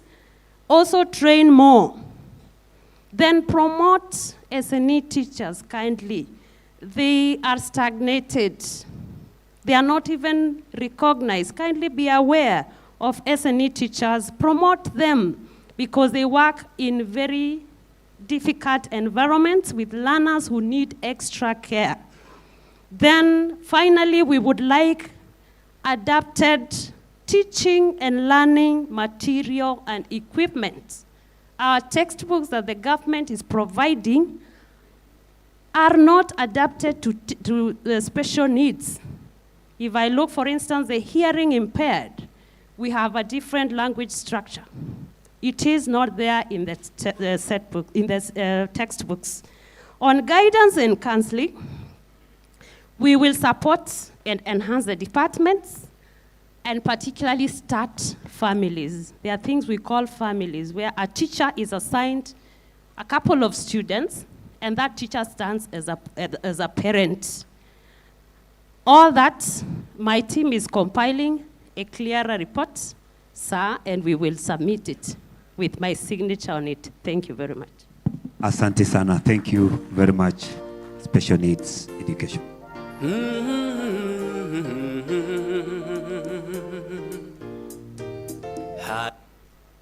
Asante. Security team. Security. Hizi viosk tubomoe kesho. Karibu sana.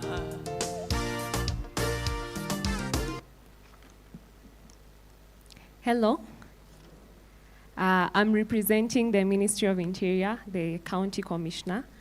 As the ministry, our commitments generally have to do with security, and we are generally prioritizing the safety and the well-being of our children in the schools, and also the safety and well-being of our schools.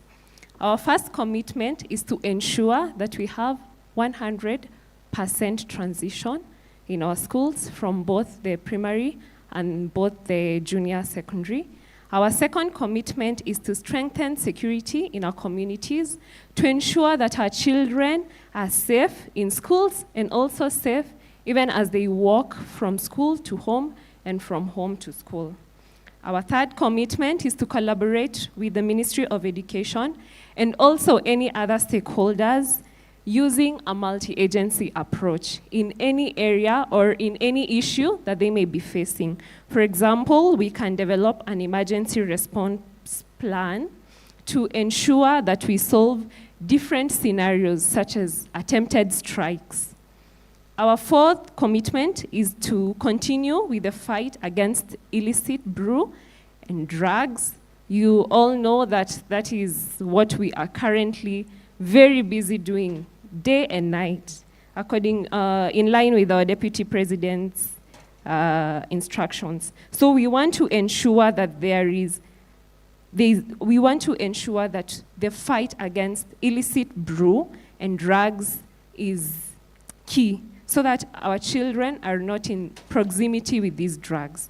Our fifth commitment is to demolish illegal structures along our school perimeter walls, to enhance the well-being of those schools. Our last one is to sensitize the public on the need of the 100% transition and the impacts caused by drugs and substance abuse in our community. Thank you. Mengi mazuri tumeyaona, Mungu umetenda. Na tunashukuru sana media for streaming live this event. Allow me to welcome Ministry of Education / Teacher Service Commission. Ministry of Education / Teacher Service Commission.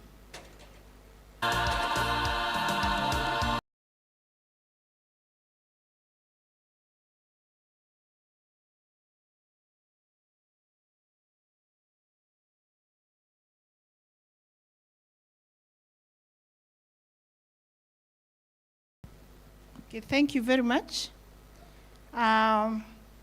On behalf of the Ministry of Education and the Teacher Service Commission, and in the MOE, we also have the adult and continuing. We were together, the three departments. So in the spirit of the voice of the child on issues of quality, access, equity, transition, and retention, we, the MOE and Teacher Service Commission, Nairobi County, do commit, number one, to increase assessment, and after assessment of schools, we shall disseminate a report of the findings to all the stakeholders, who include mainly the BOM, the local leaders, the parents, etc., for effective implementation of the recommendations. Number two, we commit to sensitize stakeholders on government policies and guidelines, and especially on the CBC, so that we can have quality education in Nairobi County. Number three, we commit to implement government policies and other guidelines as provided for in all the rigor and other government policy documents to ensure equity, quality, access, retention, completion, and transition. Number four, we commit to embrace collaboration with other stakeholders and partners so as to provide support for the child. Number five, we commit ourselves to make deliberate effort to assess all the private institutions, and especially those that are not registered, to provide a report on the state of infrastructure, quality of education, and the teaching staff for appropriate action to be taken. Number six, we commit ourselves to reduce the illiteracy levels by enrolling out of the school youth for adult and continuing education program, and especially this time that we know the KCSE will be ending in 3 years, and so we would wish that all youths are captured and do their KCSE before it comes to a close. Then lastly, we shall engage in effective monitoring of all institutions of basic education to ensure that all government programs as provided are effectively implemented. Thank you very much. Thank you very much. And now, let me invite our partners. Our partners. Aya.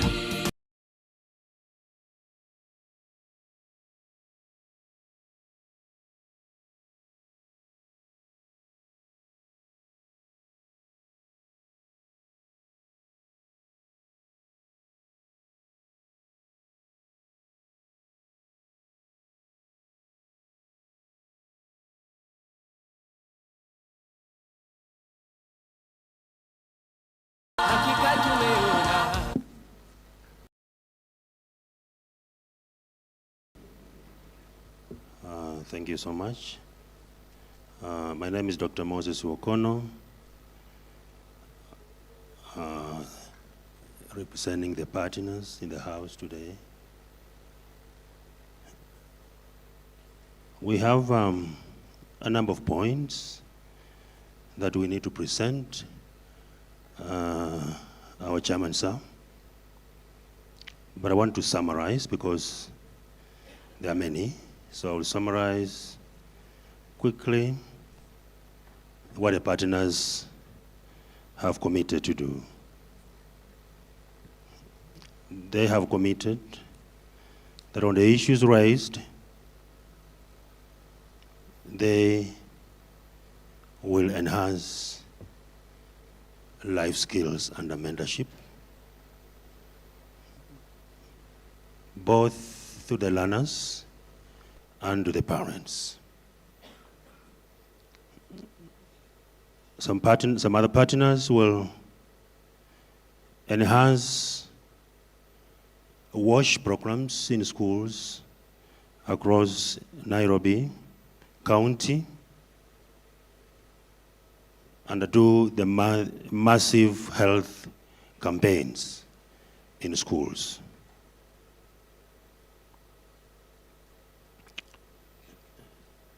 We also have capacity building for teachers, and also they reach out on parents because the issues raised through the children voices does not only affect the learners, but they're also coming from the parents. This document that I want to summarize the points from was developed by a consortium of partners. I think 10 days to this forum, and we had a sitting of 12 partners, and the points were the data of children of school-going age in Nairobi County that is not commensurate with those ones who are physically in schools. And the basic education for child mothers, which is supposed to be taken care of because the numbers that you will see tabulated here are a little bit worrying. Then I've said about the partners' interventions, that also we capture the point of sanitary towels for adolescent girls, which was doing very well in the last few years. But recently, you hardly see even interventions of sanitary towels in our schools. And it was doing very well in the past few years. Infrastructure in schools was also part of what was talked about. And that's why I stand to say that maybe we were thinking in the same line, and maybe we were the people who have catalyzed maybe the speeches of the CS to form the task force that actually has been forced today, and we hope it is having a double icing on the cake, the good and the bad also, for the sake of the posterity of the education sector. And we have also talked about access to clean water in schools and access to reasonable sanitation and hygiene standards in schools,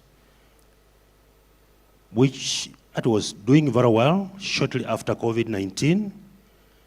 But again, because of not having enough water, or the flow of water in Nairobi County is a challenge, and the intervention of the partners, they are promised that actually they will do their level best. The education needs for children living in informal settlements was also talked about, that actually there will be more intervention to see how the support will be amplified, and it has been already alluded to by His Excellency the Governor, that mapping of schools or the upbed schools which don't have the feeding program in their schools can be plugged into the nearest public schools which have the same.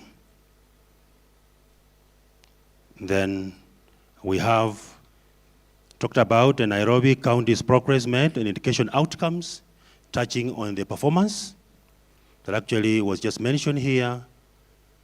And I have to also bear witness of the same, that you can register a lot of students for KCSE, like even for my case, I'm a witness. Last year I registered a number of KCSE learners for KCSE exam. But after they realize they've been registered and confirmed in the register, they disappear. And my sub-county director is here. We had to look for some, even up to inside their houses, to bring them to come and sit for the exams. So we also need interventions on how we shall retain these learners in school, and we shall need to talk with the parents, and the partners have committed that they will come with other interventions to make sure the retention happens in some schools which are in hard-to-reach areas and in the slum areas. And the partners also asked me to mention something about the delay in the approvals for them to work in schools. So they said maybe the CEB maybe was doing that very well previously, that now the approvals was moved to another level. They are really finding hard time for get approvals because the circular which went around, they are not supposed to move in schools without approvals. And they are having that cry. And lastly, they say that when this task force is constituted, please, the partners are asking to be involved. And the partners are also saying, through the chair, we have professionals who can do report writing. So they are requesting, like, we have a team of report writers in the partners forum of 6. They are volunteering. If you give us that opportunity, we can do the professional report writing even for this conference and then present it to you.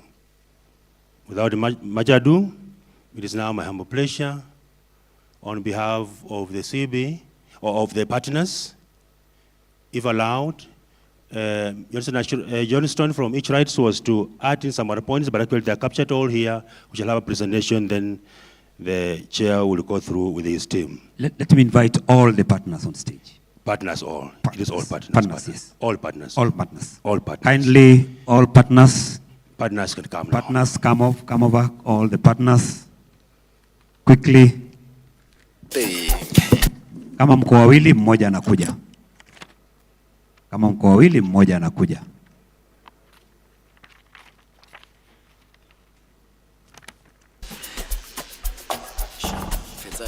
Wale partners wengine ambao wako hapa, tafadhali. We want to recognize your efforts.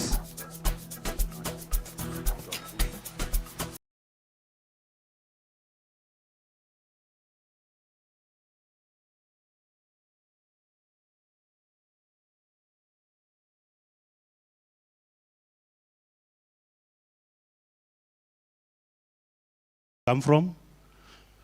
You can give us the terms of reference, how we're introducing ourselves. Maybe Dr. Malonza, how do you introduce ourselves? Name, what you do, where. I'd written something here, and I hope I'll give somebody to fill it, that we just want to know, as we sincerely appreciate you, we just want to know who you are, that is the organization, and who you are in that organization. What are your programs, like 3 major ones, or even 2 or 1, and which sub-county? Because we have realized there are some counties where very few, if any, partners are working. So we just want to map you to see whether it's possible to encourage you to go to those other sub-counties that we are missing, that are missing partners.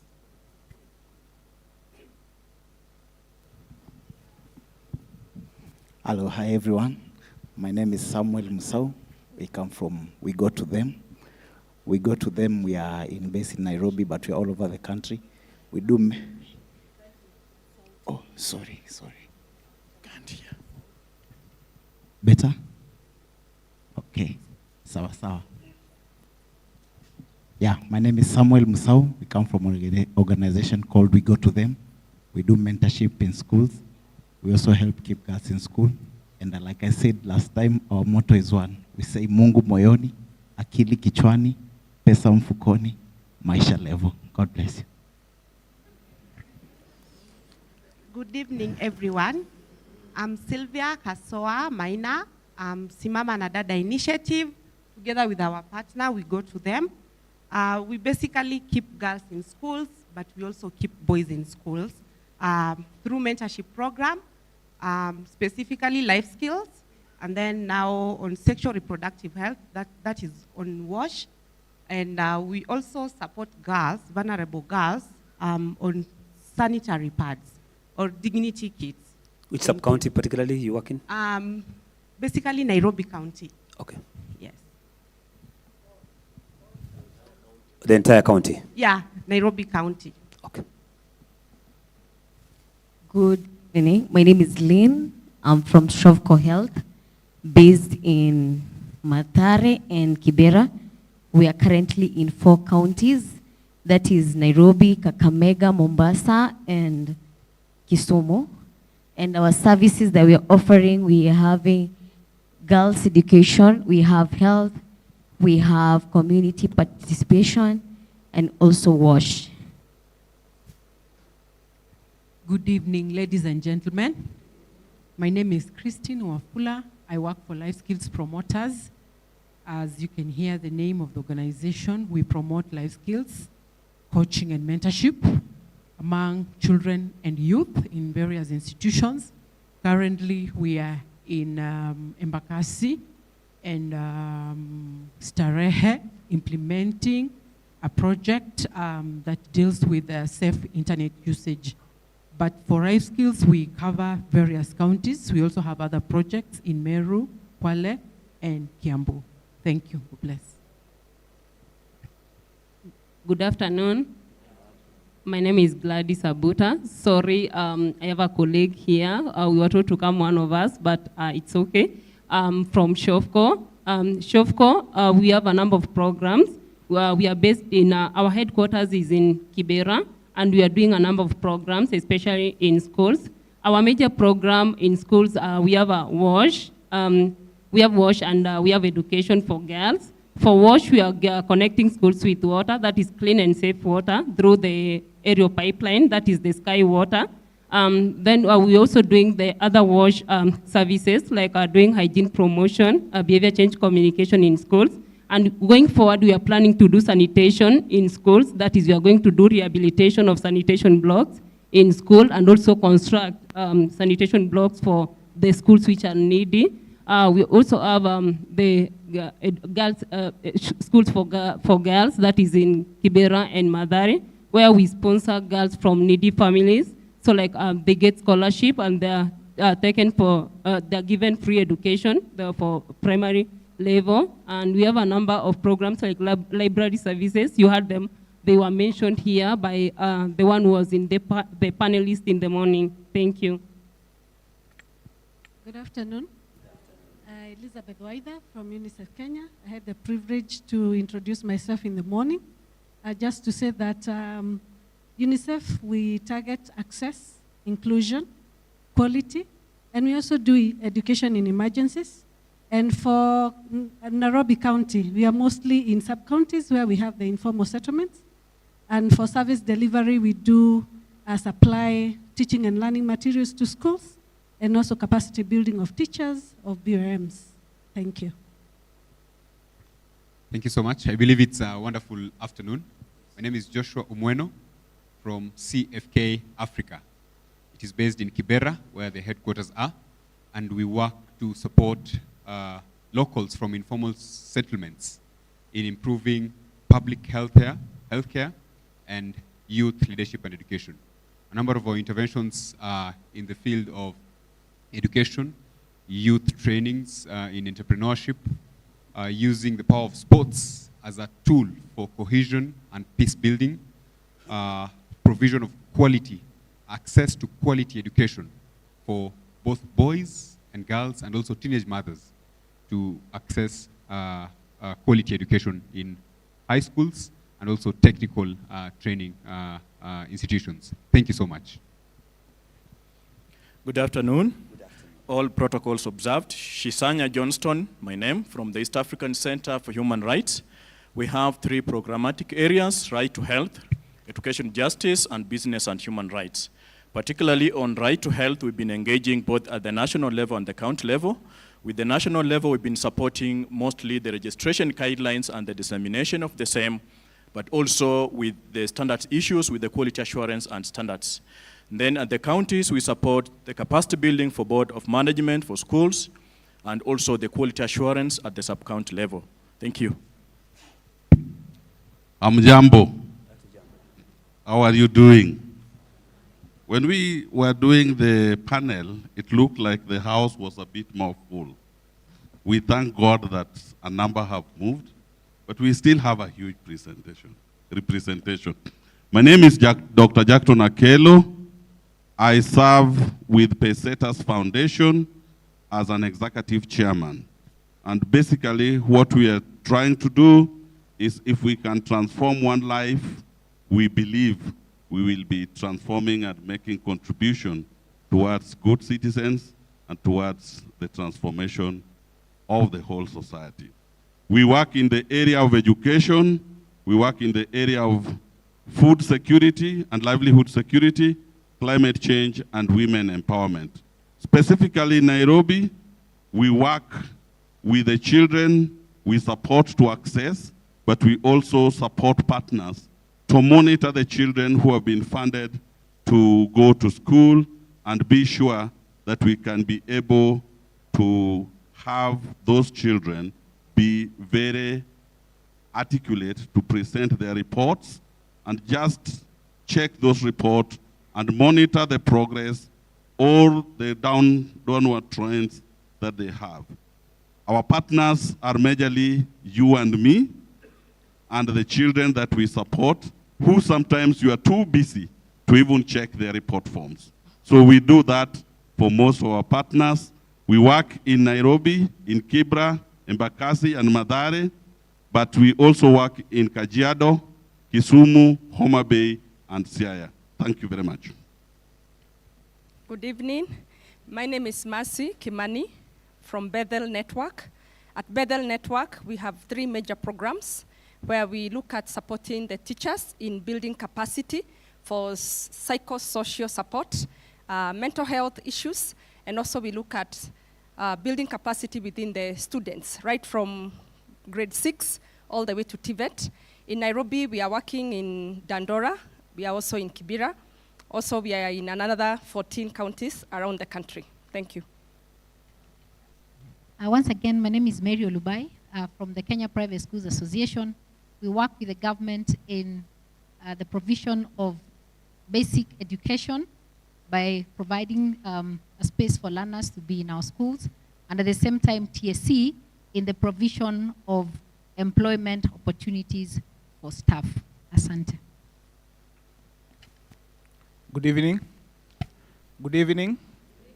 So karibu kwenda nyumbani. Is it Madam RD? Yes. So my name is Atulo Joe. Once again, I work at Mtoto News, and like I mentioned in the morning, we leverage on technology to ensure that the voices of children are heard, and also to build their capacity to ensure that they're engaging with us both in the media and other platforms.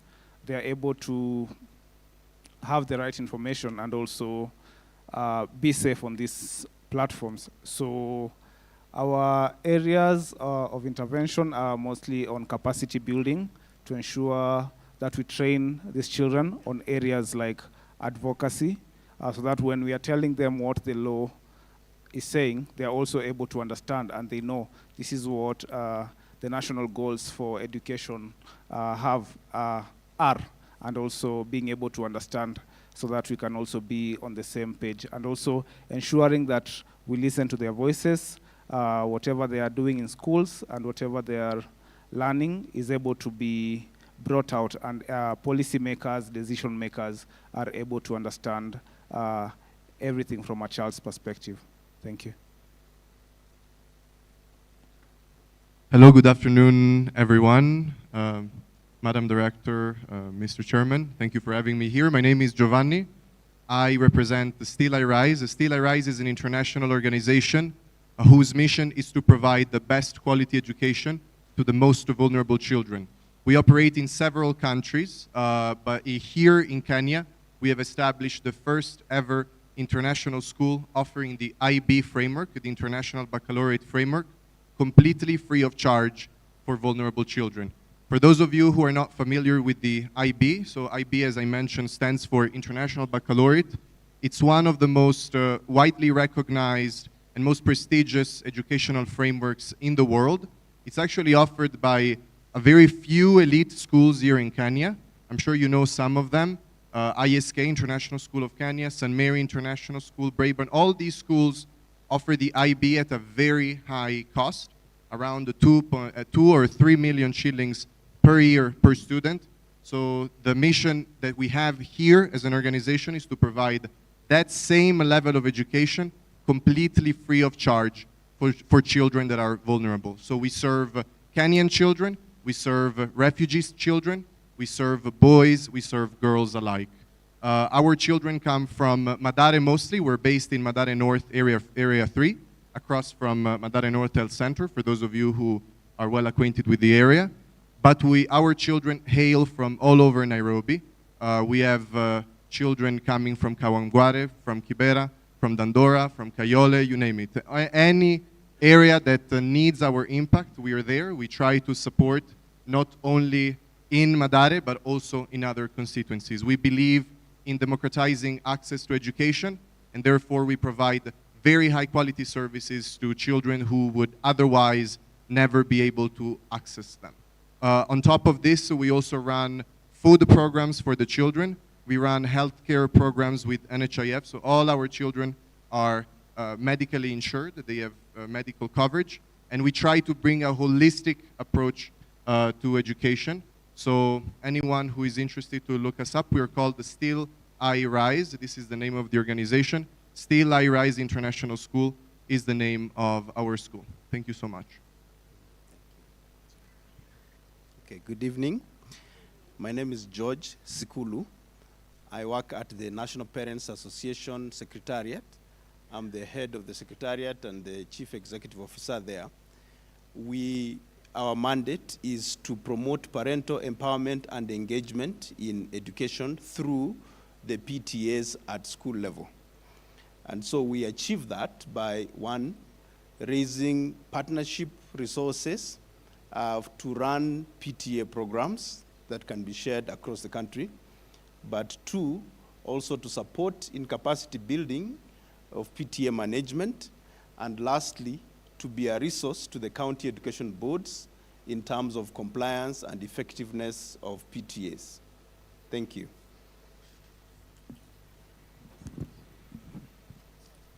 Thank you. And lastly, my name is, as I said, the National Chair of Unified Upgrade Schools Association of Kenya. I'm a certified consultant in peace, security, and education. And I am also a certified public health officer, but I've never practiced. And I also run the excellence schools.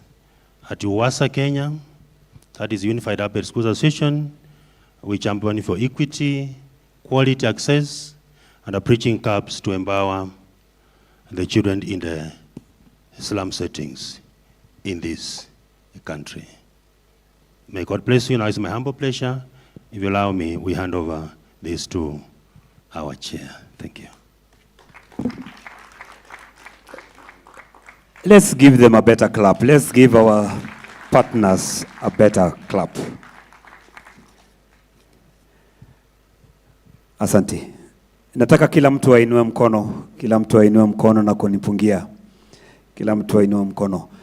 And by so doing, you solemnly declare that you will abide by the declarations made here today, and that you will not deviate from the same. May God help us. Amen. Allow me, ladies and gentlemen, to now invite the TSC Director, Madam Director, to make her remarks, and then invite our RDE, who will in turn invite the Chairman, Education Board. Madam Director.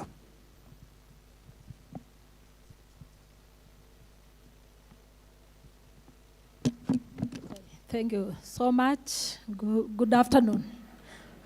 It's even good evening. Good evening.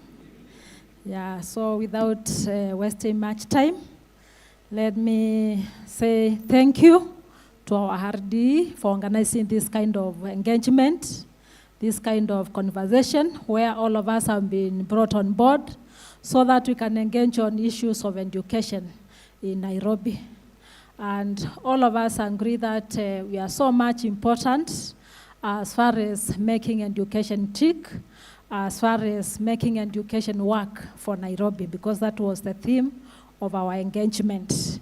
And all along, we have been talking about quality education and how all of us can ensure that we have quality education in our county. So we really thank Madam RDE for that kind of engagement, and I believe the other counties all over the country will have something to learn from us and even take home and also engage in a similar manner.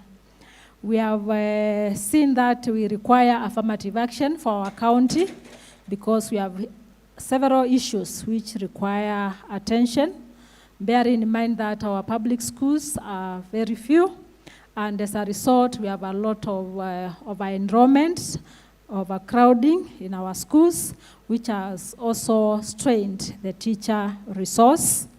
So we really need to think much on what we can do. And our governor and even our CS has really come out to tell us what can be done to ensure that we have more classrooms for our learners and even more schools. As we engaged, we have also found out that we still have challenges among our learners ranging from child labor, poor performance, and that's why we have really discussed about the ease, which have been brought about by our learners coming to school, they register and disappear. And I know this one is not about when they reach Form 4. This is something which has even been happening since they also get into Form 1. The issue of drugs, it is really a menace in our schools, and it has really posed a challenge as far as performance is concerned, early pregnancies, and even social media. But let me say thank you to our partners and even to all of us, because we have come up with a way forward, or now we are going to address the issues as different partners. And that's why some of us have promised that they will continue ensuring that our girl child gets the sanitary wear which is required, so that every other time they are in school, that we shall get empowerment for our learners, for our teachers, and even for our parents, because that is the only sure way we can have quality education. We have also been told by our partners that they'll ensure that they give the necessary skills, the mentorship, the guidance and the counseling for our learners, and even empowering the teachers to ensure that our learners, every other time, they have a teacher who is supposed to walk along with them and ensure that the issues which they are facing in life, the issues which are making them not to acquire quality education, they are actually addressed by the teachers and at school level. So we really thank our partners because they have come in handy, and they have really told us what they are supposed to do to our schools, to our learners, to our teachers, to ensure that we achieve quality education. And all of us agree that each one of us is very important, is very crucial when it comes to quality education. Starting with the Interior, that is the Ministry of Interior, the Parents Association, the Ministry of Education, Teacher Service Commission, our unions, associations, our partners, TSC, and everybody. We have something, we have a stake as far as quality education in our county is concerned. So we have made a commitment, and I believe as we move out of this place, whatever deliberations we have made, whatever commitments we have made, we are going to ensure that we implement so that education can work in our county. So it's really a commitment, and let us ensure it is done. And I know very well the CEB, through our chairperson, will ensure that we are going to further discuss the issues which have been brought up and ensure that they are implemented. And what also requires to be escalated to all of us, definitely it shall be done to ensure that we have quality education in our county. So let us live with the commitment, let us walk the talk, and ensure that quality education is achieved in our county. So I really appreciate all of us for coming, for the engagement, for the participation, for the sharing, and may God bless us all. Thank you so much. And at this juncture, I would like to call upon Madam Hardy, who is supposed to talk to us and crown the education dialogue to all of us. Yeah, just a minute. You can clap for me as she comes. Yeah. Karibu, madam, so that you can talk to us and give us the way forward as far as the education dialogue is concerned. Karibu. Thank you. Please clap for my colleague. Thank you very much, Madam Victoria, the county, the regional director, Nairobi, TSC, our chairman, CB, and all CB members, our partners who have just been introduced here, officers from the entire field and the headquarters, our CAPTCHA and CASHA officials, our principals, head teachers who are here, other invited guests, the county officials, if there are any still here, ladies and gentlemen, and in absentia, in a special way, our cabinet secretary, our governor, the entire Ministry of Interior who are here. I just want to say good evening. God is good. God is good. Mumechoka sana.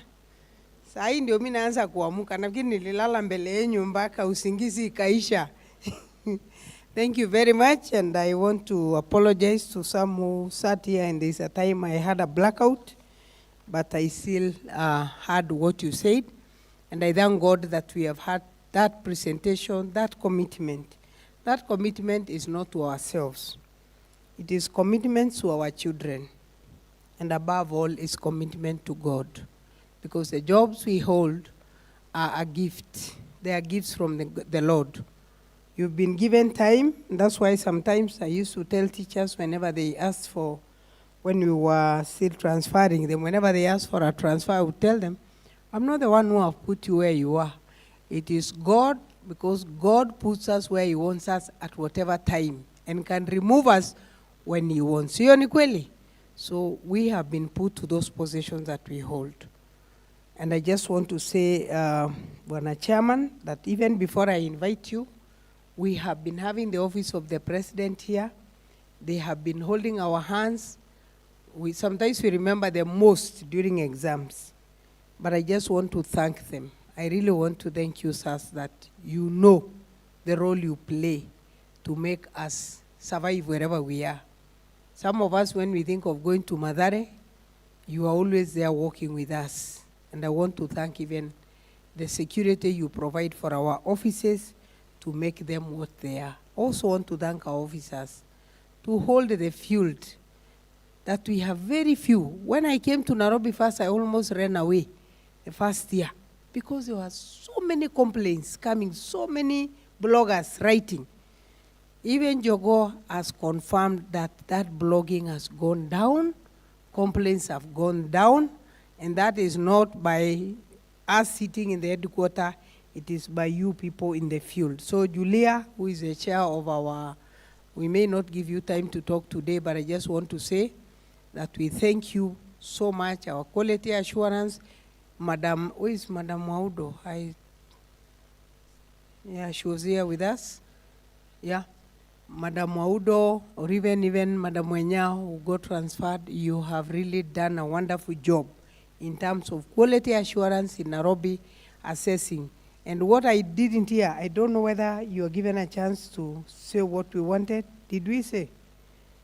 There's something we were to say. There's something we were to commit. That when we go for assessment, did we say that? That when we go for assessment again and assess schools, we shall call stakeholders to tell them what we are finding in those schools. So that when you are planning as a partner to go to that area, you know the weakness in that school. If it is wash, if we found them with less toilets, you know what to do when you go there. If we found a school without water, you know what to do when you go there. And I have always wondered, and our partners, I really want you to think about this.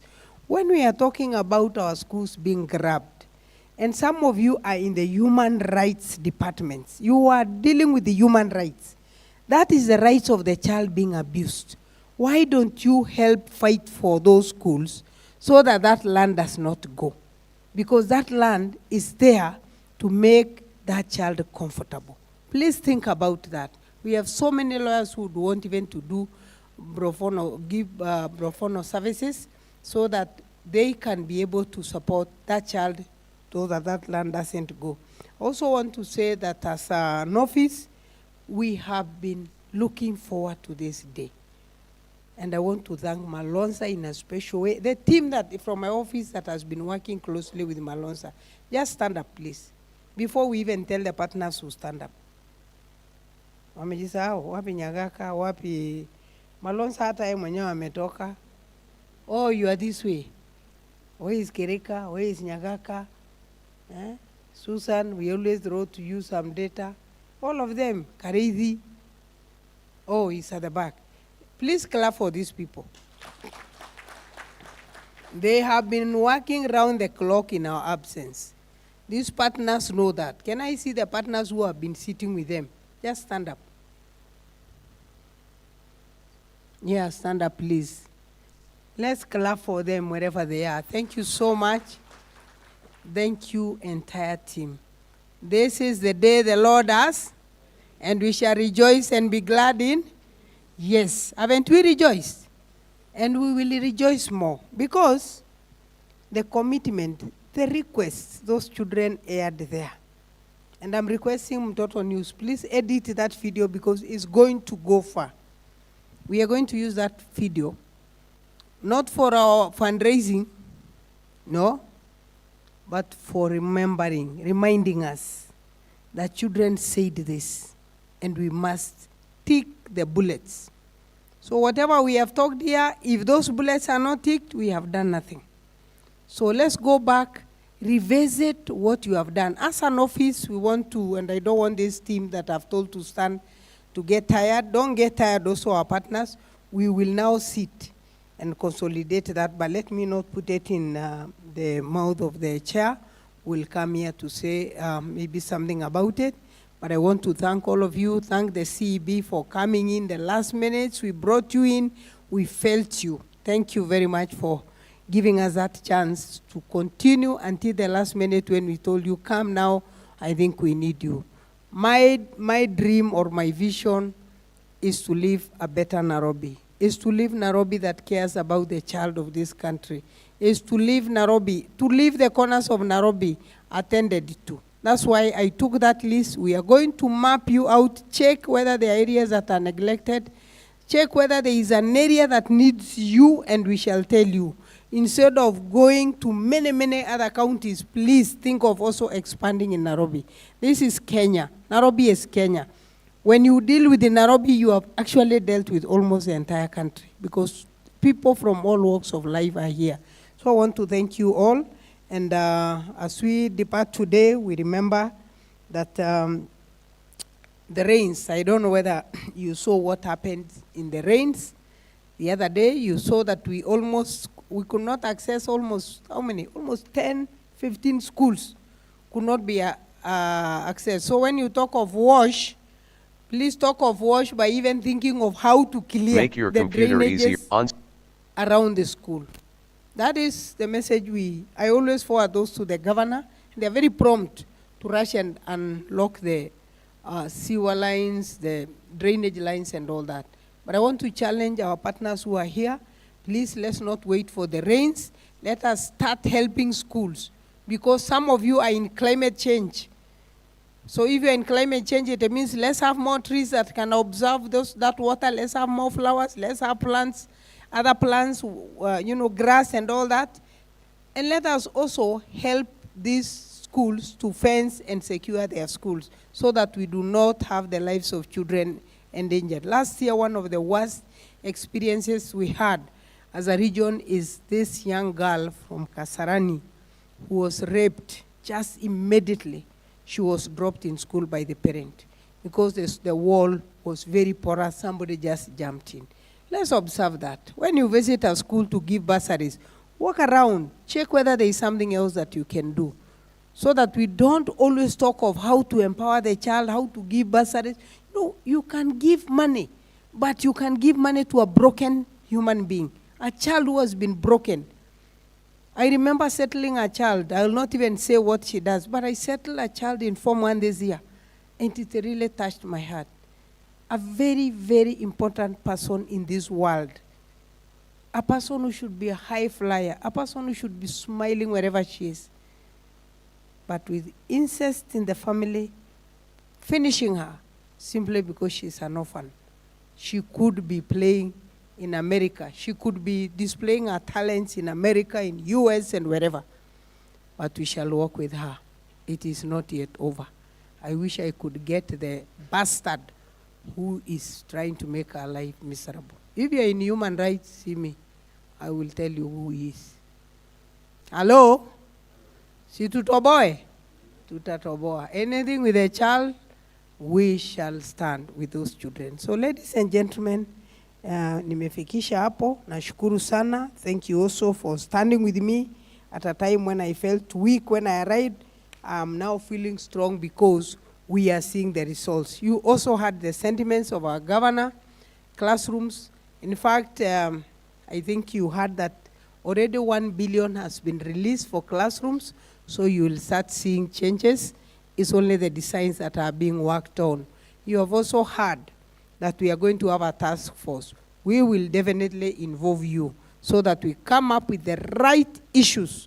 What you have written here, we are going to make use of them as we draw the TORs so that we can make Nairobi work. Na tumesema, Nairobi, lazima ifanye nini? You work. With those many remarks, it's now my pleasure to invite, sir, before I invite you to invite, I don't know who the representative of the Office of the President is, to make very brief remark and invite our chair. Somebody please to come and conclude for us from that office.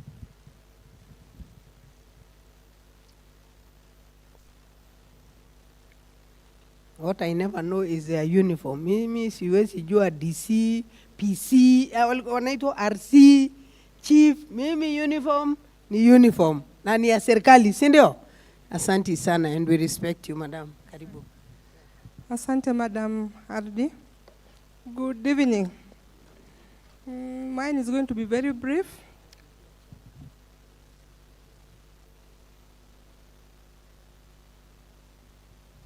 So I've said my remarks are going to be very brief. I just want to say that this was a forum that has brought all of us here because we have a purpose, and the purpose is our kids and our schools. Otherwise, we just want to say thank you for your time. Since morning we've been here. We want also to say that God bless us for today, and we hope that whatever we've discussed today and the commitments we've said, we are going to work and live upon on them. As I've said, mine is short, and I know everybody is now very tired. I'm just here to welcome our chairman to come over and help close the mkutano. Tafadhali wa chairman RD. Tumpunge makofi. Asante.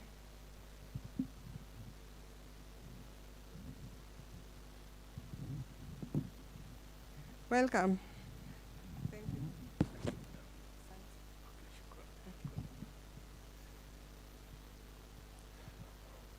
Good afternoon, everyone. Hello? You are still there? Sure? A lot? All right. Allow me to thank all of you, first of all, for persevering, sitting down all this long. It's been a long day for all of us. But when I see all these colors, yellow, in the morning we painted the whole room yellow, but I can see some spots of yellow here and there mingled with the red, suggesting that there are people who are still within the building. So can I say, you give yourself a clap of hands, please. Thank you very much. So, Madam Aradi, the TSC director, our CB members, Kesha, KEPSA, our stakeholders, head teachers present, private schools, representatives, Parent Teachers Association, and our invited guests, good evening. Yeah, it gives me great pleasure to have seen this day come to a reality. As I said in the morning, we started dreaming about this day almost 2 years ago. And allow me to thank in absentia World Vision, who brought us together and financed our meeting and thinking. The idea was really to get all of us to work together.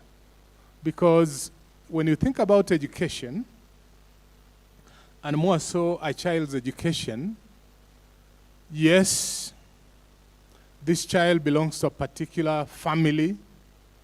Yes, this child belongs to a particular community.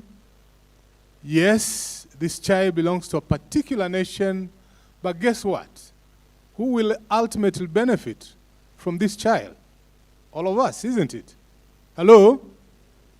All of us are beneficiaries, isn't it? Yeah? You are here today, perhaps not serving the interests of your family. Or are you? Hello? You are here today serving the greater interest of the nation. This is why you are here, isn't it? And so is every one of us. So how much perhaps is the family or community gaining out of this? The answer is probably none. So when we're investing in a child, may we always remember that we're investing in posterity. And as Madam Aradi has rightly argued, if we can successfully navigate this transition and pass on the baton of leadership and baton of excellency to our children, then we can now begin thinking of a secure country. Imagine, for a moment, a nation where every child able to go to school doesn't go to school. The question will be, what will they be doing and where will they end up being? Hello? Where do they go?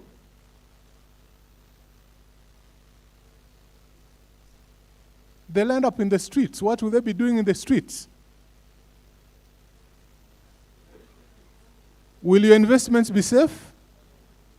Will your family, immediate family members be safe? So, I like reading other people's sayings. This is a gentleman by the name Booker. Booker T. Washington has argued that if you want to lift yourself up, lift up someone else. Hello? You want to lift yourself up? Ensure yourself by lifting up what? Somebody else.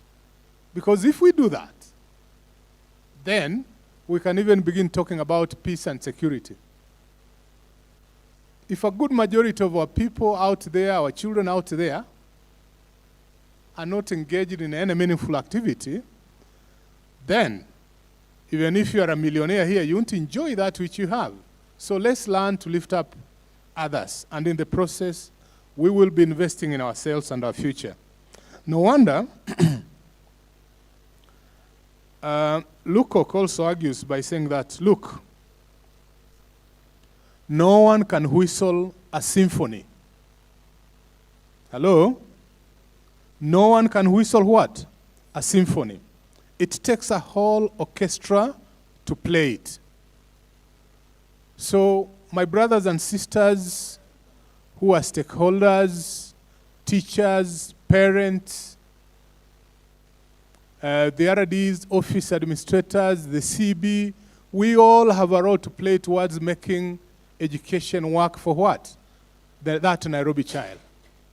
And if we can only give that little contribution that we are capable of giving, then guess what?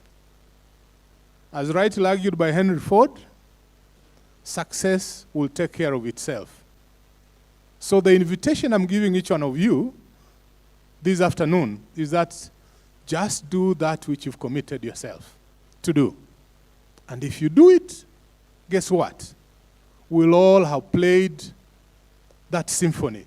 We'll all have become that orchestra. And once you become that orchestra and play the symphony, guess what? That who we want to succeed in life, that is the Nairobi child, will have succeeded in life. And once that child succeeds, then we can only begin now thinking about a secure future. We can now successfully argue that we passed on the baton to our children for posterity. You can now retire, you go home, sit and rest, knowing that the future is secure. So allow me, therefore, to first of all thank all of you, the groups and the commitments that you've made. We are going to document them. And as you heard, the CS Education did mention that is forming a task force, that we as a CB will be represented as well as others. We will, of course, be documenting this and writing a beautiful document, and thanks partners who have indicated that you can help us put up a good document. We are going to put this document. We will circulate it. Hello? We are going to share these sentiments with all of you or your leadership so that they can be that guideline. They can be that map that guides the pathways we want to take. And once we circulate it, I want to assure you that we will sit down soon, very soon, I don't know how soon, but very soon, to work out a schedule of implementation. And in the schedule of implementation, we will want to see when each one of you will be delivering on their commitments. Remember, the CS this morning said that he will be reviewing the progress within a space of what? 1 year. So we want, when we next meet, I'm not sure whether it will be here or elsewhere, we'll all have something good to talk about, each one of you or each one of the groups represented here today, and the input and the commitments they've been able to put in. In other words, management does teach us that if you want to implement change, then you must learn to celebrate, first of all recognize, and then celebrate that change.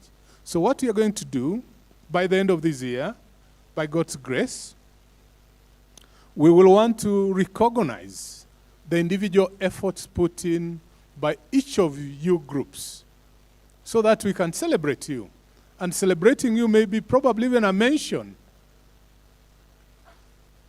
a congratulatory message to you.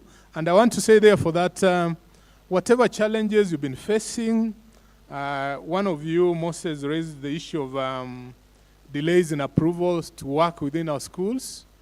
Allow me to say that we are getting our acts together. And as we get our acts together, this will be a thing of the past.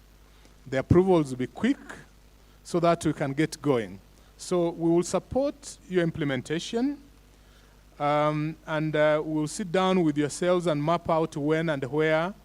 Of course, appreciating the fact that many players are putting their resources and will be coming in to put their resources together towards implementation.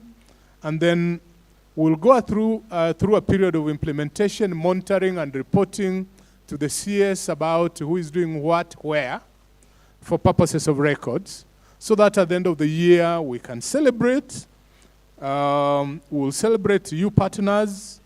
But again, as I said this morning, we are going to celebrate those schools that seems to be learning from and appreciating the inputs that you're giving, so that together we can build what we call a performance-oriented culture. Remember, 844 is over now. The issue of schools celebrating over exam performance is a forgone thing now.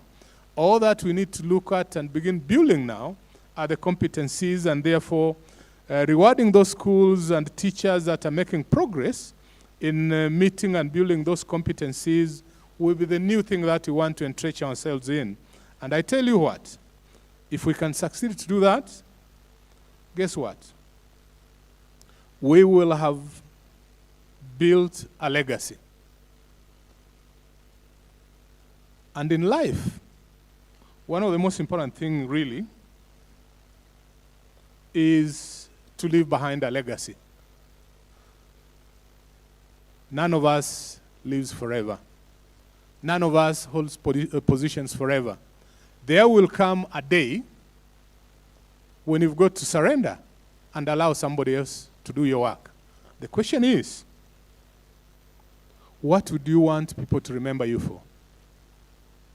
This is a God-given opportunity. It is accountable to God. Is accountable to those who have entrusted you with that responsibility. It's accountable to yourself when you wake up in the morning to go and do those things that you are asked to do. So let's create a legacy so that when it comes to exiting the office, we leave the offices with our heads high, because in our minds, we've done the utmost. So without much ado, this is a very beautiful day that has been. We thank you all for your contributions. We thank you all for the ideas that you put forward. Of course, it's been argued that it is not the resources that build a nation. What builds a nation are the ideas of its people, and more so, those ideas that are owned by its people. So thank you for owning up to these ideas. We welcome them as a CB. We'll make use of them. We are going to work with yourselves. And in the end, we all want to create that legacy. God bless you all. Thank you very much. Allow me, Chairman, to now invite Mr. Kenywa, the Principal SDA Karura, to kindly offer a word of prayer. Bwana Kenywa.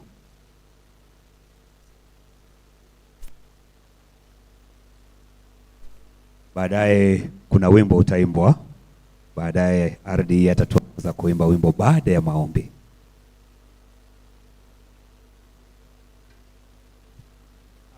Ladies and gentlemen, let us be upstanding so that we can close with a word of prayer.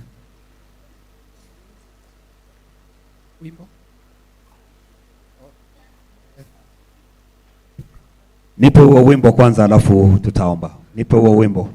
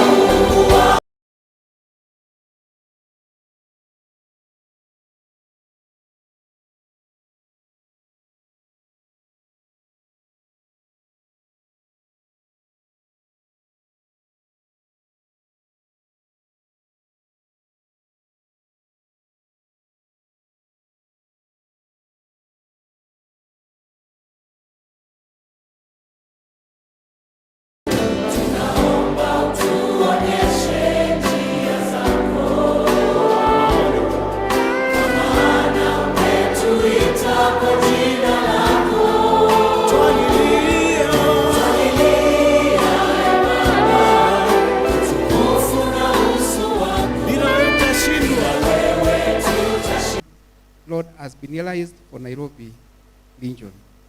We thank you because through their leadership and the leadership of the chair of the County Education Board, Lord, you have brought your servants today